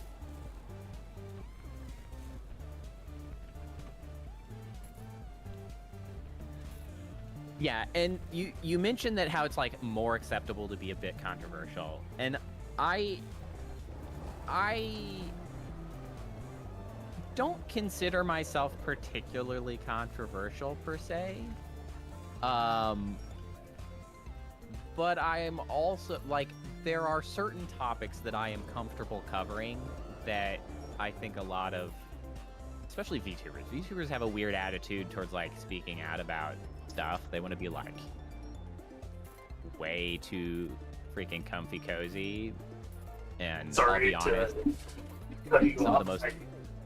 quickly say, I apologize. I went to get water and thought no one would notice because you were ranting at the time. And I was like, if I'm fast enough, I can get the water. And then I went to go fill the water, and then like halfway through, I was like, oh, I really need to use the washroom. And then you started getting back up, ramping back up in the rain. And I was like, oh wait, hang on, I have to. And I just didn't, because by the time I was finishing up the water, you were like, we can't hear you. Like, oh. I can just continue filling space. It's no problem. I know, but I almost got away with it. So that's something that's really funny to me. I got so close to getting away with it. There are those who stream who are like professional yappers, right? They can just yap literally for eternity. No second party required at all. Yeah, I'm not that. I'm not that. However, maybe I'm like the step below, because if I have like anybody to like, I don't know, give me a keyword that like spirals me off into something, like, you know, I can go for a while. I can just keep going as long as somebody is there to be like, you know, what about this thing? And I'm like, well, let me tell you about that thing. It's like, I'm close. I'm not quite there, but I'm close. But yeah, like, I don't know how you modeled your stream. I'm like, I feel like I modeled my stream perfect. because I am like a complete stereotypical autistic game developer. And I thought I was gonna try to avoid it when I started streaming. And then I started like decorating my stream. And I'm like, I haven't avoided it at all. It's like, ah, well, that didn't happen. Not even close. We are down to paying under $100 a month in loans. That's great. At this point, though, we do need to actually start being able to build more things in order to No, make well, more money. we need to drive attraction to the right places, because like one of your rides is finally out of date. The Stir in the Cauldron. Yeah, that one was never Well, super. it's still- it's still profitable though. It's still profitable, so I can give it that. Not tremendously but people still wander over there. I kind of hear that. But you brought up something else that made me be like, oh right, I was going to talk about this earlier because I like ranting about it. And now is a decent time to do that, but like, the same way you don't like Mr. Beast, Yeah. I'm like, I hate pirate software. Just as a streamer, not as a person. I don't know who he is as a person. I can't get behind that. But that... Also, this jumper thing is terrible, by the way, so I'm probably gonna eat it. Oh yeah, I've seen that one was struggling. I'm kind of indifferent to pirate software. There's some stuff that I like that he says. I think some things are decent advice and whatnot. Some of his like shorts that I see on YouTube I like.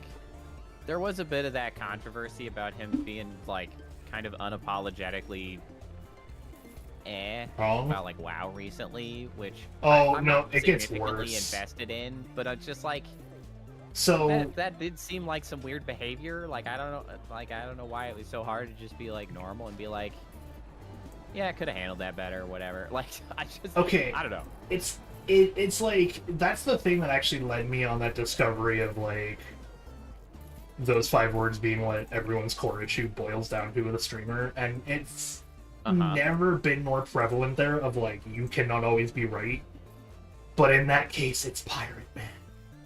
This dude refuses to admit he's wrong. He has been caught red-handed doing shit he knows and was saying, I'm going to ban people because, like, hang on, wait, monthly fee is 1.6%? But it's higher than 1.8? What? That's because that's the monthly fee for the full 9,000, whereas ours is only the monthly fee for 5,500. So I'm like, if we pay that off, does it make it better or worse though? I'm trying to go through that math in my head, but I think it makes it worse actually. That doesn't solve the problem that worsens it, so we're not gonna do that. But like, yeah, so like he went through this whole thing where there was a point in one of the raids he did where someone pulled a mob and it like wiped the whole raid, and he's like, I'm gonna ban whoever did that. Only for someone to be like, you're the one who did that. And he went through, he's like, I didn't do that. And he went and was like, I'm gonna review the footage. So he reviews the footage, finds out he did it. And then his response is like, no. Someone else pulled that to the point where I could then hit it. I'm not at fault there. I'm right there. Those were his exact words, where I am not at fault there. I am right there. After being proven wrong factually in video evidence form. Yeah, And that's the bit that I'm like, it infuriates me when people do that. I can't stand it. As a person who, like, that used to be my issue, is that I used to be like, nah, I can never do no wrong. And I definitely, like, lost friendships over it and had to go through a whole thing of being like, I need to fix myself, because clearly this is a problem. If everyone is saying that this is a problem, then It might be a problem. maybe I'm not right and that it is a problem. Yeah. And so, like, I went down that whole rabbit hole, and yeah, I learned I can't always be right either. Just like when I play, like, Blueprints, where I'm just like... Yeah, I had no fucking clue what I was doing. I googled something. Yeah, like And it's just like, there's no can't harm in speak it. necessarily on the pirate software specifically, obviously, because I just don't have enough detail and whatnot. But like broadly speaking, That attitude man... is prevalent. Like that is so frustrating that people cannot acknowledge that. Like, well, and the big thing is like I haven't really historically had that problem as far as I'm aware. So it's kind of baffling to me that it's just like I don't understand why it's so hard sometimes to be like, definitely didn't get that one right, my bad. Like that seems very easy to me and like my personality, so it's like it's always baffling to me where it's just like I know, I can definitely see where like it an comes authentic from person to, like... and be like, yep, that It's- sucks, I did that was not good. It's My definitely bad. rooted in, like, a need for approval. I'm sorry, why is That this was man good. sitting down and sliding? Well, and I guess some of it of course is Hang on. syntax Poe, you mentioned, just like, see the personal value Cindy side of it. Goodwin here. I don't know if you can see this. I Uh, can't. They're in the food court. They're in like a pink shirt and a black and orange hat, but they're sitting down on my screen. Yeah, they're up near the burger stall. They just bought a balloon. Green diamond balloon. Wait, this guy? They're walking down near the Yeah. boat. Yeah. Uh-huh. Are they walking normally for you? They are. I see they're sitting down like they're on a ride for me and just kind of like Oh, they're just sliding around. rooming everywhere, yeah. That's funny. But yeah, like, I definitely see where that attitude comes from, but, like, I still think it's infuriating to be on the other end of that, which is why it was such a big controversy, is, like, if you prove someone wrong, so someone, like, right after being proven wrong too, one of his chatters said something along the lines of, like, this dude sounds like he can't take criticism, or something like that, which is like, it was a funny snap, to be honest, at the time. But yeah, his response was just like, he reads out the message and is like, oh, what happened? I have an error. Uh-oh. Cannot change the sibling position of game to object tooltip while activating or deactivating the parent game object line graph. Error message, there's been an error. Please contact. Sounds like it's fine. I think it's fine. Our monthly fee is only $90 now. I think it's toxic that the competition always turns to cancellation. Yes. No, it's okay. Yes and no. It's not in that yes case. And no. But like, so the response that he gave that person that was like, sounds like this dude can't take criticism. His response was like, sounds like you want to talk to me about it in the unban requests. Like, the way he responds to any criticism doesn't help any of his cases. It's like, one of the videos I watched recently put it best when they said, this man is a man who cannot roll charisma checks. Because every dialogue option is just chosen wrong, Mass Effect style. Yeah, I don't know. Honestly, a I big agree part of with it to me, I guess, for Pirate Software is it just doesn't strike me as terribly important, right? But like, coming back to sort of, like, Syntax, what Syntax said was like, people have egos and personal values, and I think that's like, the thing is where my personal values lie don't contradict anything of like what's going on there. So like, I just lean into like, I don't really care enough to like try to like make any meaningful decision on like whether what they're doing is really harmful. Like, I just don't care enough because I don't think they're doing harm. Well, Syntax mentions Asmongold, who I would argue is doing significant harm. So, like, that one I will actually say, like, he sucks ass. Like, Pirate Software to me doesn't reach the bar that I care enough to be, like, problematic. He just seems like he does have an ego and, like, whatever, and he can be abrasive. He gives good advice at times, so, like, whatever. I would counter-argue that it's not that it's not a problem, it's that the problem hasn't been found. And it's definitely not as big of a problem as, like, Asmongold, for example. You're right there. Asmongold is a problem. Like, a problem. Yes. But, well, however... That's why it's, like, coming... Saying Pirate Software isn't a problem also isn't true, because... it's kind of like saying, I'm just gonna say this with the best example being the one that he is guilty of, which is basically, it's like saying that people who put a game in early access and then never finish the thing aren't a problem. Because that's exactly what he did. He put a game in early access in, like, 2012.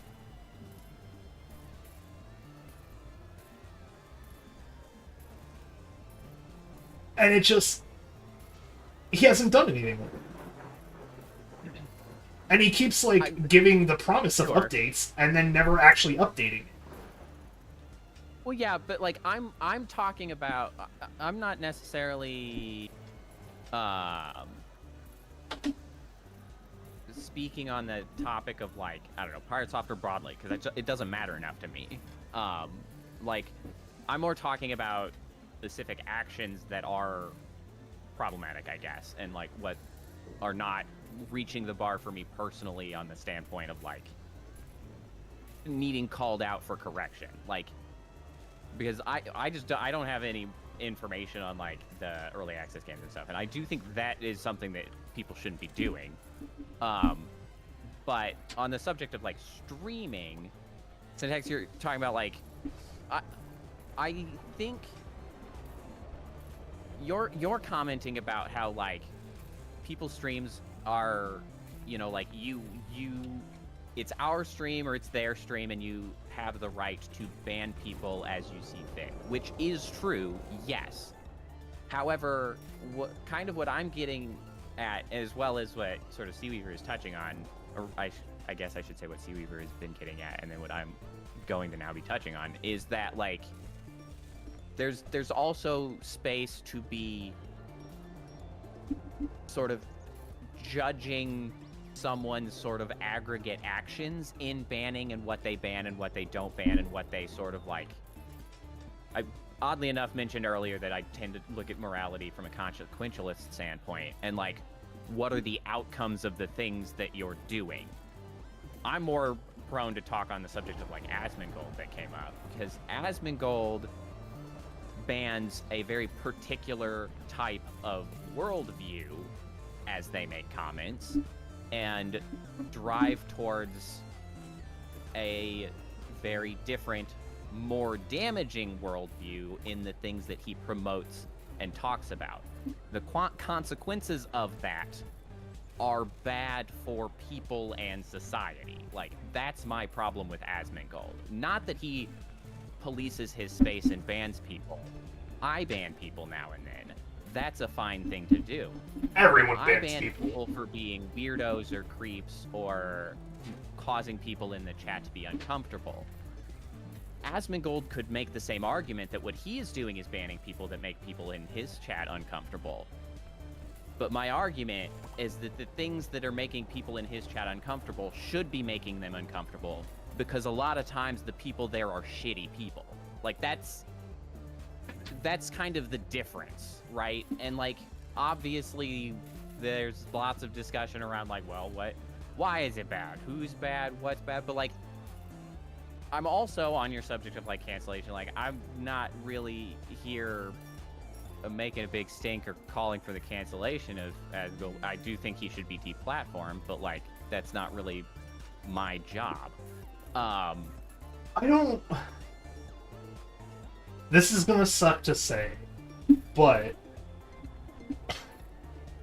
I have to say this on like core principles is that I can't ever agree that someone should be deplatformed as much as I think there should just be like, if too many people report you for like having very bad taste and worldviews and stuff like that, there should probably at the very least be a giant banner at the start of his stream that warns anyone going into it what they're about to get into. Deplatforming has been shown to work to reduce the spread of hateful, bad ideologies. Therefore, I am pro-deplatforming when it is appropriate. Obviously, there's an enormous asterisk around that when it is appropriate, and obviously there are plenty of discussions to be had around, well, when it is appropriate. But the fundamentals are that deplatforming is a method to stop hateful ideologies from being spread far and wide, and at the current juncture, it's clear that hateful ideologies have way too much power and have been spread far and wide. So that's fair. Like, I'm not gonna sit here and say that, like, yeah, this is fine, because clearly this is not fine. I guess my issue with saying like deplatforming someone is the kind of crux of the problem, which is that deplatforming him from one platform isn't really gonna do anything. It does do things. It's been shown to do things. There are many names that used to be very large peddlers of disinformation, falsehoods, hateful ideology that nobody talks about anymore because they were deplatformed. But there are definitely also cases where deplatforming has done nothing to stop them. It just changed what platform they're using. Right, but it spread works what they to push everyone with the hateful ideology into an unpleasant, like, hate-filled zone that nobody goes to. It I guess does yeah, work that to would minimize work that the way. damage. Yeah. No, I can understand. I can get that. Like it I see your point there.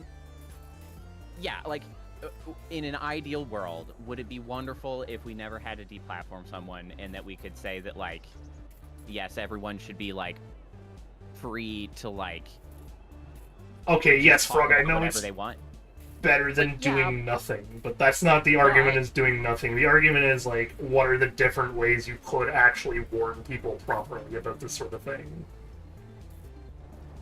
Because, like... Syntax, I didn't say that they're not allowed to say them. They should be deplatformed. That's different. I'm not saying they should be thrown into prison. I'm saying they should be deplatformed from, like, major communication. And a big part of that is because communication online is fundamentally Can you pause? different than what it once was. Because the term the like Poe, the can you public pause? square, right? What's up? If you pause, we could do something really good. Oh, okay. Awesome! I'm gonna this thing. No, it's okay. We're going to have a bit higher of a pay. Not even a bit higher of a payment. We're taking off the same bit. We're just getting a lower interest rate on this one, which is great. So the thing is that the public square 172. that likes to get Elon There you go. Musk specifically really love to toss around the public square terminology for something like Twitter, right? The thing is that the public square used to be a real place, a real physical place that you had to, like, physically be in to talk about stuff. And the thing about that space is that people could just immediately tell you that you suck ass and you're not welcome in the town anymore. Like, you could get shamed out of having terrible opinions. So, And that has changed in online communications where you can police your space yourself by removing people that disagree with you while still then relying on a system to broadcast and spread. Like, the communication has changed a little bit. So, like, the festering nature of bad ideas and shitty opinions You can resume whenever, by the way. growing worse than it used to be when communication was sort of like a fully in-person interaction, when somebody who wanted to broadcast in the public square had to go to the public square, literally stand on a soapbox and yell about how the Nazis actually were super cool or whatever. Like, and then everybody would be like, get the hell out of town, we hate your guts. And like, that was fine. I think It's just like the social consequences have shifted now that everybody's online. I think what my issue with like deplatform or the type of deplatforming is more so that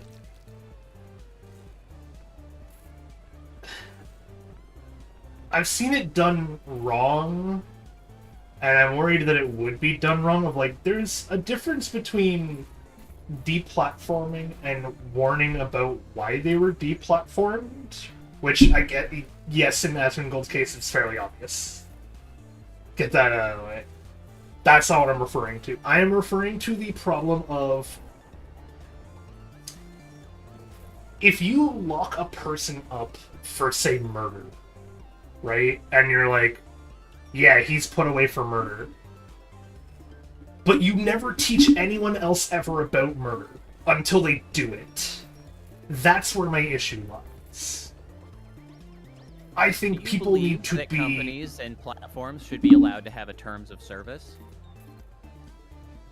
I feel like they should have a proper terms of service, yeah. Not what they have now. Terms of service has taught the users of that platform what murder is.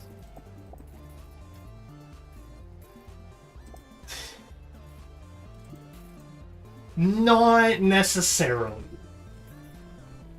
You can because say no. Here's the problem. It's not accurately being used, but like, that is my issue in that is that like, yeah, yes, you could say so in the terms of service, but then the issue in a terms of service right now is that they're not for the user, they're for the company at this point. And so it's like saying, oh yeah, we put up a flyer on our front door that said in like small print, murder is illegal. That should cover us, right? And that's what the terms of service is doing. I'm saying that... But the platform is literally the one that should be deplatforming. Like, that's what I said. I am not in a position to be deplatforming people. I believe that terms of service should be communicated, correct, and then held to. Terms of service talks a lot about hateful rhetoric, you know, harassment, things of that nature, and then... I'm not trying to argue against deplatforming at this point. What I'm arguing is that it might not be enough, I guess, in my eyes, of like... Wait, you're more than deplatforming position now? Kind of, yeah. Like, yes, I see where you're coming from with deplatforming. I agree with you on that stance. Yes. But my issue with deplatforming is that just shove it, like... If you want an actual historical example of when deplatforming goes... I'm gonna say in extreme quotes, goes wrong. The reason this is in extreme quotes is because I do not think it is wrong at this point. I just think it went wrong for the time being in that it didn't accomplish what they wanted to, is literally Australia. You take a bunch of criminals, shove them in their own corner, whoops, they're a country now. So if you're not careful, you shove Asmongold in his own little corner, whoops, he's a country now. Now that's normalized in that half of the world. it's not exactly enough to just shove them in the thing. It's you need to make clear to everyone why it is a problem. And that's what's not yes, happening that enough is of. true. That's like, So we can deplatform whoever the fair. hell we want. But, like, just deplatforming them is like, yeah, essentially we don't like, is not a good excuse for deplatforming. Again, I'm not defending Asmongold's stance. I want nothing to do with him. I agree with you on that stance. I am just saying that deplatforming is also a slippery slope that in which there needs to be a significant, like, a significant outcry associated with said deplatforming in order for it to be understood, or the deplatforming itself just becomes a problem. Almost always happens. But anyway, let me come back to a point that Syntax has touched on, which is that the new Nintendo Switch 2's terms of service and the fact that they're trying to allow themselves to brick your hardware for use outside of its intended use. So this is Yeah, they are. fundamentally, I would argue, different than the terms of service I'm talking about, of like an online social platform. I think it's absolute insanity that they are trying to run a piece of hardware like it is a social platform. Like, that's ridiculous, and like a sort of a fundamental flaw of always online game systems in general. Like, that is corporate overreach of what a term of service is intended to do, and is largely more indicative of, like, honestly, that has I would say that has nothing to do with proper terms of service, has nothing to do with freedom of speech, because it's like it's an entirely different style of term of service that they're trying to accomplish. They're literally just trying to set up a horse shit contract nonsense to just limit your ability to use a product you're trying to buy. I hate that shit. So, like, I used to, like, I say used to, I still sometimes do, depending on the scenario. There are cases in which I end up defending Nintendo, and I feel bad about that, but at the same time, I don't, because I'm just like... It's frustrating. There are things that they do that are defensible, and then they do this shit. Yes, okay. My issue is when they do both, and then the outcry is on both, but it's like, your outcry was on the wrong one first, now it's on the right one, but you still think the wrong one was also wrong, or also right, even though it's wrong. Like, for example, the whole, this is just an example, but the Point Crow situation that happened a while back, where they took down, like, they gave him 2 strikes, essentially, being like, it's a YouTube strike, the way it works is you get 3, you're done. And they kind of just gave him 2 at a moment's notice. But I'm like, people got really mad at Nintendo for that, when it was so one-sided from Point Crow's perspective.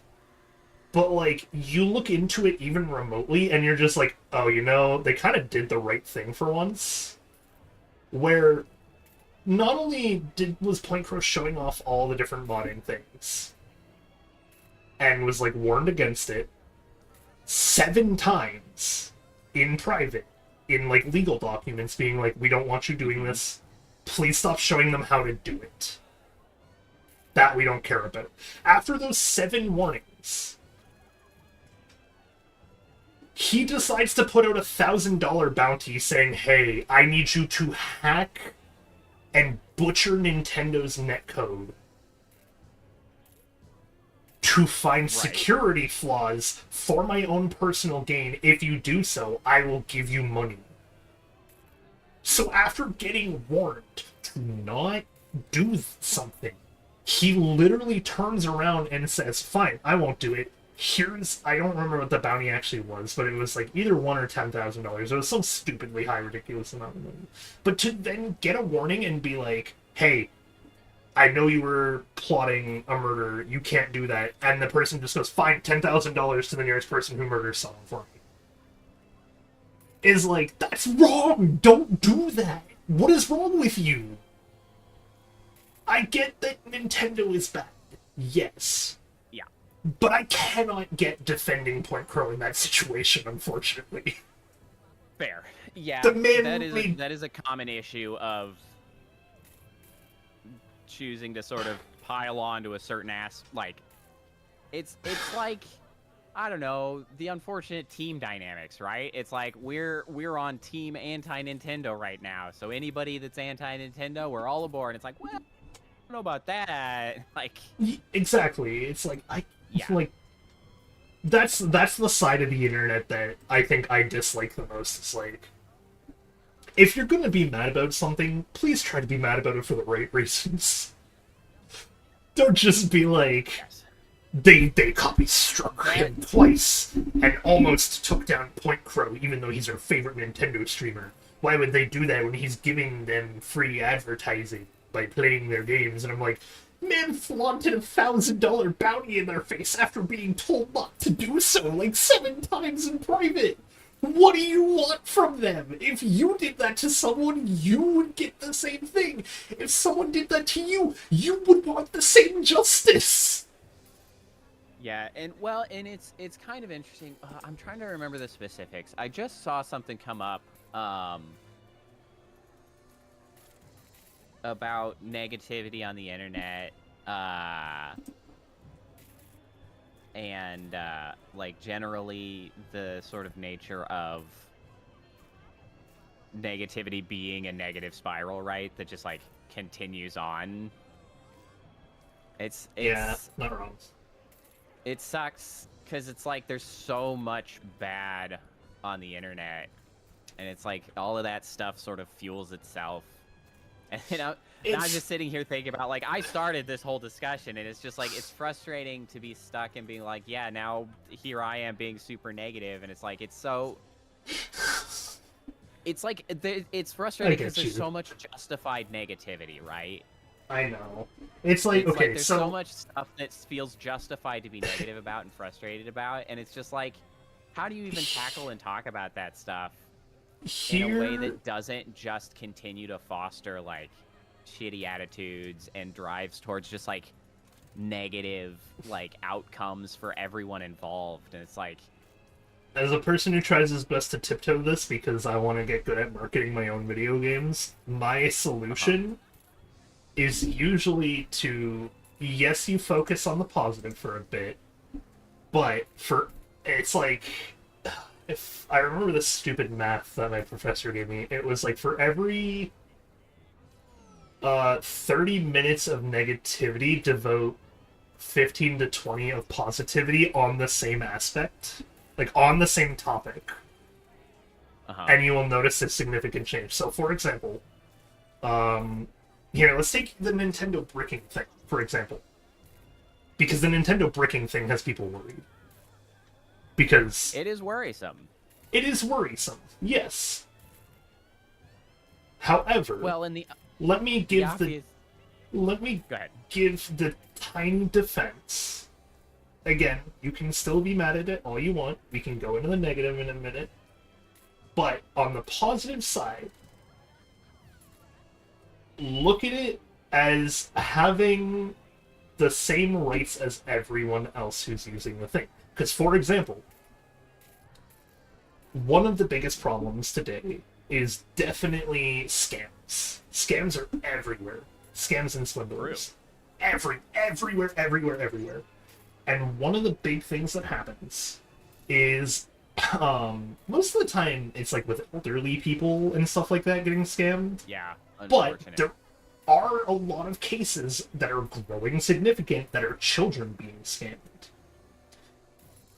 This may be confusing as to how it ties into breaking a Nintendo system, but it was given in form of a legal defense as to why they should be allowed to do so. which was under the case that let's say you go out as like a parent and you buy your son a new Switch. You want to get him the Switch too. You run into the problem of, unfortunately, scalpers exist. They always will. Yeah. So you're left, but you really want to please your son, so you're left with no choice but to go to the scalper. Not even a month later, you find out said scalper is actually like a jailbreaker, for lack of better terms. Someone who will like be like, "Oh, I'm going to put all these pirated games onto your Switch for free." Not only have you now run into that moral dilemma of causing the piracy in the first place, which, yes, I get, there is a whole other argument around piracy of games and whether or not that should be allowed. Sure. I'm That's a whole not and am for it at the same time. Of I think it needs to be done under the right circumstances. But under those circumstances, yes, you should be allowed to download a game for free. Who cares? This game is from 1982, and no one sells or manufactures anything for it anymore. Why are you not allowed to download this? That's wrong. We're doing the equivalent of burning the library, but with goddamn video games at that rate. Sure are. However, so ignoring that moral dilemma of like piracy, there is the other issue of if he can mod all those games onto your Switch, and he can mod Zelda to be 2-player, for example,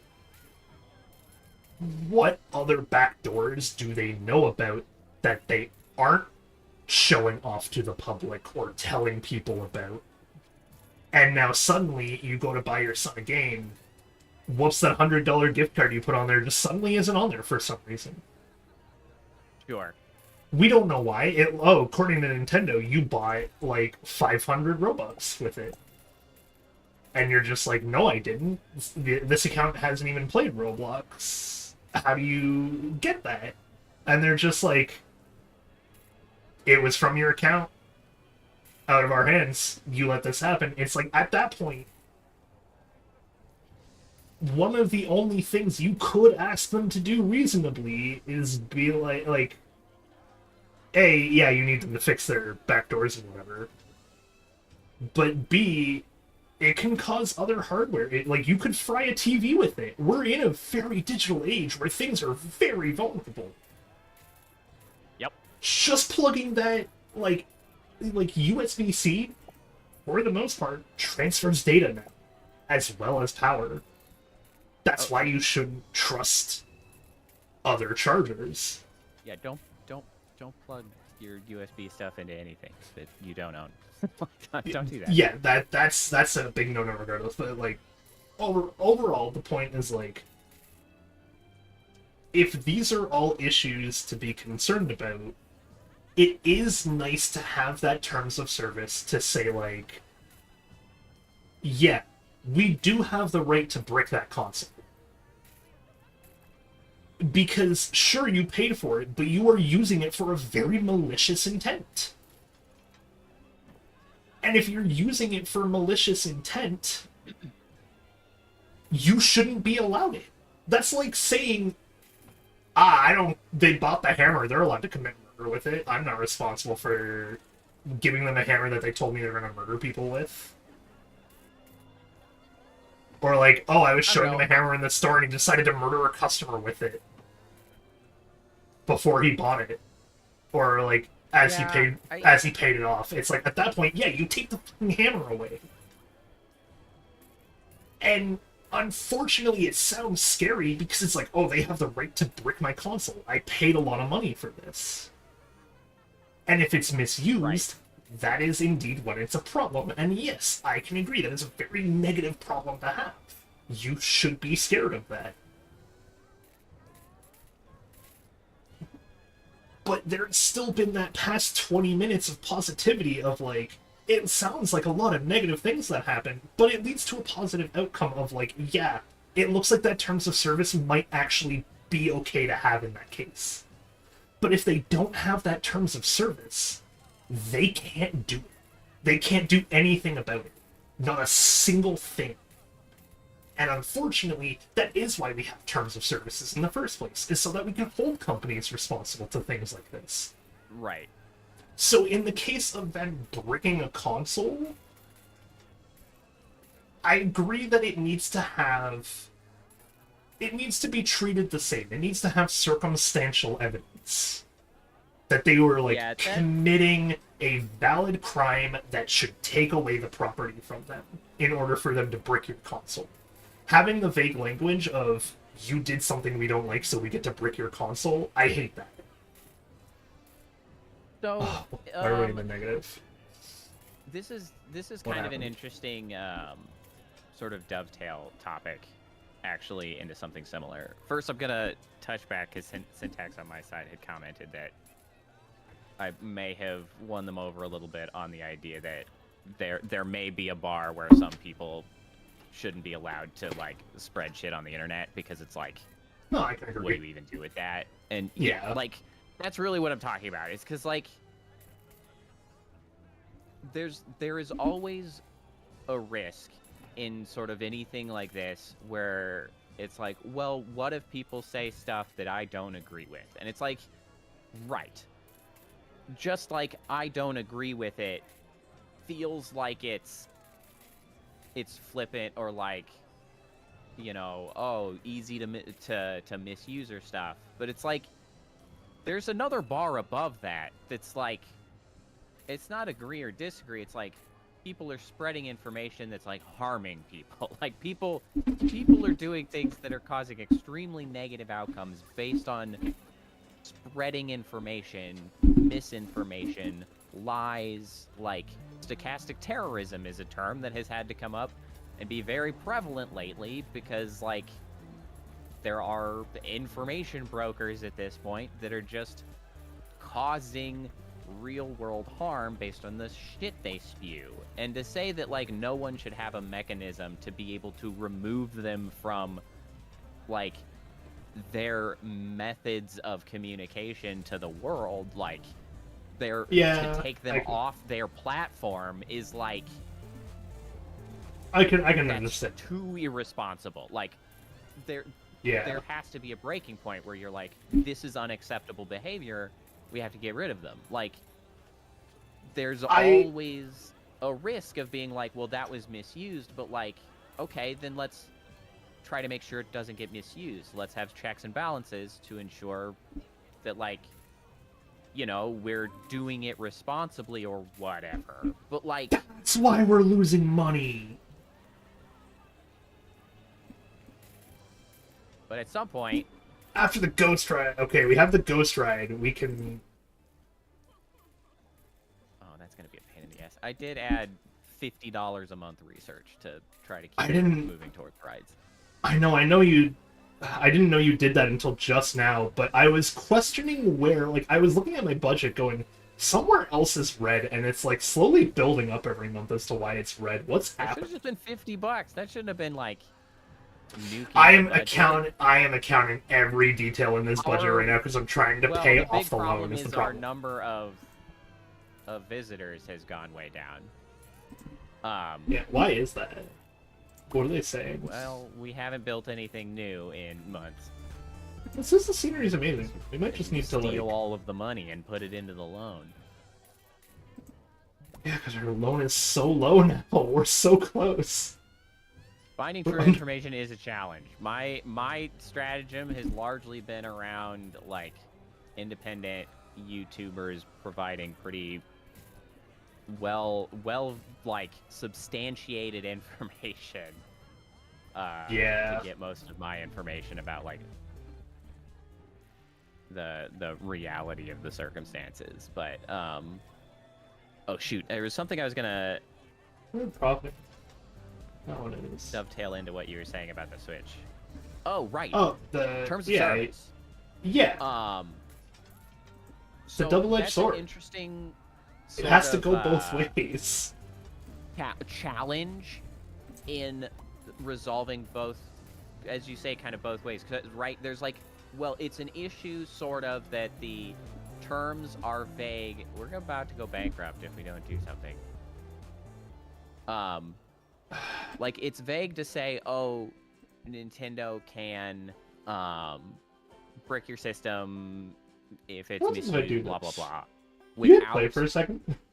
Sufficient like clarification. The problem is that that's actually also running counter to one of the other significant issues with terms of service, which, at least in the US especially, terms of services are extremely unreadable. They are insanely long, are on every single thing that you do throughout the day. Like, all these services you sign up for, like, you literally do not have time to read all of the terms of services. So it's like, it's this tension of how do we clear... Well, I know kind of how you get through the tension. It's like, there's a tension between how do we be clear enough that people are like secure in what they're reading, while brief enough that people can actually read it. And do you want to know the unfortunate answer? Because there is an actual answer to this. I learned recently. I also have an actual answer. Oh, there's like a very specific cause for terms of services being as long as they are in the US right now. And I now know what it is, and I now know why it's terrible that this exists in the first place. What is your thought on that? So, see if it matches mine. One of the newer in quotes, US laws relates to companies having to tell you who they are selling your data to. Part of the Data Privacy Act or something like that. This is a good thing. They should have to tell you at a moment's notice. Incorrect. They should not be able to sell your data. I agree with this too. That's the thing. Well, no. Okay, I don't agree with that, but I will get into why, because it's a specific issue, not a generalist issue. I will get into that in a minute. But, however, what I will say, that is almost always the case of why terms of services are so long right now, is that companies will bombard you with very generalist, vague, and fancy terms to extend the contract to be as much as possible to tell you exactly who they are selling your data to a point where it's like, technically they can sell it to one company, but they are selling 82 points of data to that company, so they are outlining in those terms of service each and every one of those 82 points, and where they get it from you, and how they use it from you, and who they sell it to. And that causes terms of services to be so much longer than they actually, really need to be. Because it almost feels like if there is a data brokerage, contract section, that should be on a separate place. That should be a place that goes, I care about having my data sold. I don't want my data sold company website tab, or company, you are legally obligated to tell me if you're doing this, I need you to take it down, etc. That's in the works, whatever. I like that. And so that cause for the terms of service being longer is unfortunately why most people just don't read them, is because they become so long from all the companies selling every last bit of data they can on you to make as much money as physically possible. Which that is is stupid. some of it. There's actually sort of a simpler piece of it. And a huge part of it is because they are, of course, covering their asses through all the different ways that they can to attempt to screw you over. That's kind of fundamentally the way it works. Yeah. The simple solution, which Europe has done far better at, their terms of service are much, much shorter, is because their legislation and protections are, objectively solid and fundamentally consumer-focused and consumer-weighted. Corporations get screwed because the consumers should be protected, and that is what should be the case. I agree with that. The bit that I didn't agree with on the data selling bit is not as much that as it is I don't think they shouldn't be allowed to sell any of your data. I do. I think they should only be allowed to sell, like... Why should they be allowed to sell data about you? Let me turn it around. Why should they be allowed to sell data on you? I think they shouldn't be allowed to sell as much data on you, but that they should be allowed, Why should they be allowed to sell any? Because Why? there are some things that are just too common knowledge for them to... Why Okay, do they get to sell it then? It's your data. Because it's my data. Why do you they get can to go sell and it? sell it too. You're allowed to as well. That's the... Why do they get That's... profit off of it at all? It's mine. Because I should have a copyright that's... on my data. Period. Why do they get to sell it at all? At all. Why? Okay. Why do they get to profit on it? Here's my example at like a person or a company. I'm gonna unfortunately use the wrong company for this because it's the first thing that comes to mind without being one of the more evil companies in the universe. But take Pokemon Go for example, specifically Niantic and Pokemon Go. Sure. You are giving them how many steps you take a day if you allow that tracking, correct? Sure. I think they should also be allowed to sell that information. Why? Because you are voluntarily telling them how many steps you take in a day. No. Yes. They asked you specifically Yes. so they can sell it. They have chosen to build their Not in monetization that case. program off of selling the data that they take from you. Not in that case, though. That is what I'm saying. Like, Google shouldn't be allowed to sell the same thing, right? Like, Google cannot be like, oh, you took 3,200 steps today, we're gonna sell that info. That should not be a thing they can sell. However, if you were giving the example of Pokemon Go, and they're saying, we're giving you a game, we're giving you a cool in-game mechanic for tracking your steps and everything, in exchange for this, can we sell the information of how many steps you take in a day? They should be allowed to sell that. Yes! No. No. What? Okay. What is the difference then of like? Let's go pure fantasy hypothetical, right? Let's say you are part of one of two D&D parties. Your best friend says, "Hey, I know the location of a cool dragon lair. I want to tell you where it is, and all you have to tell me is how long you think it'll take your team to get there. I, however, want to be able to take that and sell it to my shady info broker on how long it takes to get to this dragon lair from that area." You literally called him a shady info broker. Okay, I know I called him a shady info broker. There is no non-shady info brokers, Why are we allowing unfortunately. companies to make deals with shady info? They're all shady. Because that's the company's right, not like I don't believe do you monetizing think people's information should be a permitted revenue stream ever. But do you think that in that D&D case, do you think that person who is going to go sell that information and how long it takes you to get there, is he allowed to be arrested? That's not personal data. It is personal data. It's how long you're going to take. It's your time of the day. It's how many steps you are going to take to get there. It's the distance to a location. That's not the same set of information. Okay, then go with this then instead. He gives you the same info, doesn't want to know anything about how to get there or anything about the location. All he asks is that you tell him exactly how many hit points you return with. The thing so he can sell that hit point info. Is that something you would condone being criminal? Yes, he's selling your health information. That's literally health information.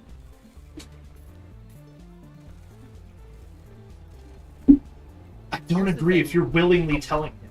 I'm not saying in the current case, because I know the current case means that they are using the stupid vague wording to do it. That's not what I'm referring to. I agree But, that there like- needs to be specifics, but I am saying if he asks you to Here's the let him thing. know how many hit points you have when you return, so that he may sell it, and you say yes, I think that is fine. Because you are the one saying yes, sell my hit point information. I don't believe a simplistic example or like analogy is acceptable in this circumstance, because the problem with this entire issue is that the common person simply cannot like get a full grasp of the depths of what they are giving away or whatever, and how that information is being aggregated and how it ties to them. It's complicated, and people shouldn't have to have a data science degree to understand that they are being screwed. Because, like, I can agree saying, with oh, that. just tell me your hit points, and, like, I'll just sell that, and then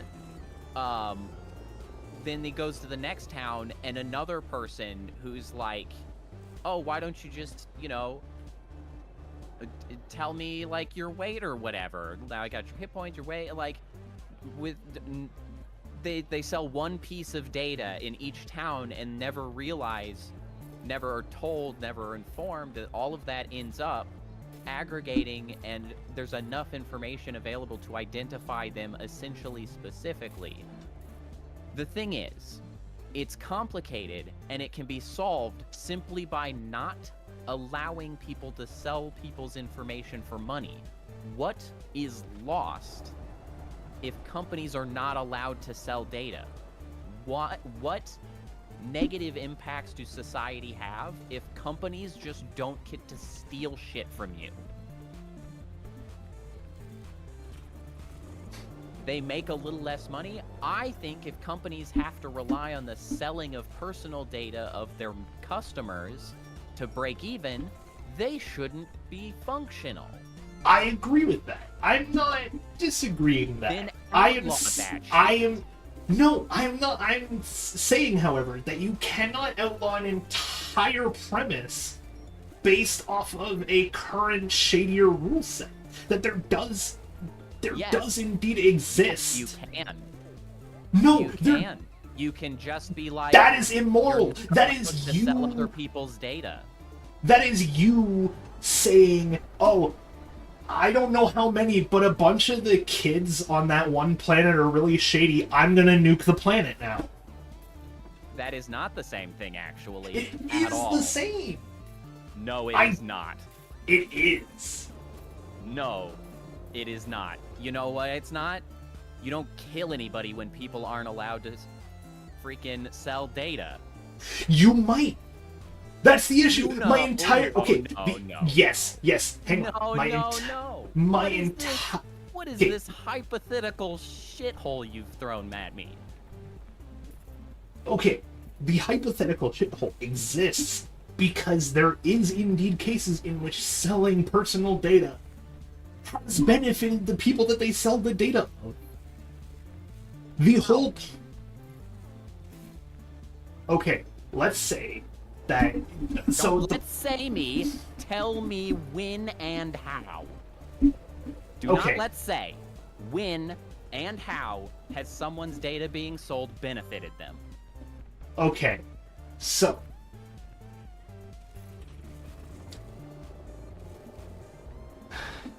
I don't know if I want to be able to get this personal. Okay. If A you... personal anecdote, huh? Yes. Because I did not know I was sick until after a few targeted ads for a thing really got me confused, because I was like, what the hell is this? Turns out I needed a ton of medicine and like a surgery that I just wouldn't have known about if I didn't get that targeted ad. Did you like go to the doctor beforehand? No, because I didn't know it was an issue. Okay, well, see, that's why regular physicals are good.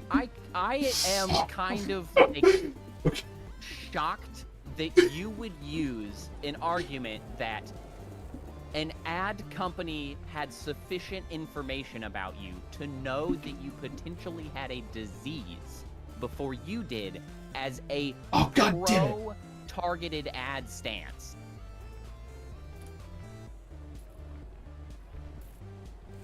Unfortunately, I am pro-targeted ads. However, I am also against the current system. Fundamentally disagree on that. No, I am against the current system. There's a difference.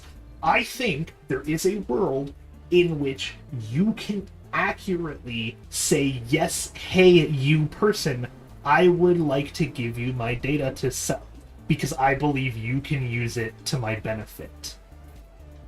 I believe that that world does exist. We're not in it. Yes, I agree with that. Not. But I agree that that world does exist. I do not believe the world exists that a corporation can responsibly handle and sell an individual's data, regardless of how noble they may have been in their come on, $300 more. Like their creation of whatever company and their ideals that they had towards, you know, the great things that they will do. I do not believe in a world where a company can responsibly handle someone's data. I think that's just a pessimistic view. I'm not saying you're wrong in having the pessimistic view. Extremely pessimistic about capitalism. I'm not correct. I'm not saying you're wrong in having that. That is not my intention. Yes, I am it is saying. pessimistic. I am only saying that I believe an optimistic view is possible. Not saying it can or will or should or anything like that. I'm not even saying I know how to fix it myself. Let me meet you far closer to the middle than I had at this point, at least. How about then we simply entirely outlaw every selling of data until companies have shown themselves to be more responsible stewards of literally anything. Literally anything. And then maybe we can stop outlawing the selling of data. I could meet you there.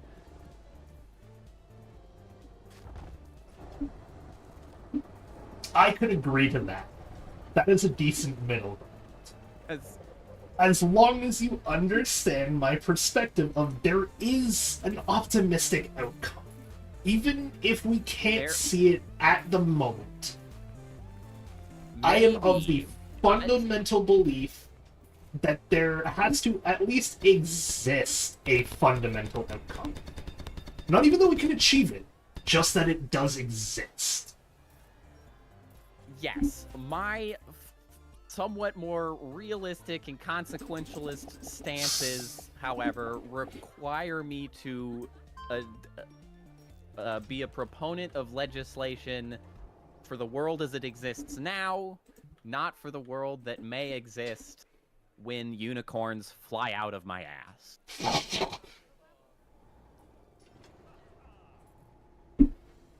Okay, so I am enjoying this discussion, which is why I want to ask a question. Sure. That will kind of determine the continuation of my side, like my side of the argument. So at one point, you specifically mentioned a corporation. Uh-huh. Right? So I did. At what point does a corporation become a corporation versus a single person operating under the legalities of a corporation? Like, what if I had an LLC called Data Broker LLC? I take your information, I sell it to the right people so that you get the most out of your info. Like, I go, hey, Poe here grew 42 apples last month. This guy wants some apples. I can sell him, he's willing to pay me to learn who has over 40, or who has 42 apples to sell. And so I sell him the data because I go, oh, hey, Poe, can I tell someone for money that you have 42 apples? I'm not saying you're going to agree to this. I'm saying under the case that you do agree, why can't I sell that data? Is it because I'm an LLC? Or is it because other people have done me wrong? Exactly. That was my only core argument, is that okay, so I am closer. Okay, you're gonna have to bear with me because this is gonna take me down a whole societal rabbit hole. I am closer to accepting the premise of allowing for some form of data broker that can sell data. However, only even thinking about it potentially from the perspective of there's no degree of questionable exchange. It's like an actual licensing exchange agreement, essentially, yes. where you sell your data directly to a broker and thus are paid like a royalty when your data is used. Now, I have to caveat that in the extreme, because in a maybe ideal world, that's fine. However, that is so easily abused, and from a societal standpoint, especially in the U.S., all right, like, here's the thing. I'm in the U.S., so we have literally the worst capitalist society. We are all the way into dystopia. We are not like flirting with dystopia. We are in dystopia. So I know in dystopia land how easy it would be to manipulate people into selling their data because they are desperate. Like, that's the thing. Like, people are there's very little way for this to happen that doesn't rely on coercion of some form. Manipulation, trickery, coercion to get people to give up their data. Like, that's the way that people do this. And so I'm not really on board with anybody selling data simply because of what I believe to be like reliant on bad faith ways of getting the data out of you, whether it be coercion or manipulation, trickery, or otherwise. People would only willingly give up their data, I feel, if they don't realize what they're giving up, or if otherwise they have no choice.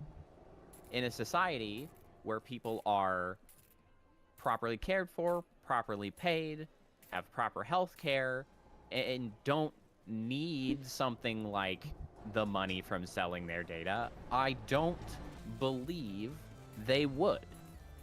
And so maybe in a society where all of those things are true, that people simply do not want for anything, we could allow for the selling of data in that kind of arrangement, simply because that sort of arrangement would fail, because no one would want to do it.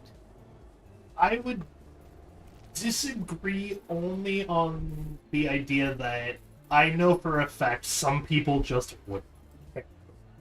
So, however, for a specific if they example, are already well cared for, they don't just have to not care, they actually have to seek it out. Well, okay, so if... Let's go back to the Pokemon Go selling your steps thing, right? Uh-huh. They're like, hey, you can play our game, chill, have fun. Let's say it was... Okay. if it was outlined in, like, as you sign up, can we sell your data? Your data we wish to sell can be outlined in extremely simplistic terms right here. AKA, you click a single button and it says, like, steps. How many steps you take while playing the game. What areas you frequent while playing the game. And it's just like a yes or no prompt. I think there actually would indeed be people who would go, I don't care, yeah, sure. Let me ask you a different question. Let's say that there are two games, Pokemon Go and Pokemon maybe Go. I don't care. Two games. Okay. Identical in every way.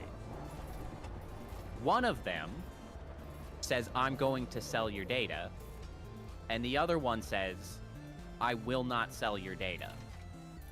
Loud and clear, right up front, out and proud both. Do you think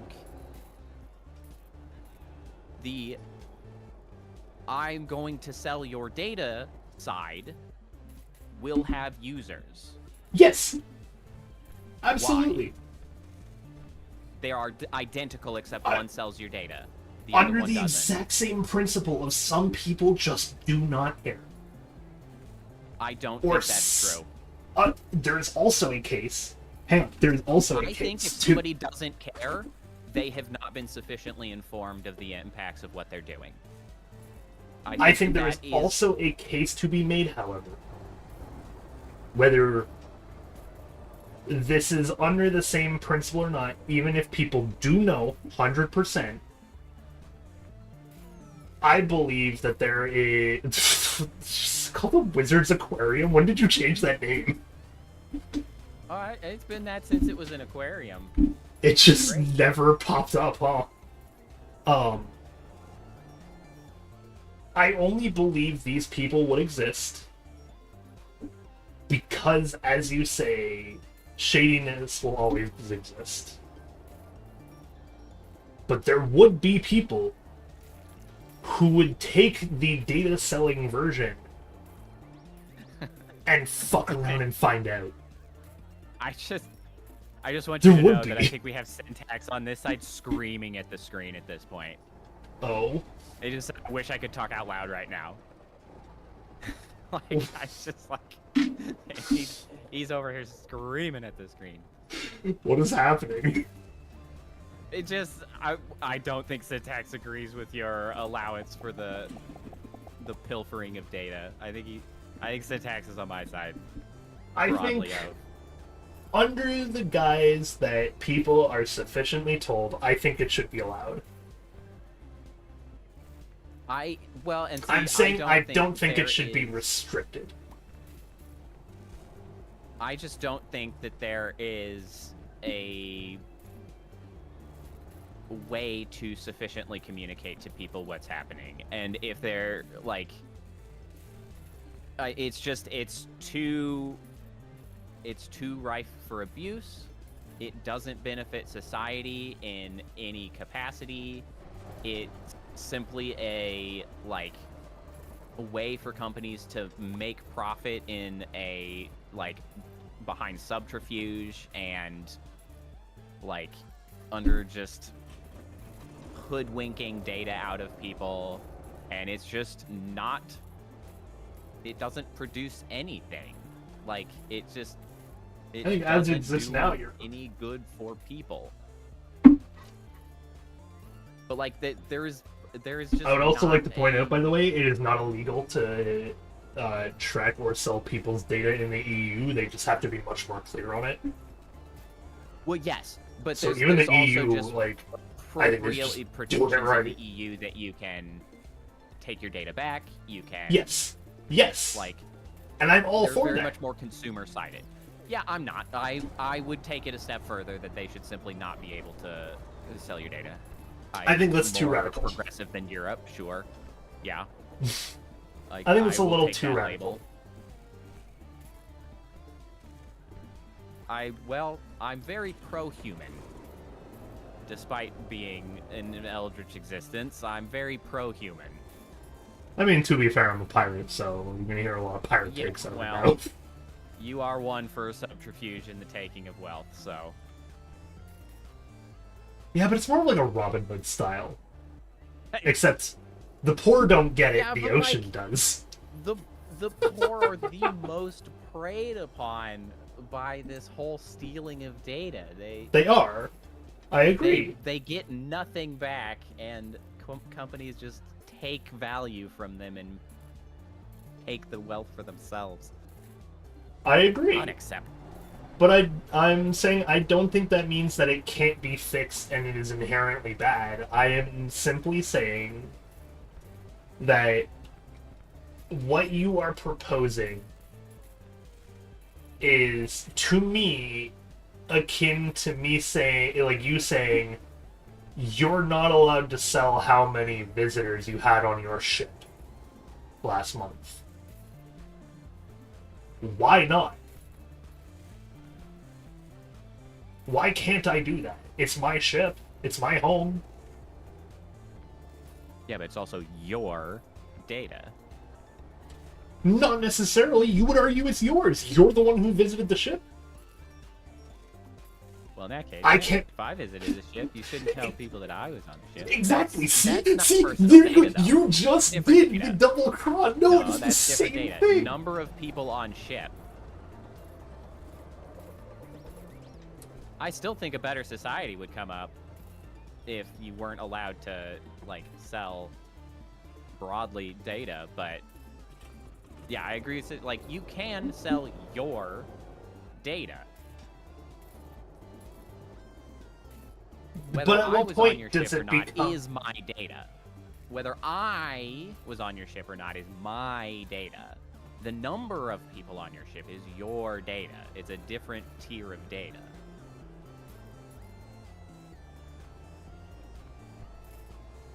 But at what point, when I say, hey, you're coming aboard my ship, I'm tracking the data of how many people were on my ship. At what point do you go, oh, but I'm a person on your ship, so I'm entitled to part of that data? This is my data. No, that's not my data. But you're using their app.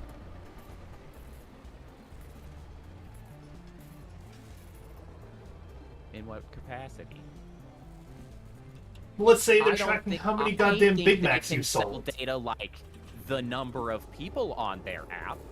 They can say we've had 5 million people use our app. I think that's their data that they could sell if they wanted to. But specifics of any users, I don't think they can sell. So, Aggregate this data, is where... average data, I think would be fine. This is where you've crossed... Okay, average... Okay, now you've actually specified and fixed the weird line that you crossed. Because you did cross, in quotes, cross a very invisible line a moment ago. In that... Here, let me make it clear, though. I lean the way of just, no. I don't care if I tell someone, no, you can't actually sell your own data. I'm actually fine with that. Because I don't think, like, your own data should be tossed about. I'm actually fine with that. Okay. It might be an extreme stance. I think there's a place in the middle that could be found of, like, that's clearly your own data, that's average or aggregate, that's, like, stuff like that. But, like, So... I'm generally fine with disallowing people from selling their own data. I'm actually fine with that. Said I'm not another fine way, with that. I'm fine disallowing people from buying data from other people. Sure, you have the right to sell it, but no one is allowed to buy it from you. Does that make you feel a little less That's an uncomfortable interesting about take. the restriction? That's a really interesting take, actually. I'm actually fine with that. That's being a- legality. That's a weird one. But, okay.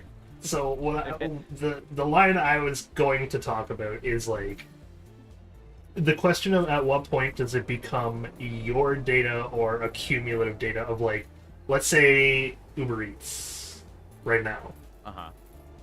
One of the things that they sell data on is, like, how many purchases your account made. right?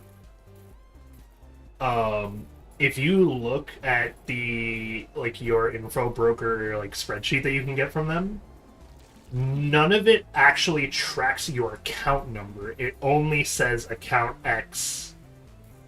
This many purchases were made through Uber Eats. So, at what rate is that data just accumulative if they're not saying it's from you? And they're It's just too easy saying there's too much right data now that allows for the aggregation of all of those disparate stars into a single constellation that indicates an individual. I'm fine with Uber saying we have X number of accounts. I'm fine with them saying we have a total number of sales or trips, average number of trips per account. Even a range of it goes from this to that. As soon as they are saying this account has done this, no, that is too personalized. even if it's in a spreadsheet of all the accounts, none of which with any actual tie-ins to what they were? What if it was a spreadsheet of like account A, 42 trips, account B, 72 trips, to account C, and it's like all that's listed is the literal account A, B, C, and how many trips. But it's all of the accounts throughout their entire platform. Sorry, say that again. Okay, so at what point is it like if they had a spreadsheet of account A, B, C, D, E, all the way through like with every single account, right? It was just a numerical value, 1 to however many users, and then beside each of those account numbers, it tells you how many times they purchased through Uber Eats. Sure. Is that They can't spreadsheet sell with it. all of those accounts that's illegal to sell, even though They it can can't have be but they can't sell it. even though it can't be traced back to anyone other than Uber? Yeah, sure. Sure. That's a little too restrictive, I think. I'm a pirate, I'm all for freedom. I think you should be allowed to Well, I'm all for do whatever the hell you a want. society that is better for people. Poe just wants to make the perfect tiny little like micro society that are conformed to his exact rules. I just want people to be happier and more fulfilled and better taken care of. And selling people's data isn't doing it. That's impossible. Get rid of it. Get rid of it. I think what you just said was nigh impossible. Well, Getting rid of that just gonna make people do We other get a lot shadier closer. ways of doing this. then I'll get rid of those two. It might be whack-a-mole, but if every mole I whack makes the world better, then good. It's like Good. the account. It's like the what's the term? Security theater. That's what it is to me. It's security theater. It's not going to actually stop anyone from taking advantage of you. It's just going to make them find a new way to do so. Well, see, that's the fundamental purpose of the whole take better care of people, get people more fulfilled, and then abuse goes down because people are happier. Oh, come on. We're so close. I can do this. We're about to pay off our loans.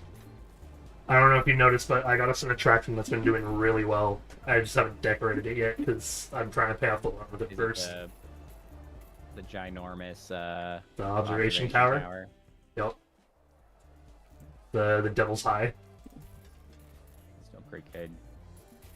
I knew you were gonna make it as high as you could, despite that being not the most efficient thing to do. It's not, but I would like to point you out to our expense chart with the thing. It is still profitable, so I'll So give it much a more pass. profitable. Listen, its whole objective is to pay off $700 more. And then it's done. I don't care what I do with it. I don't care if we shrink Alright, it. well, I don't care if we less once- rotation it. It's... once you pay off that $700, I think it'll have to be time to call stream. That's fine. That will be But our we great are accomplishment so for the day. close. arguing for 2 hours and then paying off our loans. Hey, I've been paying off my loans as I make these arguments. I think that's impressive. I know.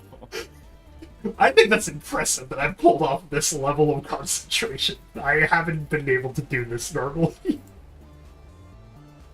I don't know, maybe the argument helps fuel your focus. No, I'm the opposite. If I'm reading, I'm stuck in reading hell. Fair enough. All that's been happening on my stream is I've been looking at the park while watching numbers go up, if I'm being honest. Well, yeah, I've been occasionally scrolling around the park and making arguments, so we've been real podcast style for the last couple hours. I think that's fine. I think that's kind of what I wanted out of this game anyway. Well, yeah. I mean, it's not like we were making a bunch of money that we could actually afford any rides anyway. Our park is poor. Well, that's what the whole point of today is now. I'm trying to make us not poor so we can focus. We're clearing the loans. Things will go up. I did a pretty good job of it, too, I'd say. Yeah, Syntax has correctly identified that you guys have done nothing but moving a mouse and arguing. That is correct. No! Well, okay. No, I have been pressing buttons, too, and... on my side. I was gonna say, I've been changing numbers on spreadsheets and, like, actually identifying what's profitable, what's not. If you notice, the food court had a bunch of places nuked earlier mid-argument. Oh, good job. Yeah, they were just too unprofitable to continue. $400 more, by the way, so... Part of it is simply, like... fundamentally having a food court. I wonder if it is less overall profitable than, like, spreading places around? It might be, and I'd be willing to start doing that next stream. As, like, an experiment, and... Yeah, because it's just, like, it seems like they focus on certain, like, snacks or whatever, rather than maybe getting the closest snack if they were scattered around in there. No, you're probably right in that, like, my food court in this game probably doesn't do nearly as well as it does in Roller Coaster Tycoon, because in Roller Coaster Tycoon, I learned it actually takes advantage of old programming.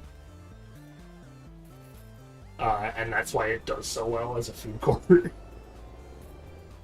Yeah. So... Although, who knows, maybe it would improve if we ended up with, you know, like, 1,000 people in the park instead of our 360. Well... Who knows? Who knows? Our finances are almost there. We're $300 away. Oh, Did you just pay off some? Is that why we just went negative? Yeah. Okay, cool. Oh, I paid off some not too long ago, yeah. Cool. You know, I am still pleased with the Wizard's Aquarium. That's probably my greatest accomplishment so far.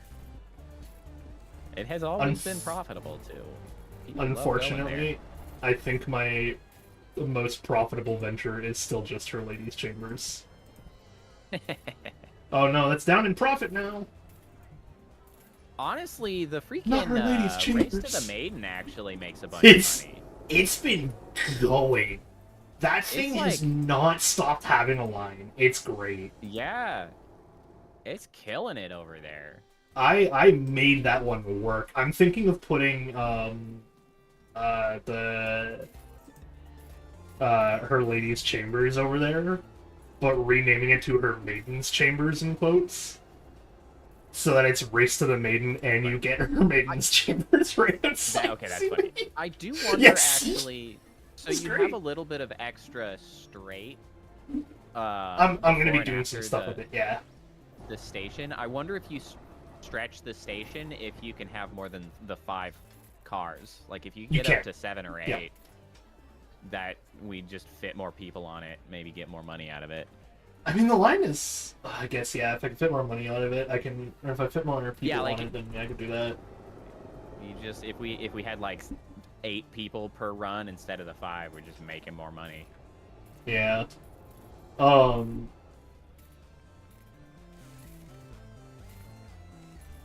I will say, I think that entire argument was just pure entertainment for me. Although it was honestly the only, like, argument where I've ever actually defended a real stance of mine in a stream. It's a more meaningful discussion than whether freaking pretzels are a dessert or a snack. It's like, man, That one was a thing. that was a whole thing. That Well, okay, well, that and is my suddenly I'm specialty, by the way, realizing is arguments. For some reason, we really lean into the arguing when we're in the middle of Parkitect for some reason. What's up with that? Damn. Because it's entertaining, is all it is. I guess. Oh, Syntax asked you guys collect your free games on Epic. Yes. Used Every to month. go by and I used to. I don't anymore because I realized I never really ended up going back to play any of them. And especially because I have Humble Monthly, so I get like their 12 free paid for games every month, and there's a lot of overlap you notice in like publishers who are trying to get a game just like anywhere they can. Might be an Epic this month, ends up in Humble Monthly next month, maybe it ends up on Xbox Game Pass the month after. Like you notice a lot of overlap. And so my sort of consistent like stream of games out of Humble Monthly has kind of covered most of the games that would have come out of it. So I used to, but then speaking of, ended up not eventually. How do Humble Monthly games work? So do you get a code to redeem them on Steam, or? Yes. So the way Humble Monthly works generally, Okay, you pay for a I month. have. Then you get, depending on the tier you have, you get a certain number of them that you can select out of that set for the month. Or I have the Humble Monthly Classic because I've been on the freaking Humble Monthly for like years. Yeah. Which is why my Steam library is so goddamn huge. And so once you select them, then it'll come up, and then you have the option to redeem them, and it'll give you the Steam code to go redeem on Steam normally. That's how the Humble Monthly works. So, I should have asked this earlier then. But what I thought about that Humble Monthly thing is that I'm like, there are other games I could have given you in trade for the code for that one game. Oh. Because I prefer that sort of thing on paper. Sure. But, like, I just didn't bother to go through the energy of doing the research on anything I could have, like, posed a trade of. But I'm thinking about it now, and, like, if you see more deals like that, let me know, because I wouldn't be opposed to that sort of a trade of, like, there's something big that's happening, or, like, there's some new, like, not new game, but you know what I mean, like, there's some game. How did I click the exact wrong button to try to pay one of the $300 for missing? But, like, yeah, if there's, like, a thing I know about that's roughly the same price, and I'm like, oh, I could easily trade these things, I wouldn't be opposed to that. Sure. I mean, I'll let you know of any games that come up on the monthly that, like, seems like a thing that would strike your fancy. Yeah, I usually try to spread that info around, because I'm like, oh, hey, it's a cheap way to get games. Yeah, like that, the Cursed Shadow Crew one, I was debating for a while. Uh-huh. My issue with it is I don't know how I feel about a top-down stealth game. It feels... I don't know, wrong's not the exact right term. But it doesn't feel like something I would enjoy looking at that much. Yeah. I also have a new Pirate game that's coming out, and, like, we're getting a playtest in, like, a week. And I would much rather just hold out until then to do that. I also have games like, newer game that's coming out on the 29th is A Nice Day for Fishing. I'm excited for. Mm-hmm. I accidentally bought it, and am now gonna just hold it in there. Yeah, what happened was I went to go buy a DLC for a game. There is a game that I highly recommend playing on stream for a single casual day stream, by the way. It's free to play. It's called Open World Game, the Open World Game. Open world game, the open world game. Uh-huh. It is an Okay. open world I've game. not heard of it. That Really? You... I really wouldn't have expected that. Actually, now that I say that, I really wish it wasn't an open world game, because that would be so I funny. know, it would have been so much funnier. It's the fact that you cut it off at like the perfect half point of the premise too. Because that's the first half of the premise, is that it's an open world game. The second half of the premise is that you play entirely through the perspective of your mini-map. There is no high fructose like models or anything, no extreme insane action. Just a mini-map marker. That is a really amusing premise, because there really are games that, like, I realize, like, after so many hours or whatever, it's like, I spend so much time looking at the minimap. Like, I'm not looking at the game anymore. It's all minimap all the time. You should find a day to schedule a stream for Open World Game, the Open World Game. I'm gonna go look at it in my Steam page, or my Steam thing here for a second. Yeah, I have a total of 10.5 hours on this. I've done... Gratuitous DLC.